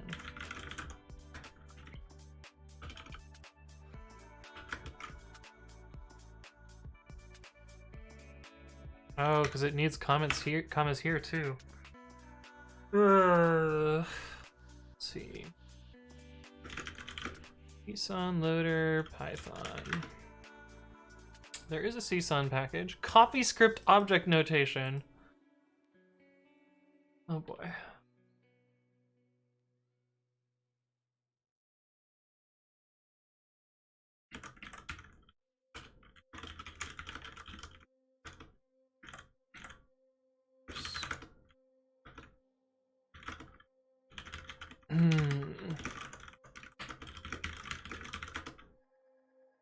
Yeah. Coffee script object notation, right?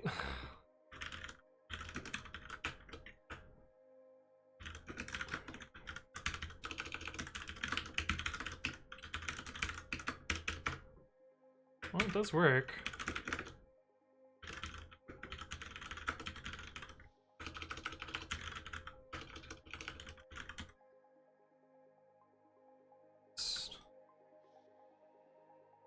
Okay, default stack XML. Good.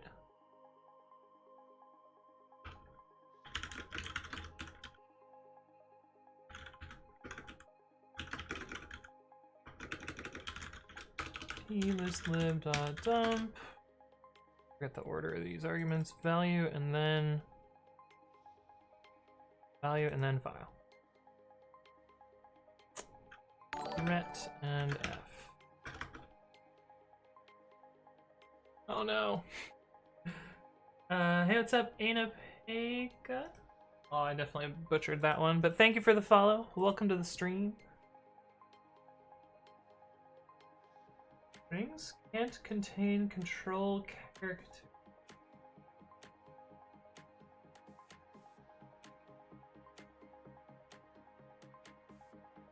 Use bytes instead.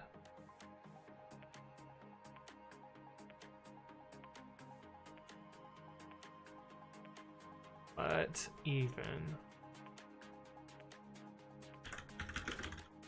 Let's see what string it's mad about.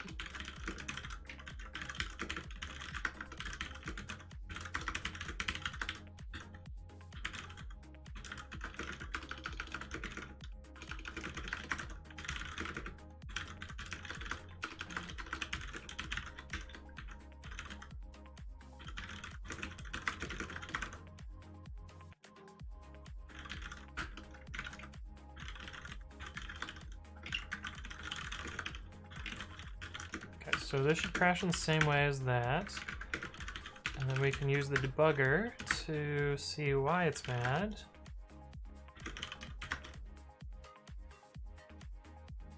x08 function x08.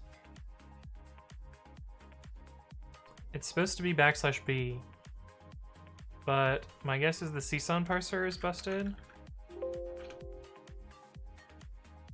Oh no. Their code is just busted. Huh. Interesting. Well, we can send them a patch, I guess.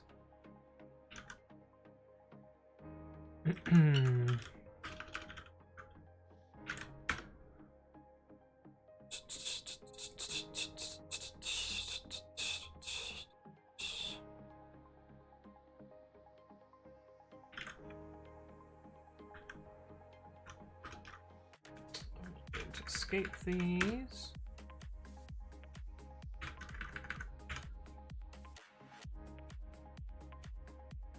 Escape \b in keyword.other.fn.rest.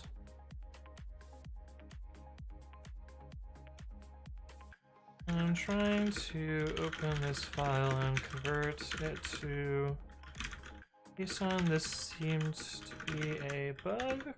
Question mark.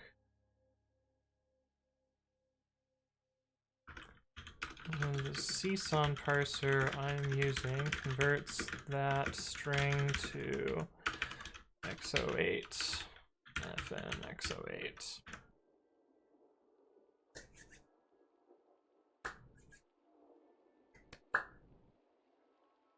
I guess I should have checked if there was another pull request doing the same thing.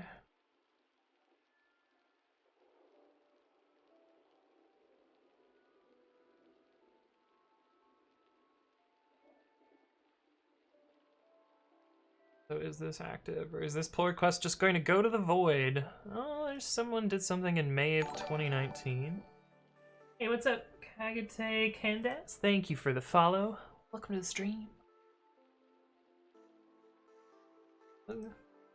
Well, we will send it and see what happens.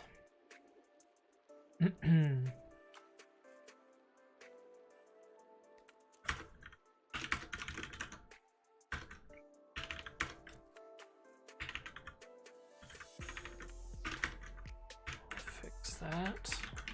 Now does this work? Or are there more things to fix? Okay, it does work now. Cool.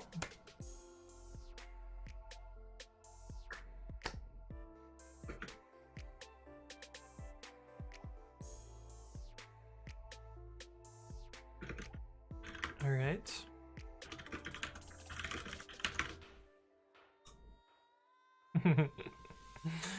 Load CSON, dump plist. What could go wrong?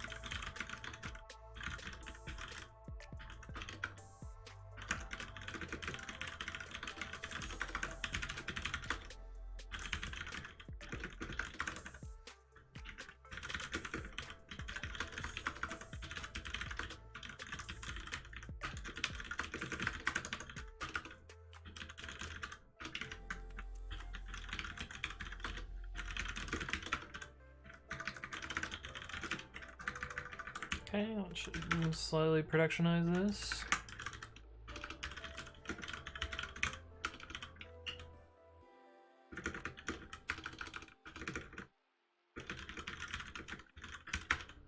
No, CSON, that's the package name. Okay.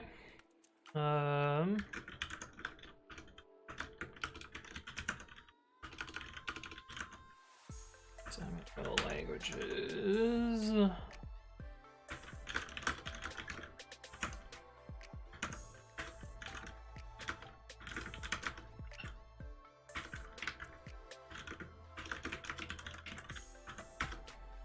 Okay. So Rust works now.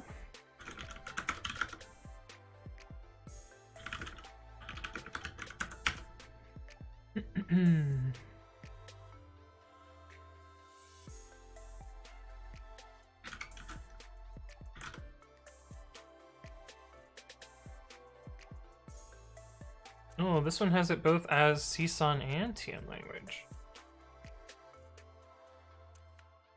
Cool.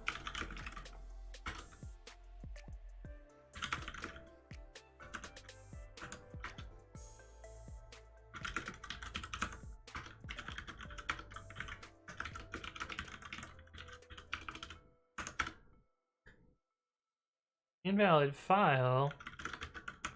Oh, because I didn't get the raw. Right. Grab the HTML of this page. Awesome. Exactly what I needed.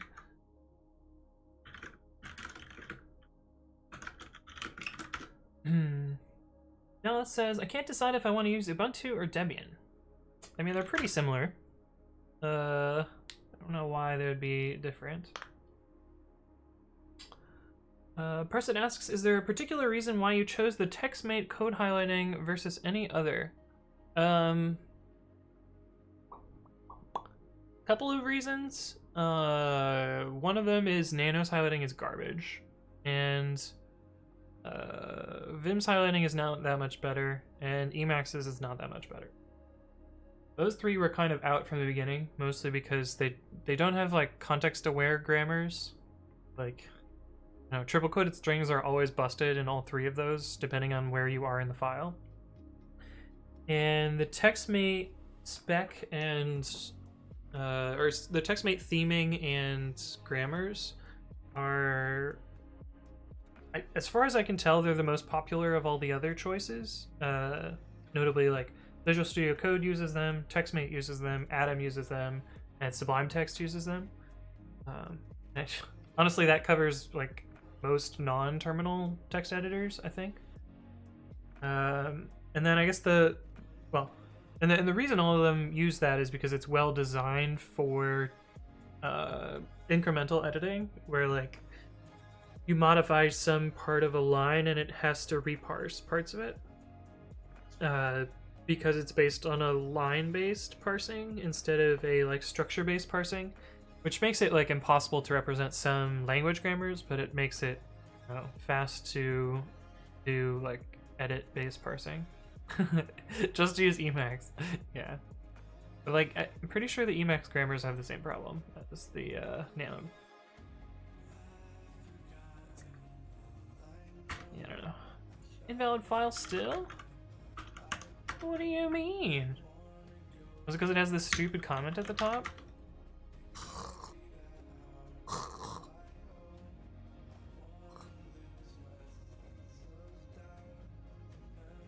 Are you allowed to have comments before XML? Question. Rewrite in C incoming? No. Why did I rewrite it in C? How can I check whether that's valid?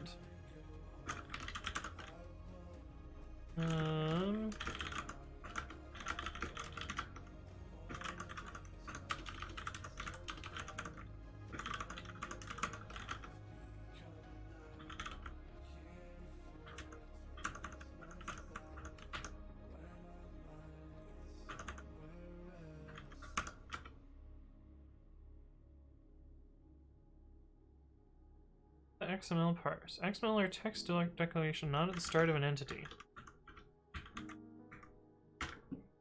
I guess I'll make an issue on them. XML TM language comment. See if anyone else is complaining about it.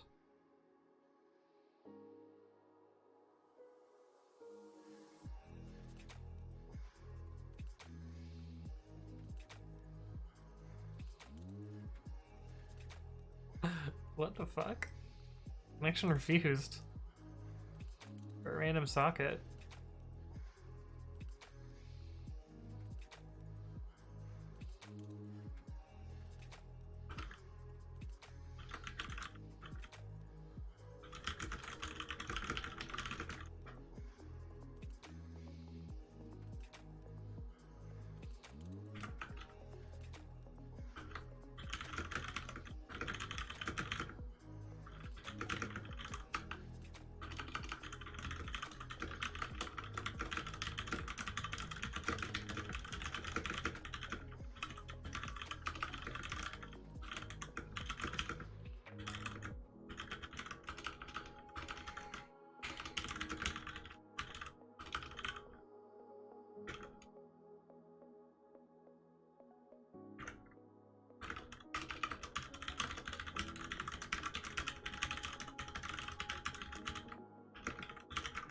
not the right URL.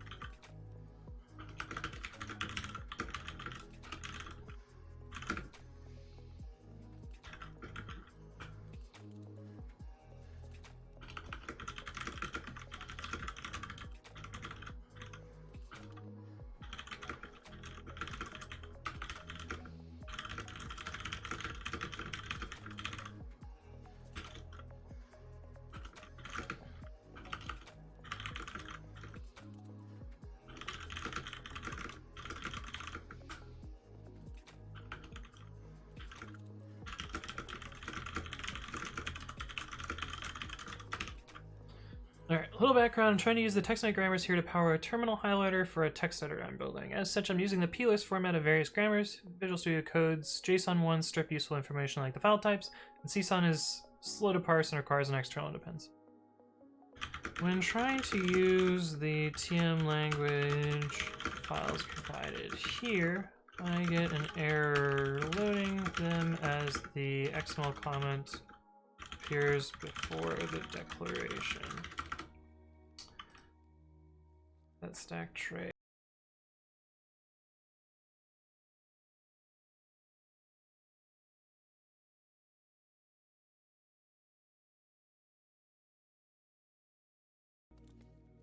It's really relevant. Error loading the XML because the comment appears for the declaration.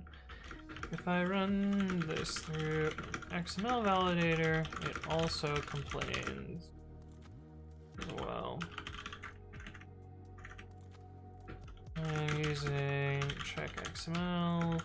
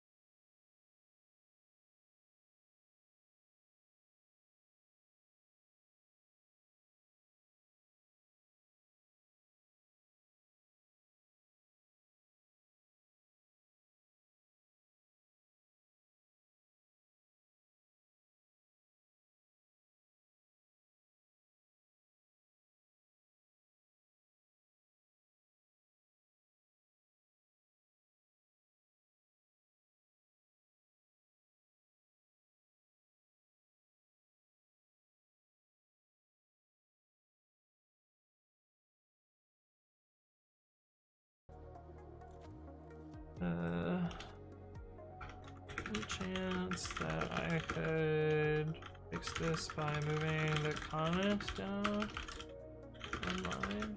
I'd be happy to submit a PR if you point me in the right direction. Thanks.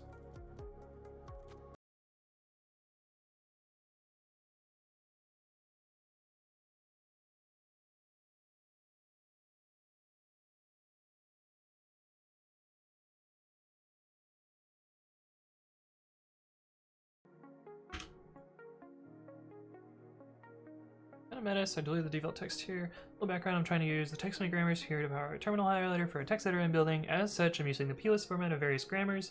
VS Code's JSON1 strip useful information like the file types, and CSON is slow to parse or requires an external dependency. I'm trying to use the TM language files provided here. I get an error loading them as the XML comment appears before the declaration. If I run this through an XML validator, I'm using checkXML.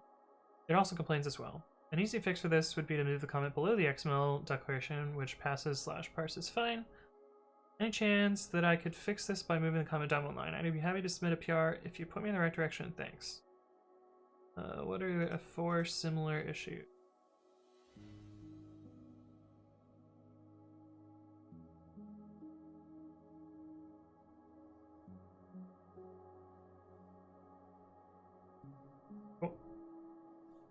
Alright, so that's fine. But we got that working anyway. Presumably they will fix that. Did I typo declaration? Dang it. Hey, what's up, Tushi13? Thank you for the follow.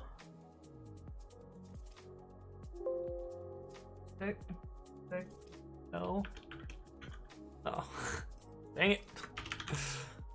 Let me just look at the red squigglies and see if there's any more that I screwed up here.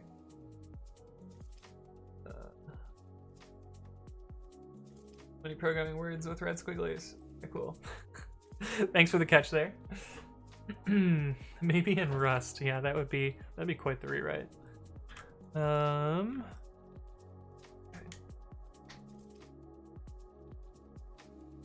So I have to actually make this slower to do what I want here. But we can commit this just for now.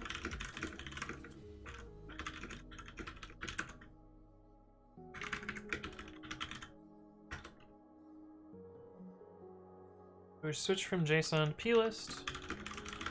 Cool.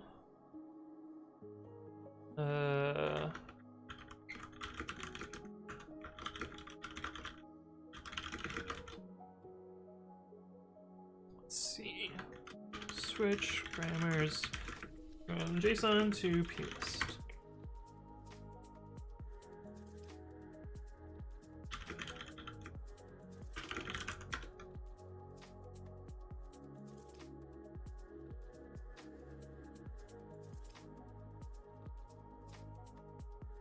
Oh. That white space is important. God, that sucks.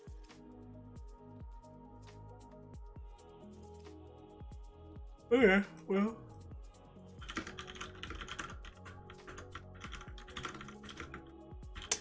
That's fine. We can exclude another file here. Yay, pre-commit. Fix the thread.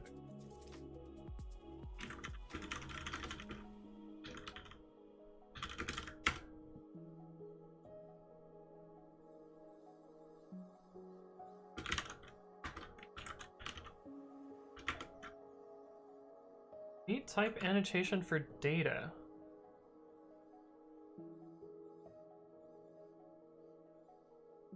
What do you mean, need type annotation for data? What? Oh, do I have to fix type shed also?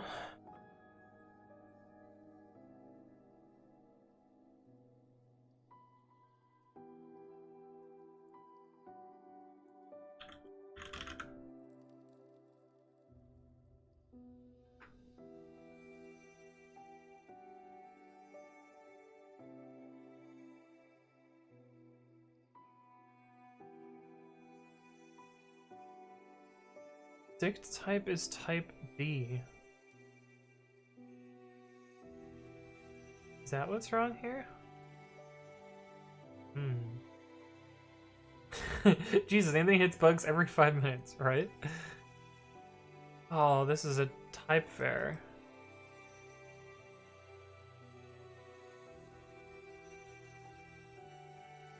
Fuck, why?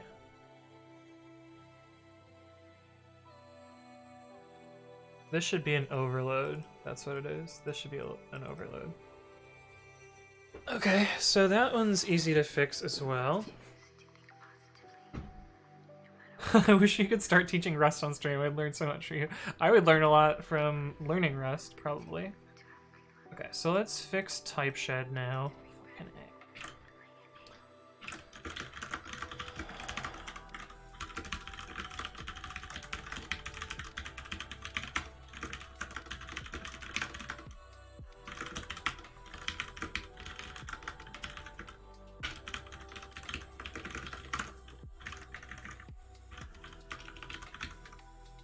Let's see, data equals plist lib dot load f. Data 1.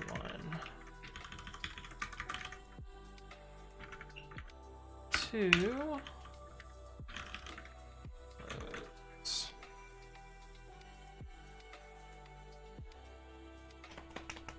Fixplays says, peace mate, I'm off for now. Well, thanks for stopping by.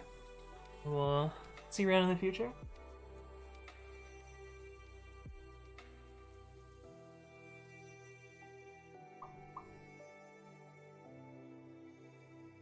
So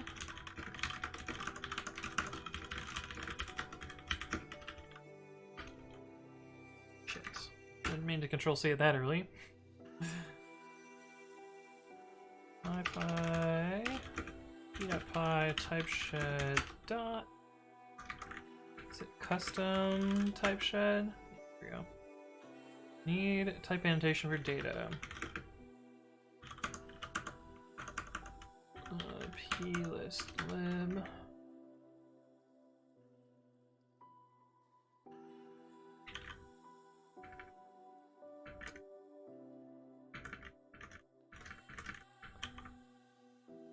Is ordered.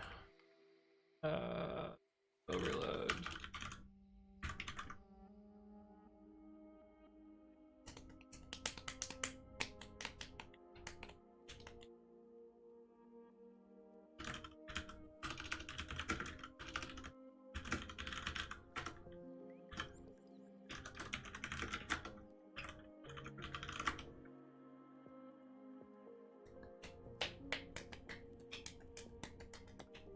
Dict type equals dict. I wonder if you can pass any old callable in there.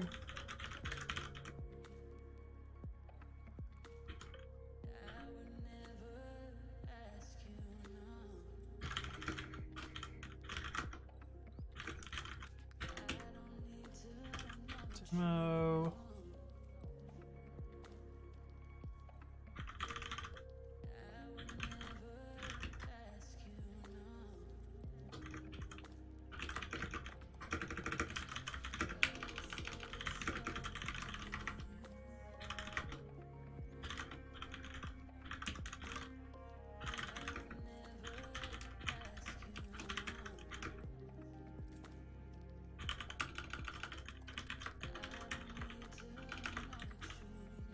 I need to import order dict. And I need to use loads. Lambda missing one positional argument X.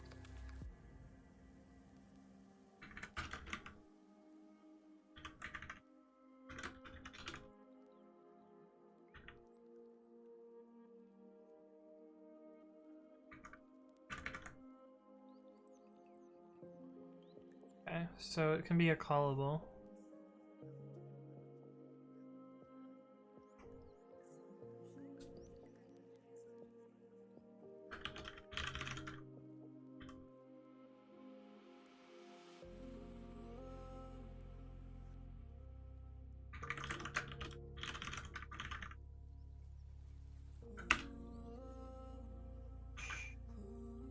There's no this, then we get as we get that.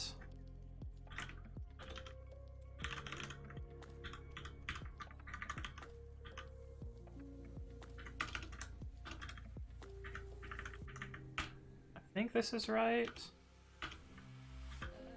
Maybe. Ideal Cast says, why do you use Nano? Are you a noob? Yes. Also, welcome back. I feel like you've been here before, but it's been a long time.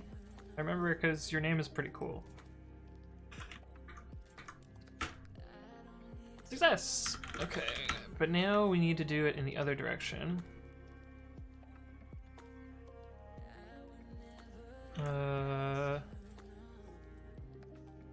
We need custom dicts.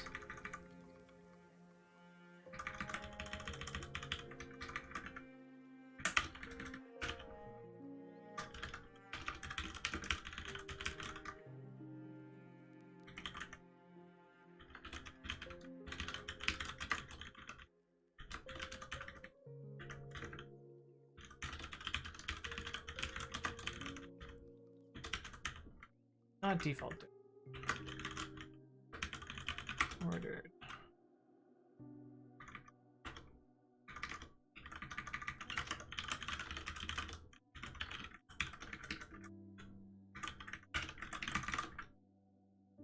Cool.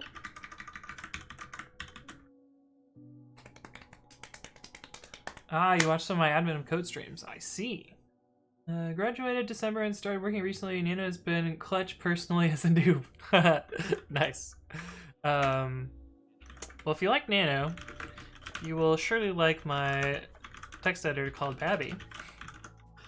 Well, except that it doesn't have syntax having yet, but oops. Don't want to do that.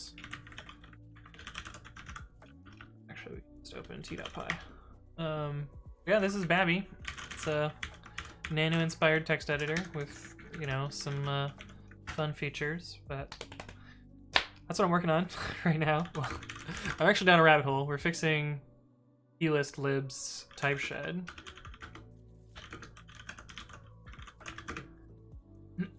Because the type annotations were slightly wrong here. Check out origin manager -b plist lib dict type overload.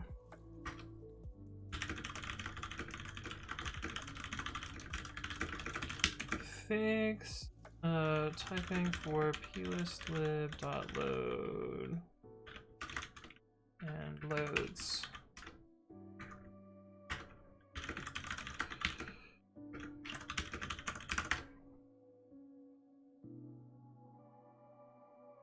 Reverse self x int.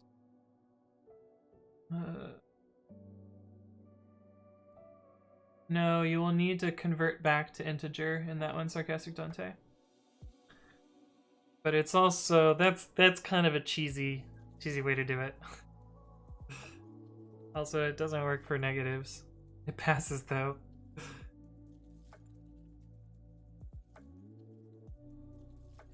Guess they don't care about negatives.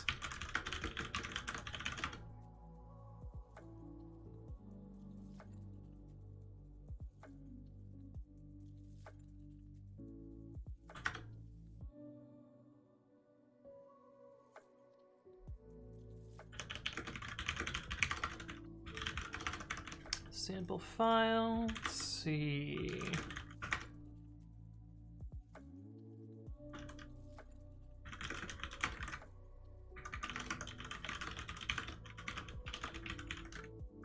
Just put all these in there.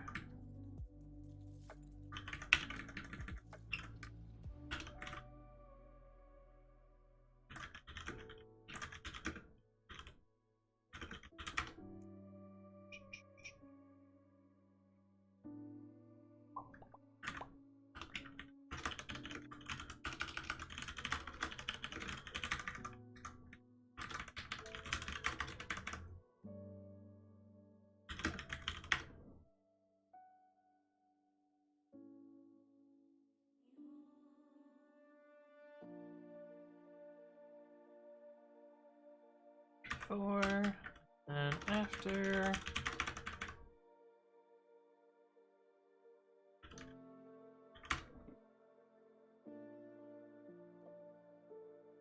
Oh, this should be dict, not that.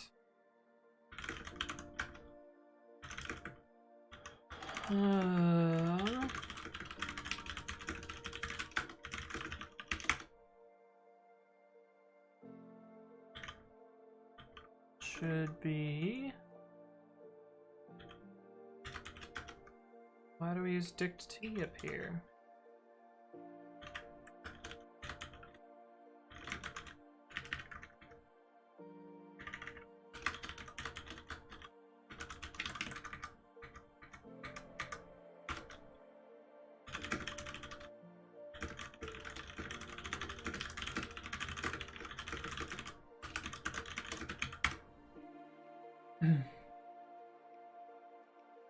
They do, unfortunately. Only passes the initial test case. I see.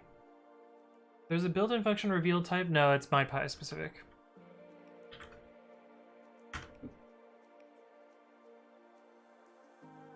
Oops, I did not want to copy his HTML, and I still haven't figured out why my patch for that didn't work. Like, I was trying to get rid of that in my terminal, but it didn't seem to work.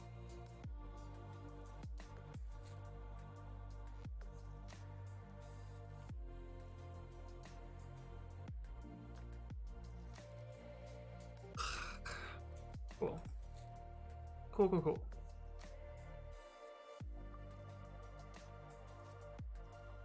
So we gotta fix our code.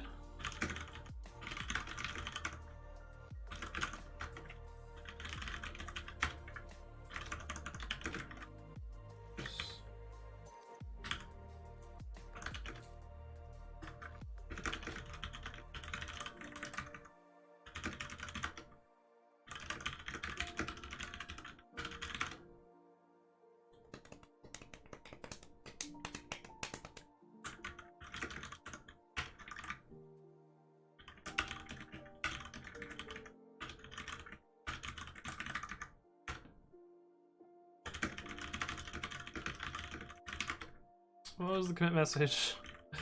There we go. You're an open source software fix god/machine. I mean, when shit's broken, you gotta fix it, man. Oh look, this guy already replied. That's cool.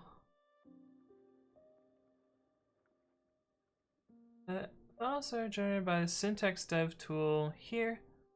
So you'll need to make a PR there and then regen the files in this repo. Sounds like he didn't say no. All right, guys, are we about to figure out this random ass tool? Guess so. Let's do it.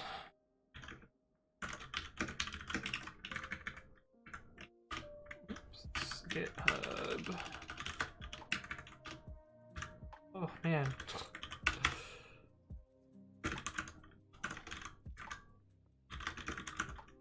Where did it go? Oh, it's right there. Is this how you NPM? I don't fucking know what I'm doing. 5 to 10 minutes per bug with example, case, bug fix, and PR. Yes, indeed. Have you tried the GitHub CLI? I don't like it. Well, I didn't like Hub, and I don't think I will like the GitHub CLI any better. But that might just be me. Okay, let's see if we can figure out how to run the tests. Do they have tests?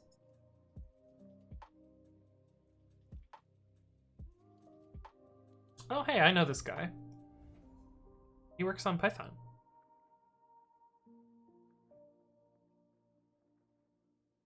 Unless it's a guy with the same name. It could be a guy with the same name.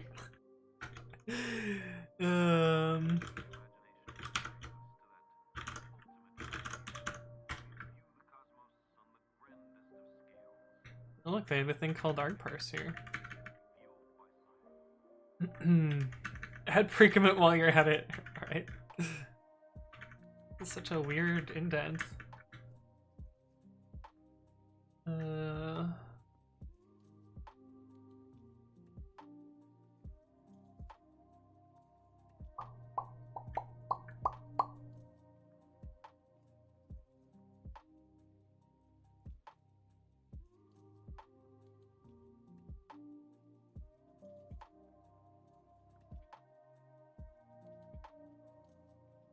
Okay, so this is a function that I need to look for.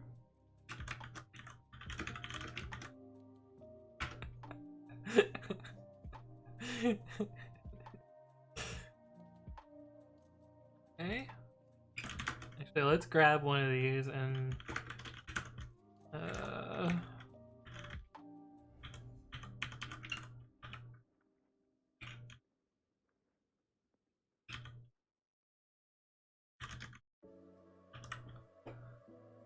Where did I download that blob from?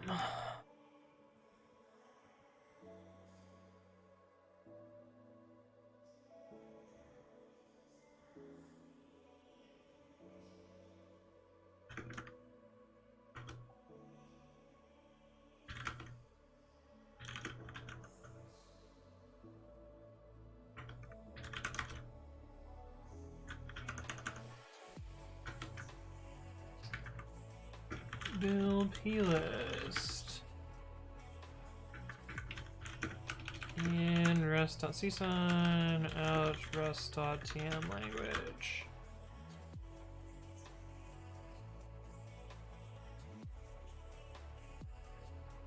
What the fuck happened?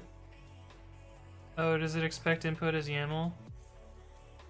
Bug!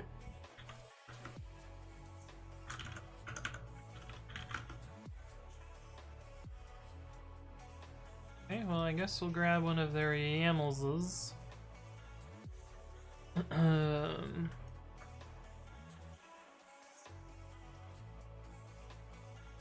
course. One's small, right? Okay.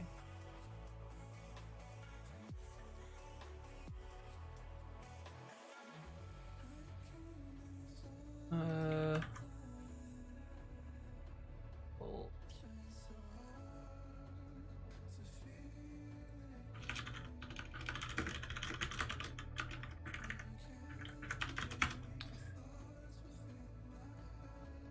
Watching the current stream reminds me of this scene.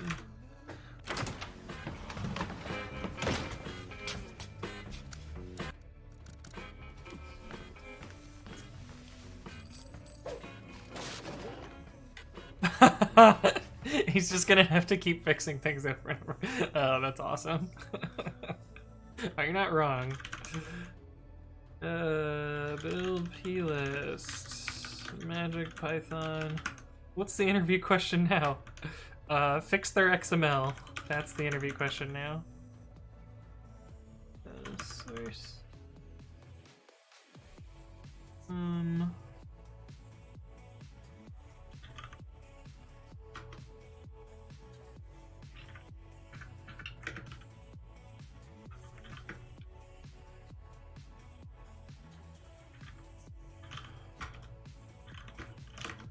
Okay, so this is the... What? What? Why is this one right?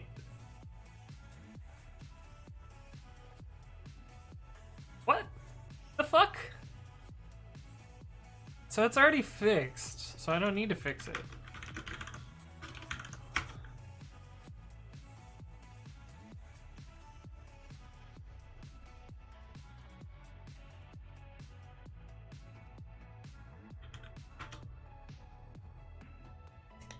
Yeah, it's already fixed. Okay. Okay.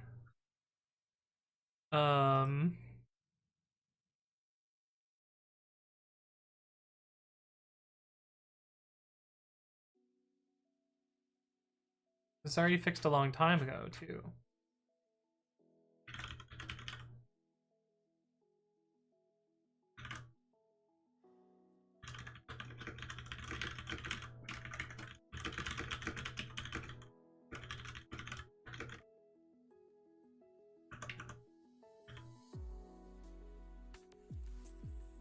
Blame that line and find the thing.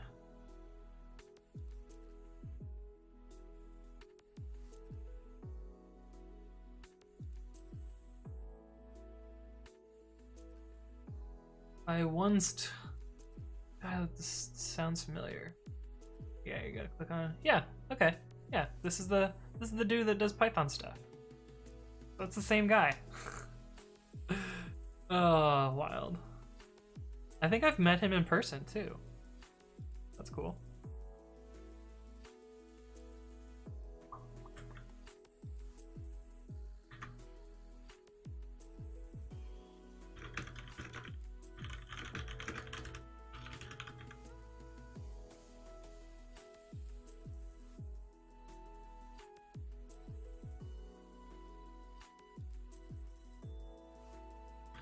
The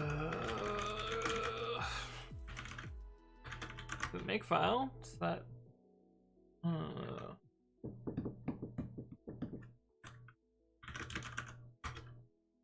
What is there?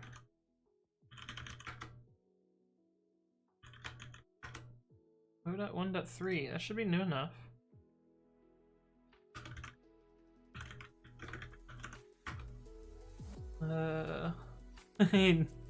Snakes stick together, right?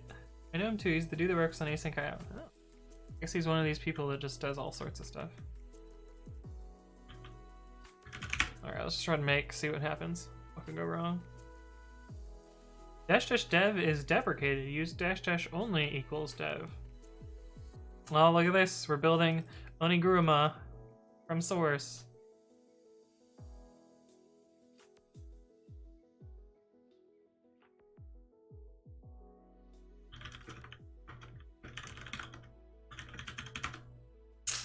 Okay.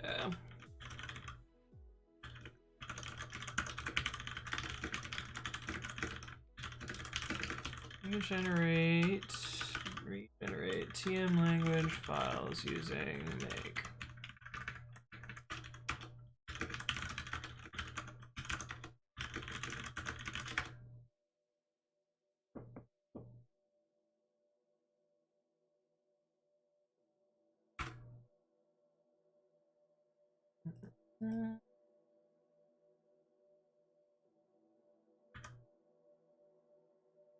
Resolves.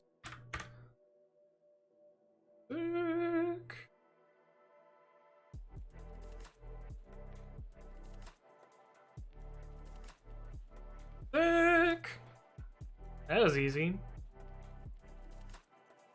That's what I'm actually interested in. Fuck you. I hate when people do this. Any updates on this? Oh, go fuck yourself. Got an email and a notification for no reason? Okay, just delete an email. Friendly ping! God, those people just grind my gears. Although sometimes I use it to grind other people's gears, so I get it.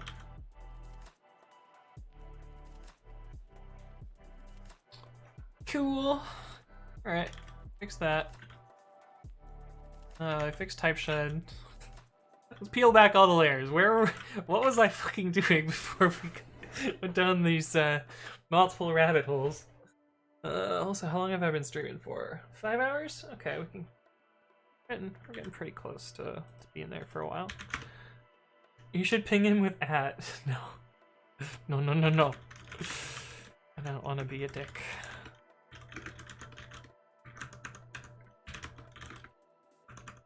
Oh, that's why I wasn't tab completing, because I have these systemd private folders here.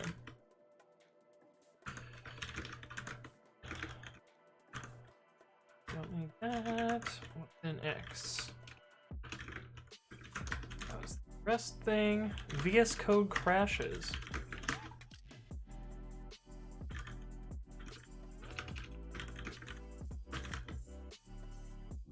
So, and TextMate HUD is working again, so I don't need this extra copy. What's net export? Nothing, apparently. Okay.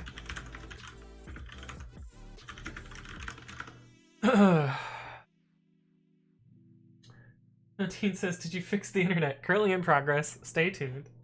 Yeah, we just generated a couple of pull requests and issues. Let's see. Pulls.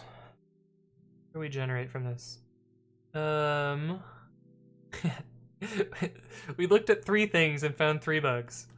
Yeah, so the first was that the \b's are not properly escaped in this file. I fixed that. And then elist libs typing and typeshed was busted, crashing on not knowing what the types were for these 2, even though they should always be dict or any. And I can still. Well, probably because this is run the full MyPy suite. MyPy self-test. Yeah. 20 minutes. Makes sense because they have hello tests. Look at all these tests. Look at all those S's too. Yellow. And then this one where we just regenerated these files. This was probably the easier one. But hey, that was pretty cool. We fixed all those internets. Now we'll fix some of our own internets. Okay, so what I want to do is change. So right now we have syntax as a positional argument, but this should be the syntax directory probably instead.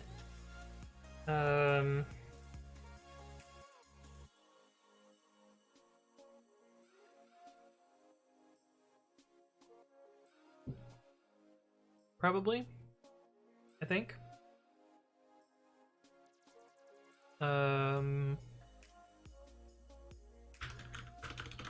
So let's do that. We need to load all of the syntaxes in that directory.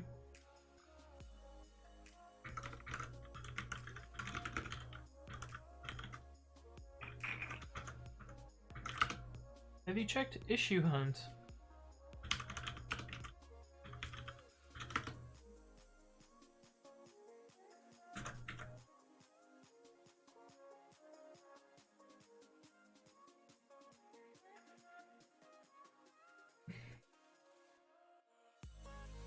I have not. Wow, damn. $232. See. Hey, what's up, Dalla Cooper? Thank you for the follow. Welcome to the stream. Let's see, filter by Python.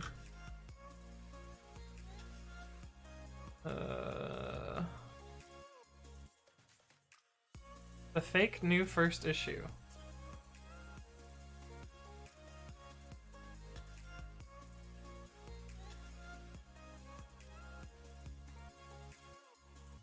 One month ago, someone's gonna work on it.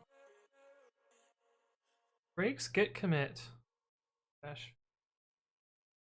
Sounds like something I would know things about.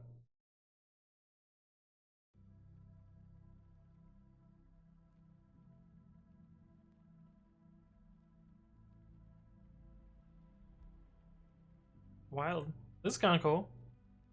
But no, I haven't seen this before. Are they legit? I don't know. Sounds like a thing. But I again, no idea. No idea whether it's legit or not.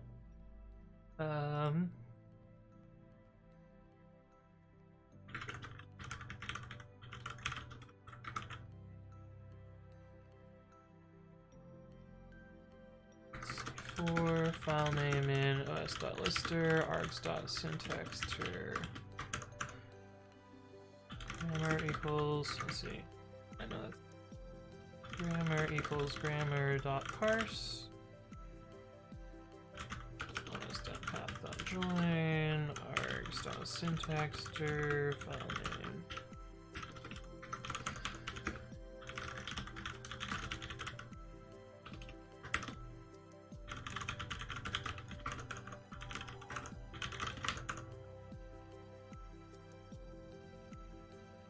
How do we make just like a default grammar?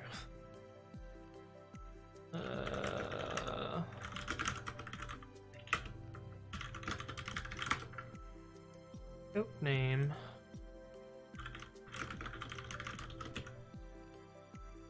Source dot unknown.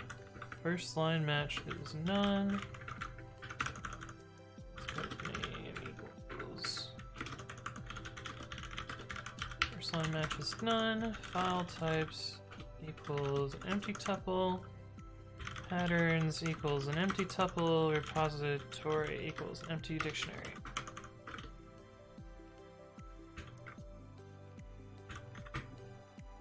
Okay.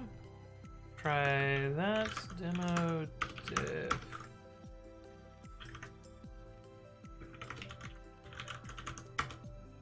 Oh, it's not defined.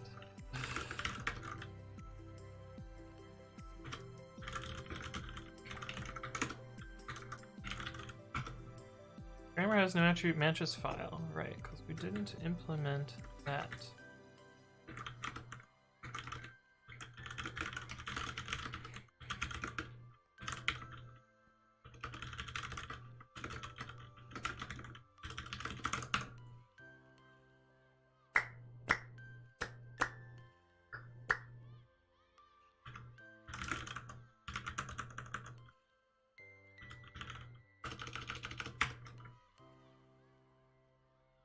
Okay, it looks like we have another regex here.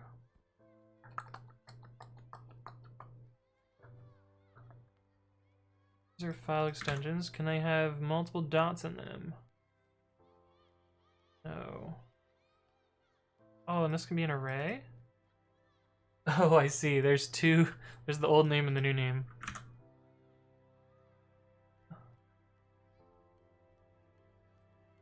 Assume that they can't.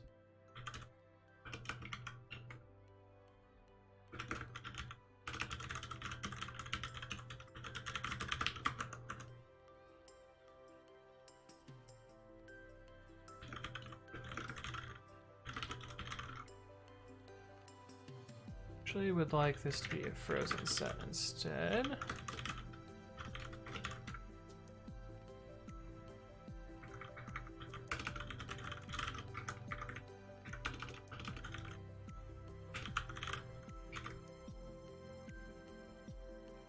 Oh shit.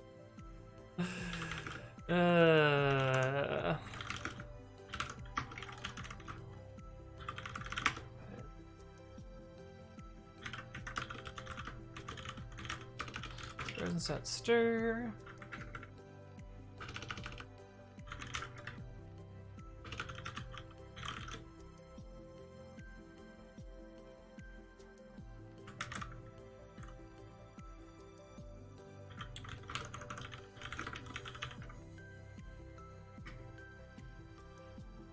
Otherwise, first line match.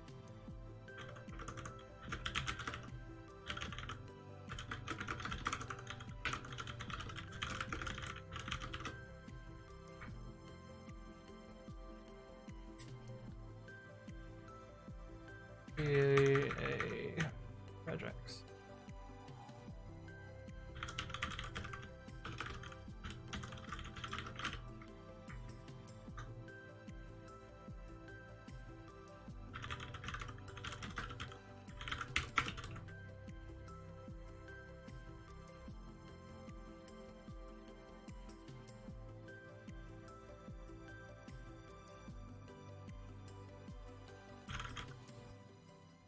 Self dot first line match is not none. We do first line match. Else turn false. Turn bool self dot first line match dot match first line. Okay.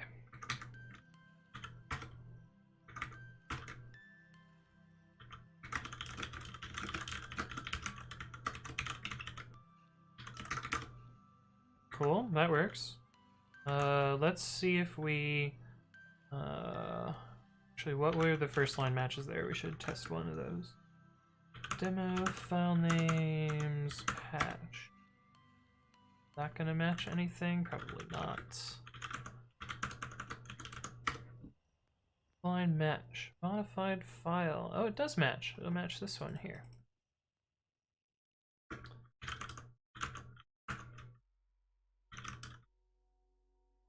Python 3 highlight demo highlights demo languages patch. Got the theme.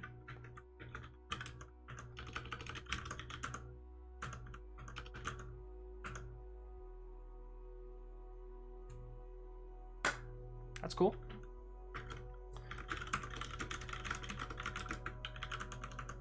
Let's do the rest one next.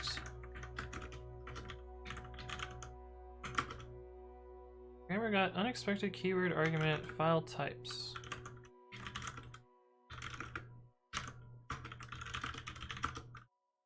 That means it didn't match anything.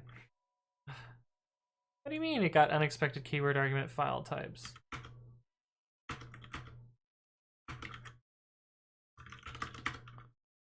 Files types. Oh, why didn't it match? Hey, what's up, Marco8137? It's going pretty well. I'm working on syntax highlighting. We got... Here, I have that in my buffer.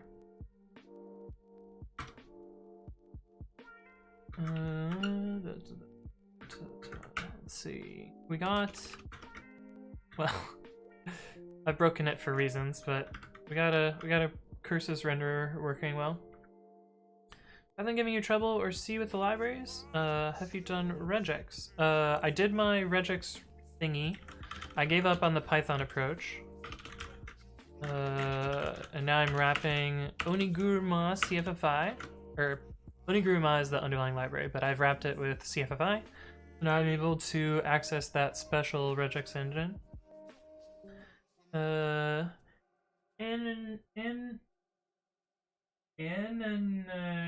Ananashua's plays asks, is it syntax highlighting for Nano? I'm actually writing my own text editor. Called Babi. And that's what it'll be syntax highlighting for.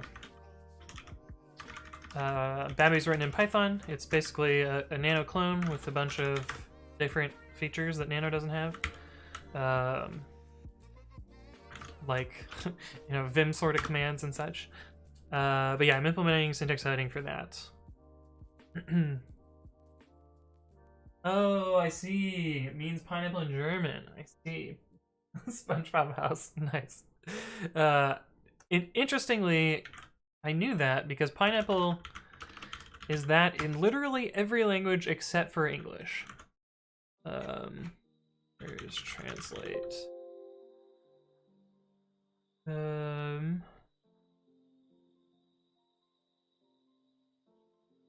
Here's the languages. No, actually there's a thing that explains it.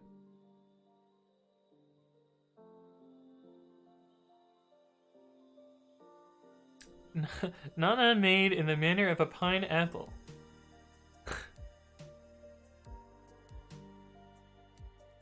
Interesting. Interesting. Hey, what's up, R90T? Thank you for the follow. Welcome to the stream. Yeah, the whole world calls it that, except English. Alright, Krazus. Rixa asks, is this Nano? Do you code in Nano? Yes, I do. But soon I will code in Babi, which will not be Nano. And then y'all can stop making fun of me for using Nano. But yeah, I actually wondered the same thing about pineapple when I was learning Spanish, because it was añanas or something like that. Yeah, I ended up looking it up, and oh, there's some Wikipedia page where it's like, this page in other languages, and then it's literally just all of them are ananas except for pineapple. Ah, you love Nano. Nice. Well, Babi is very similar to Nano. Move user bin Nano to user bin Babi. Not using Nano. Kappa. What about PyCharm? So I don't really like... So my problem is I don't really like non-terminal editors that much. That said, I used to use IntelliJ and it was great. It works really great if I'm only working on one project. But when I'm working on multiple projects, it's kind of annoying. Why is there the margin on the right side of the terminal? Oh, you mean like where the scroll bar is? I can't change the color of the scroll bar, unfortunately. That's gonna always be like that for themes. At least as far as I know. Tmx doesn't have coloring there. I don't know. Vim doesn't either. This one Vim had coloring there. I don't know. But yeah, I don't think I can control the bleeding edge over there. But yeah, I need to figure out why it isn't working. Hey, thank you, Kriska, for the follow. Welcome to the stream. I I assume it's my frozen set call here. I assume this is just wrong. And Ananashua's plays. And Anana's house plays. There we go. I got it. Thank you as well for the follow. Helen-S, which Emacs use banana. Yeah. Oh, I mean, yeah, you can change the terminal settings, but I don't think you can do it from an application. What was I doing? Oh, the rest demo.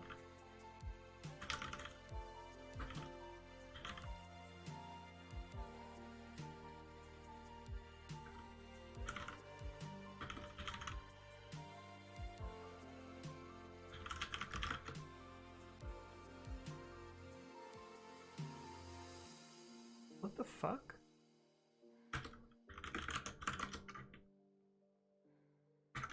Oh.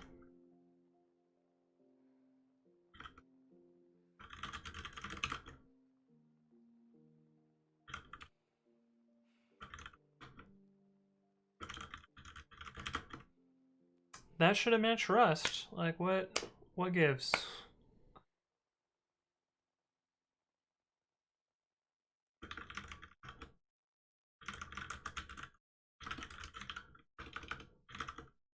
Oh, I know what it is. I know what it is. This has a dot on the front.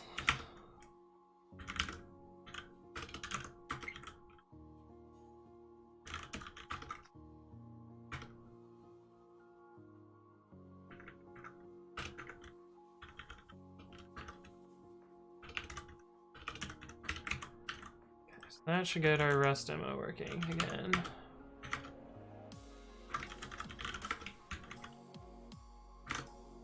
Cool. And does it fix our Python demo also? Not a directory. Oh, right, because we didn't fix this file yet. Cool.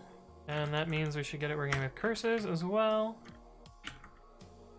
Still lags when we go to the end of the file. That's fine. Doesn't lag the second time. But yeah, this is what I've been working on. This is it, getting some stuff, you know, working.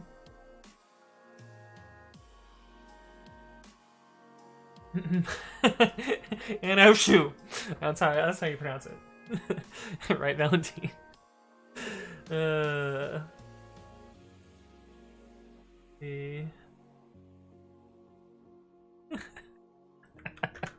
I love the link.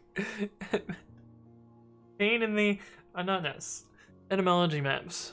Would you have thought the marriage of two tiny little words, pine from pinus, and apple meaning apple, and apple from apple meaning apple, would have split the UK from the rest of the world way back when it was first recorded in 1398. Oh, it's pina in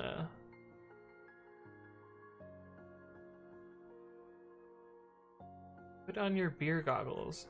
Oh, this is just about Europe, I see.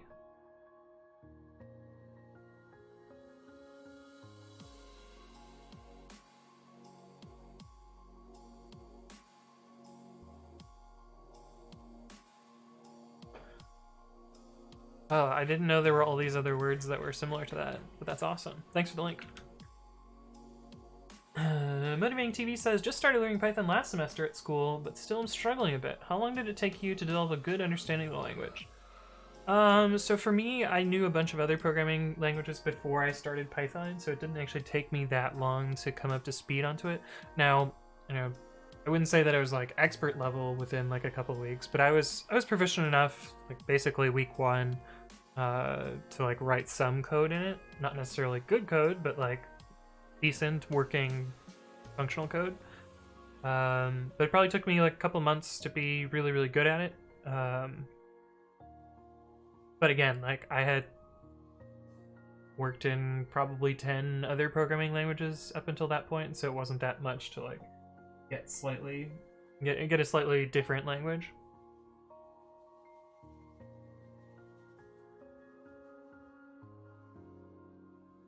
Oh, I see. Thanks, Toddy. Yeah.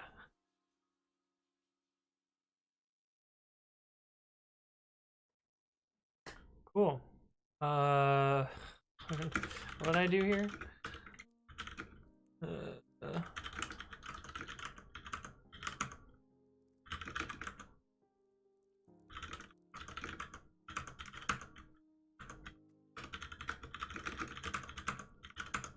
Just so I'm trying out the other way, we're gonna have this file be extension list, so that it tries the first line match. Cool. Diff, Rust, Python. We should make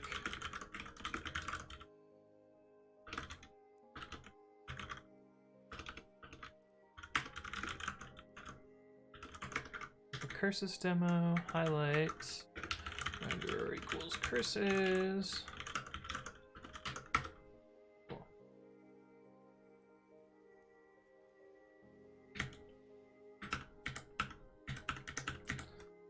Okay, so that solves that a little bit. Use a syntax directory instead of the syntax directly.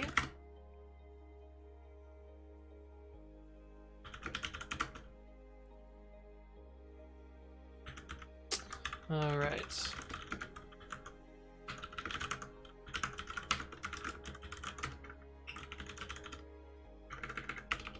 This intentionally has trailing white space.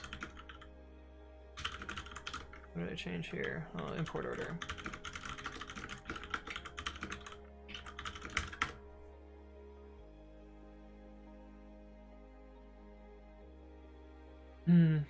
He also one semester, but we had to learn Java. Oof. Then who cares? Went want to learn JavaScript anyway. But I'm sure that Java doesn't actually help you all that much for JavaScript. I guess you get kind of like C-style languages from that. That helps. Got nuked all the time by the damn professor. He developed generics for Java. Oh.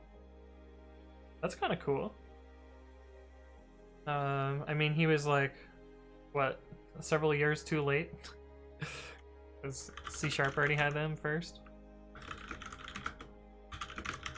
No, it's not. Oh, does he like talk about that all the time?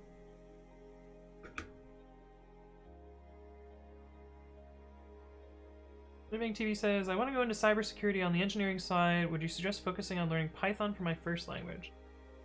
Honestly, any language would probably be fine. Now Python's pretty good and is used a lot in sort of the security space because there's a lot of tools written there in Python. Just mentions it every class. That's awesome. Awesome in a terrible way, I guess.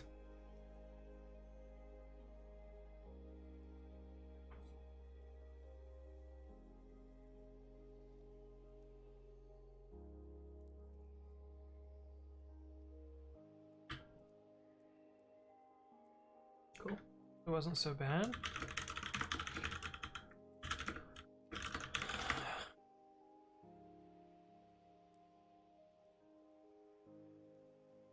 He's like flying over his lecture content like a damn jet. Those are always the worst when professors like rush through all of their content, and then it's a lot harder to learn. But what are you gonna do there, I guess? I forgot why my phone was buzzing. It was Discord this time. Cool. What else do I want to do here? How that works. Then you want to quit studying as soon as possible. Somehow you learn a lot by yourself anyway. Oh, that's good. Yeah, it was, lectures in school were always like a mixed bag for me. Like sometimes I would learn a lot from them and sometimes I would learn a lot more from like projects and stuff. Although I did attend most of my CS classes. Some of my other classes, not so much. Okay, what else do I do here? I guess I could work on getting better highlighting working, because like right now, you'll notice that like def is not properly highlighted. It should be. Functions are. Yeah, so we can get def highlighting.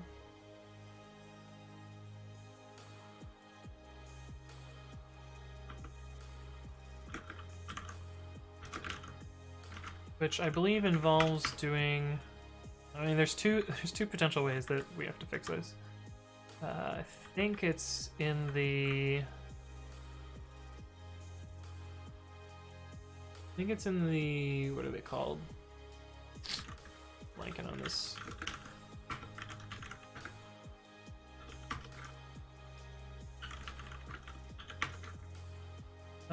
Captures. I believe it's part of captures.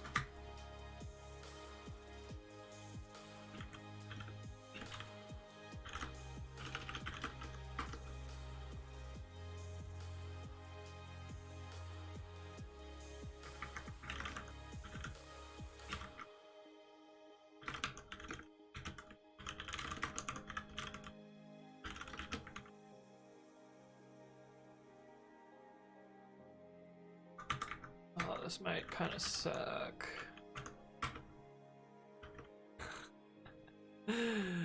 Rule.captures.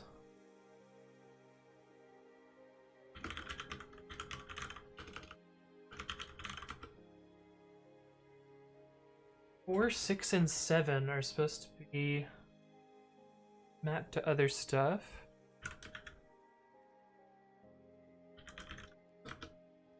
Oh, we never implemented that.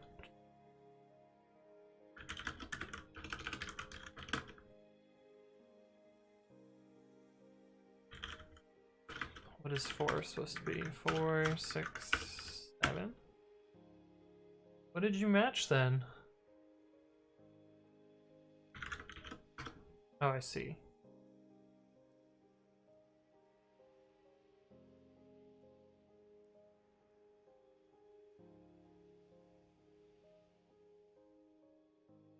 I guess there's probably 3 choices, and that's why it's highlighting there. I guess that makes sense. Every developer learns most by himself, so the most important part is being self-reliant. Learn what you want and learn from school as much as you need. I see. Yeah. That's good advice. I like that. Wonder if my PRs got merged yet. Nope. Load is passing. I wonder what's broken in there. I assume they have automation for this.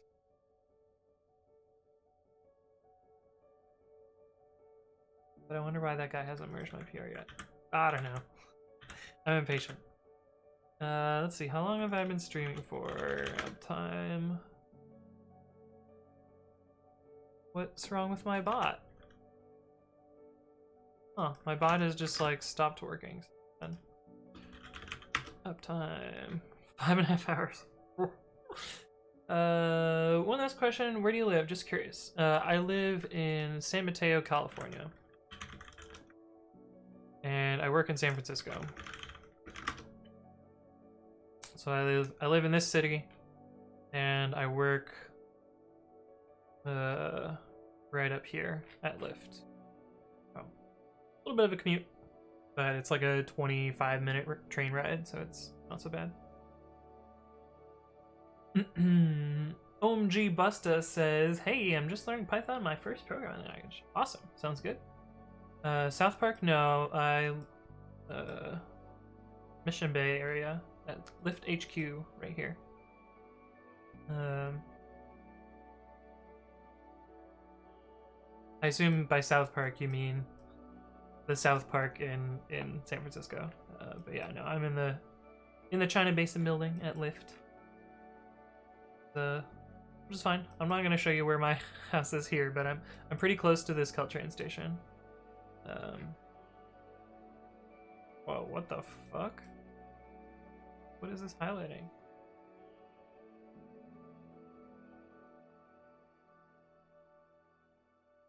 Oh, the train ride. That's kind of cool. See where the train goes. Man, I didn't realize how far south Gilroy is. It's way down there. Crazy. But anyway. We're from Germany. Ah, cool. Homeless people? Yeah, there's tons of homeless people in San Francisco. There aren't really in San Mateo, though, which is kind of nice. Also, it's quieter and a little bit more suburban and less grime. Things are cheaper. Well, it's a good place. I like it. But actually, on second thought, I think I'm not gonna implement this capture stuff yet.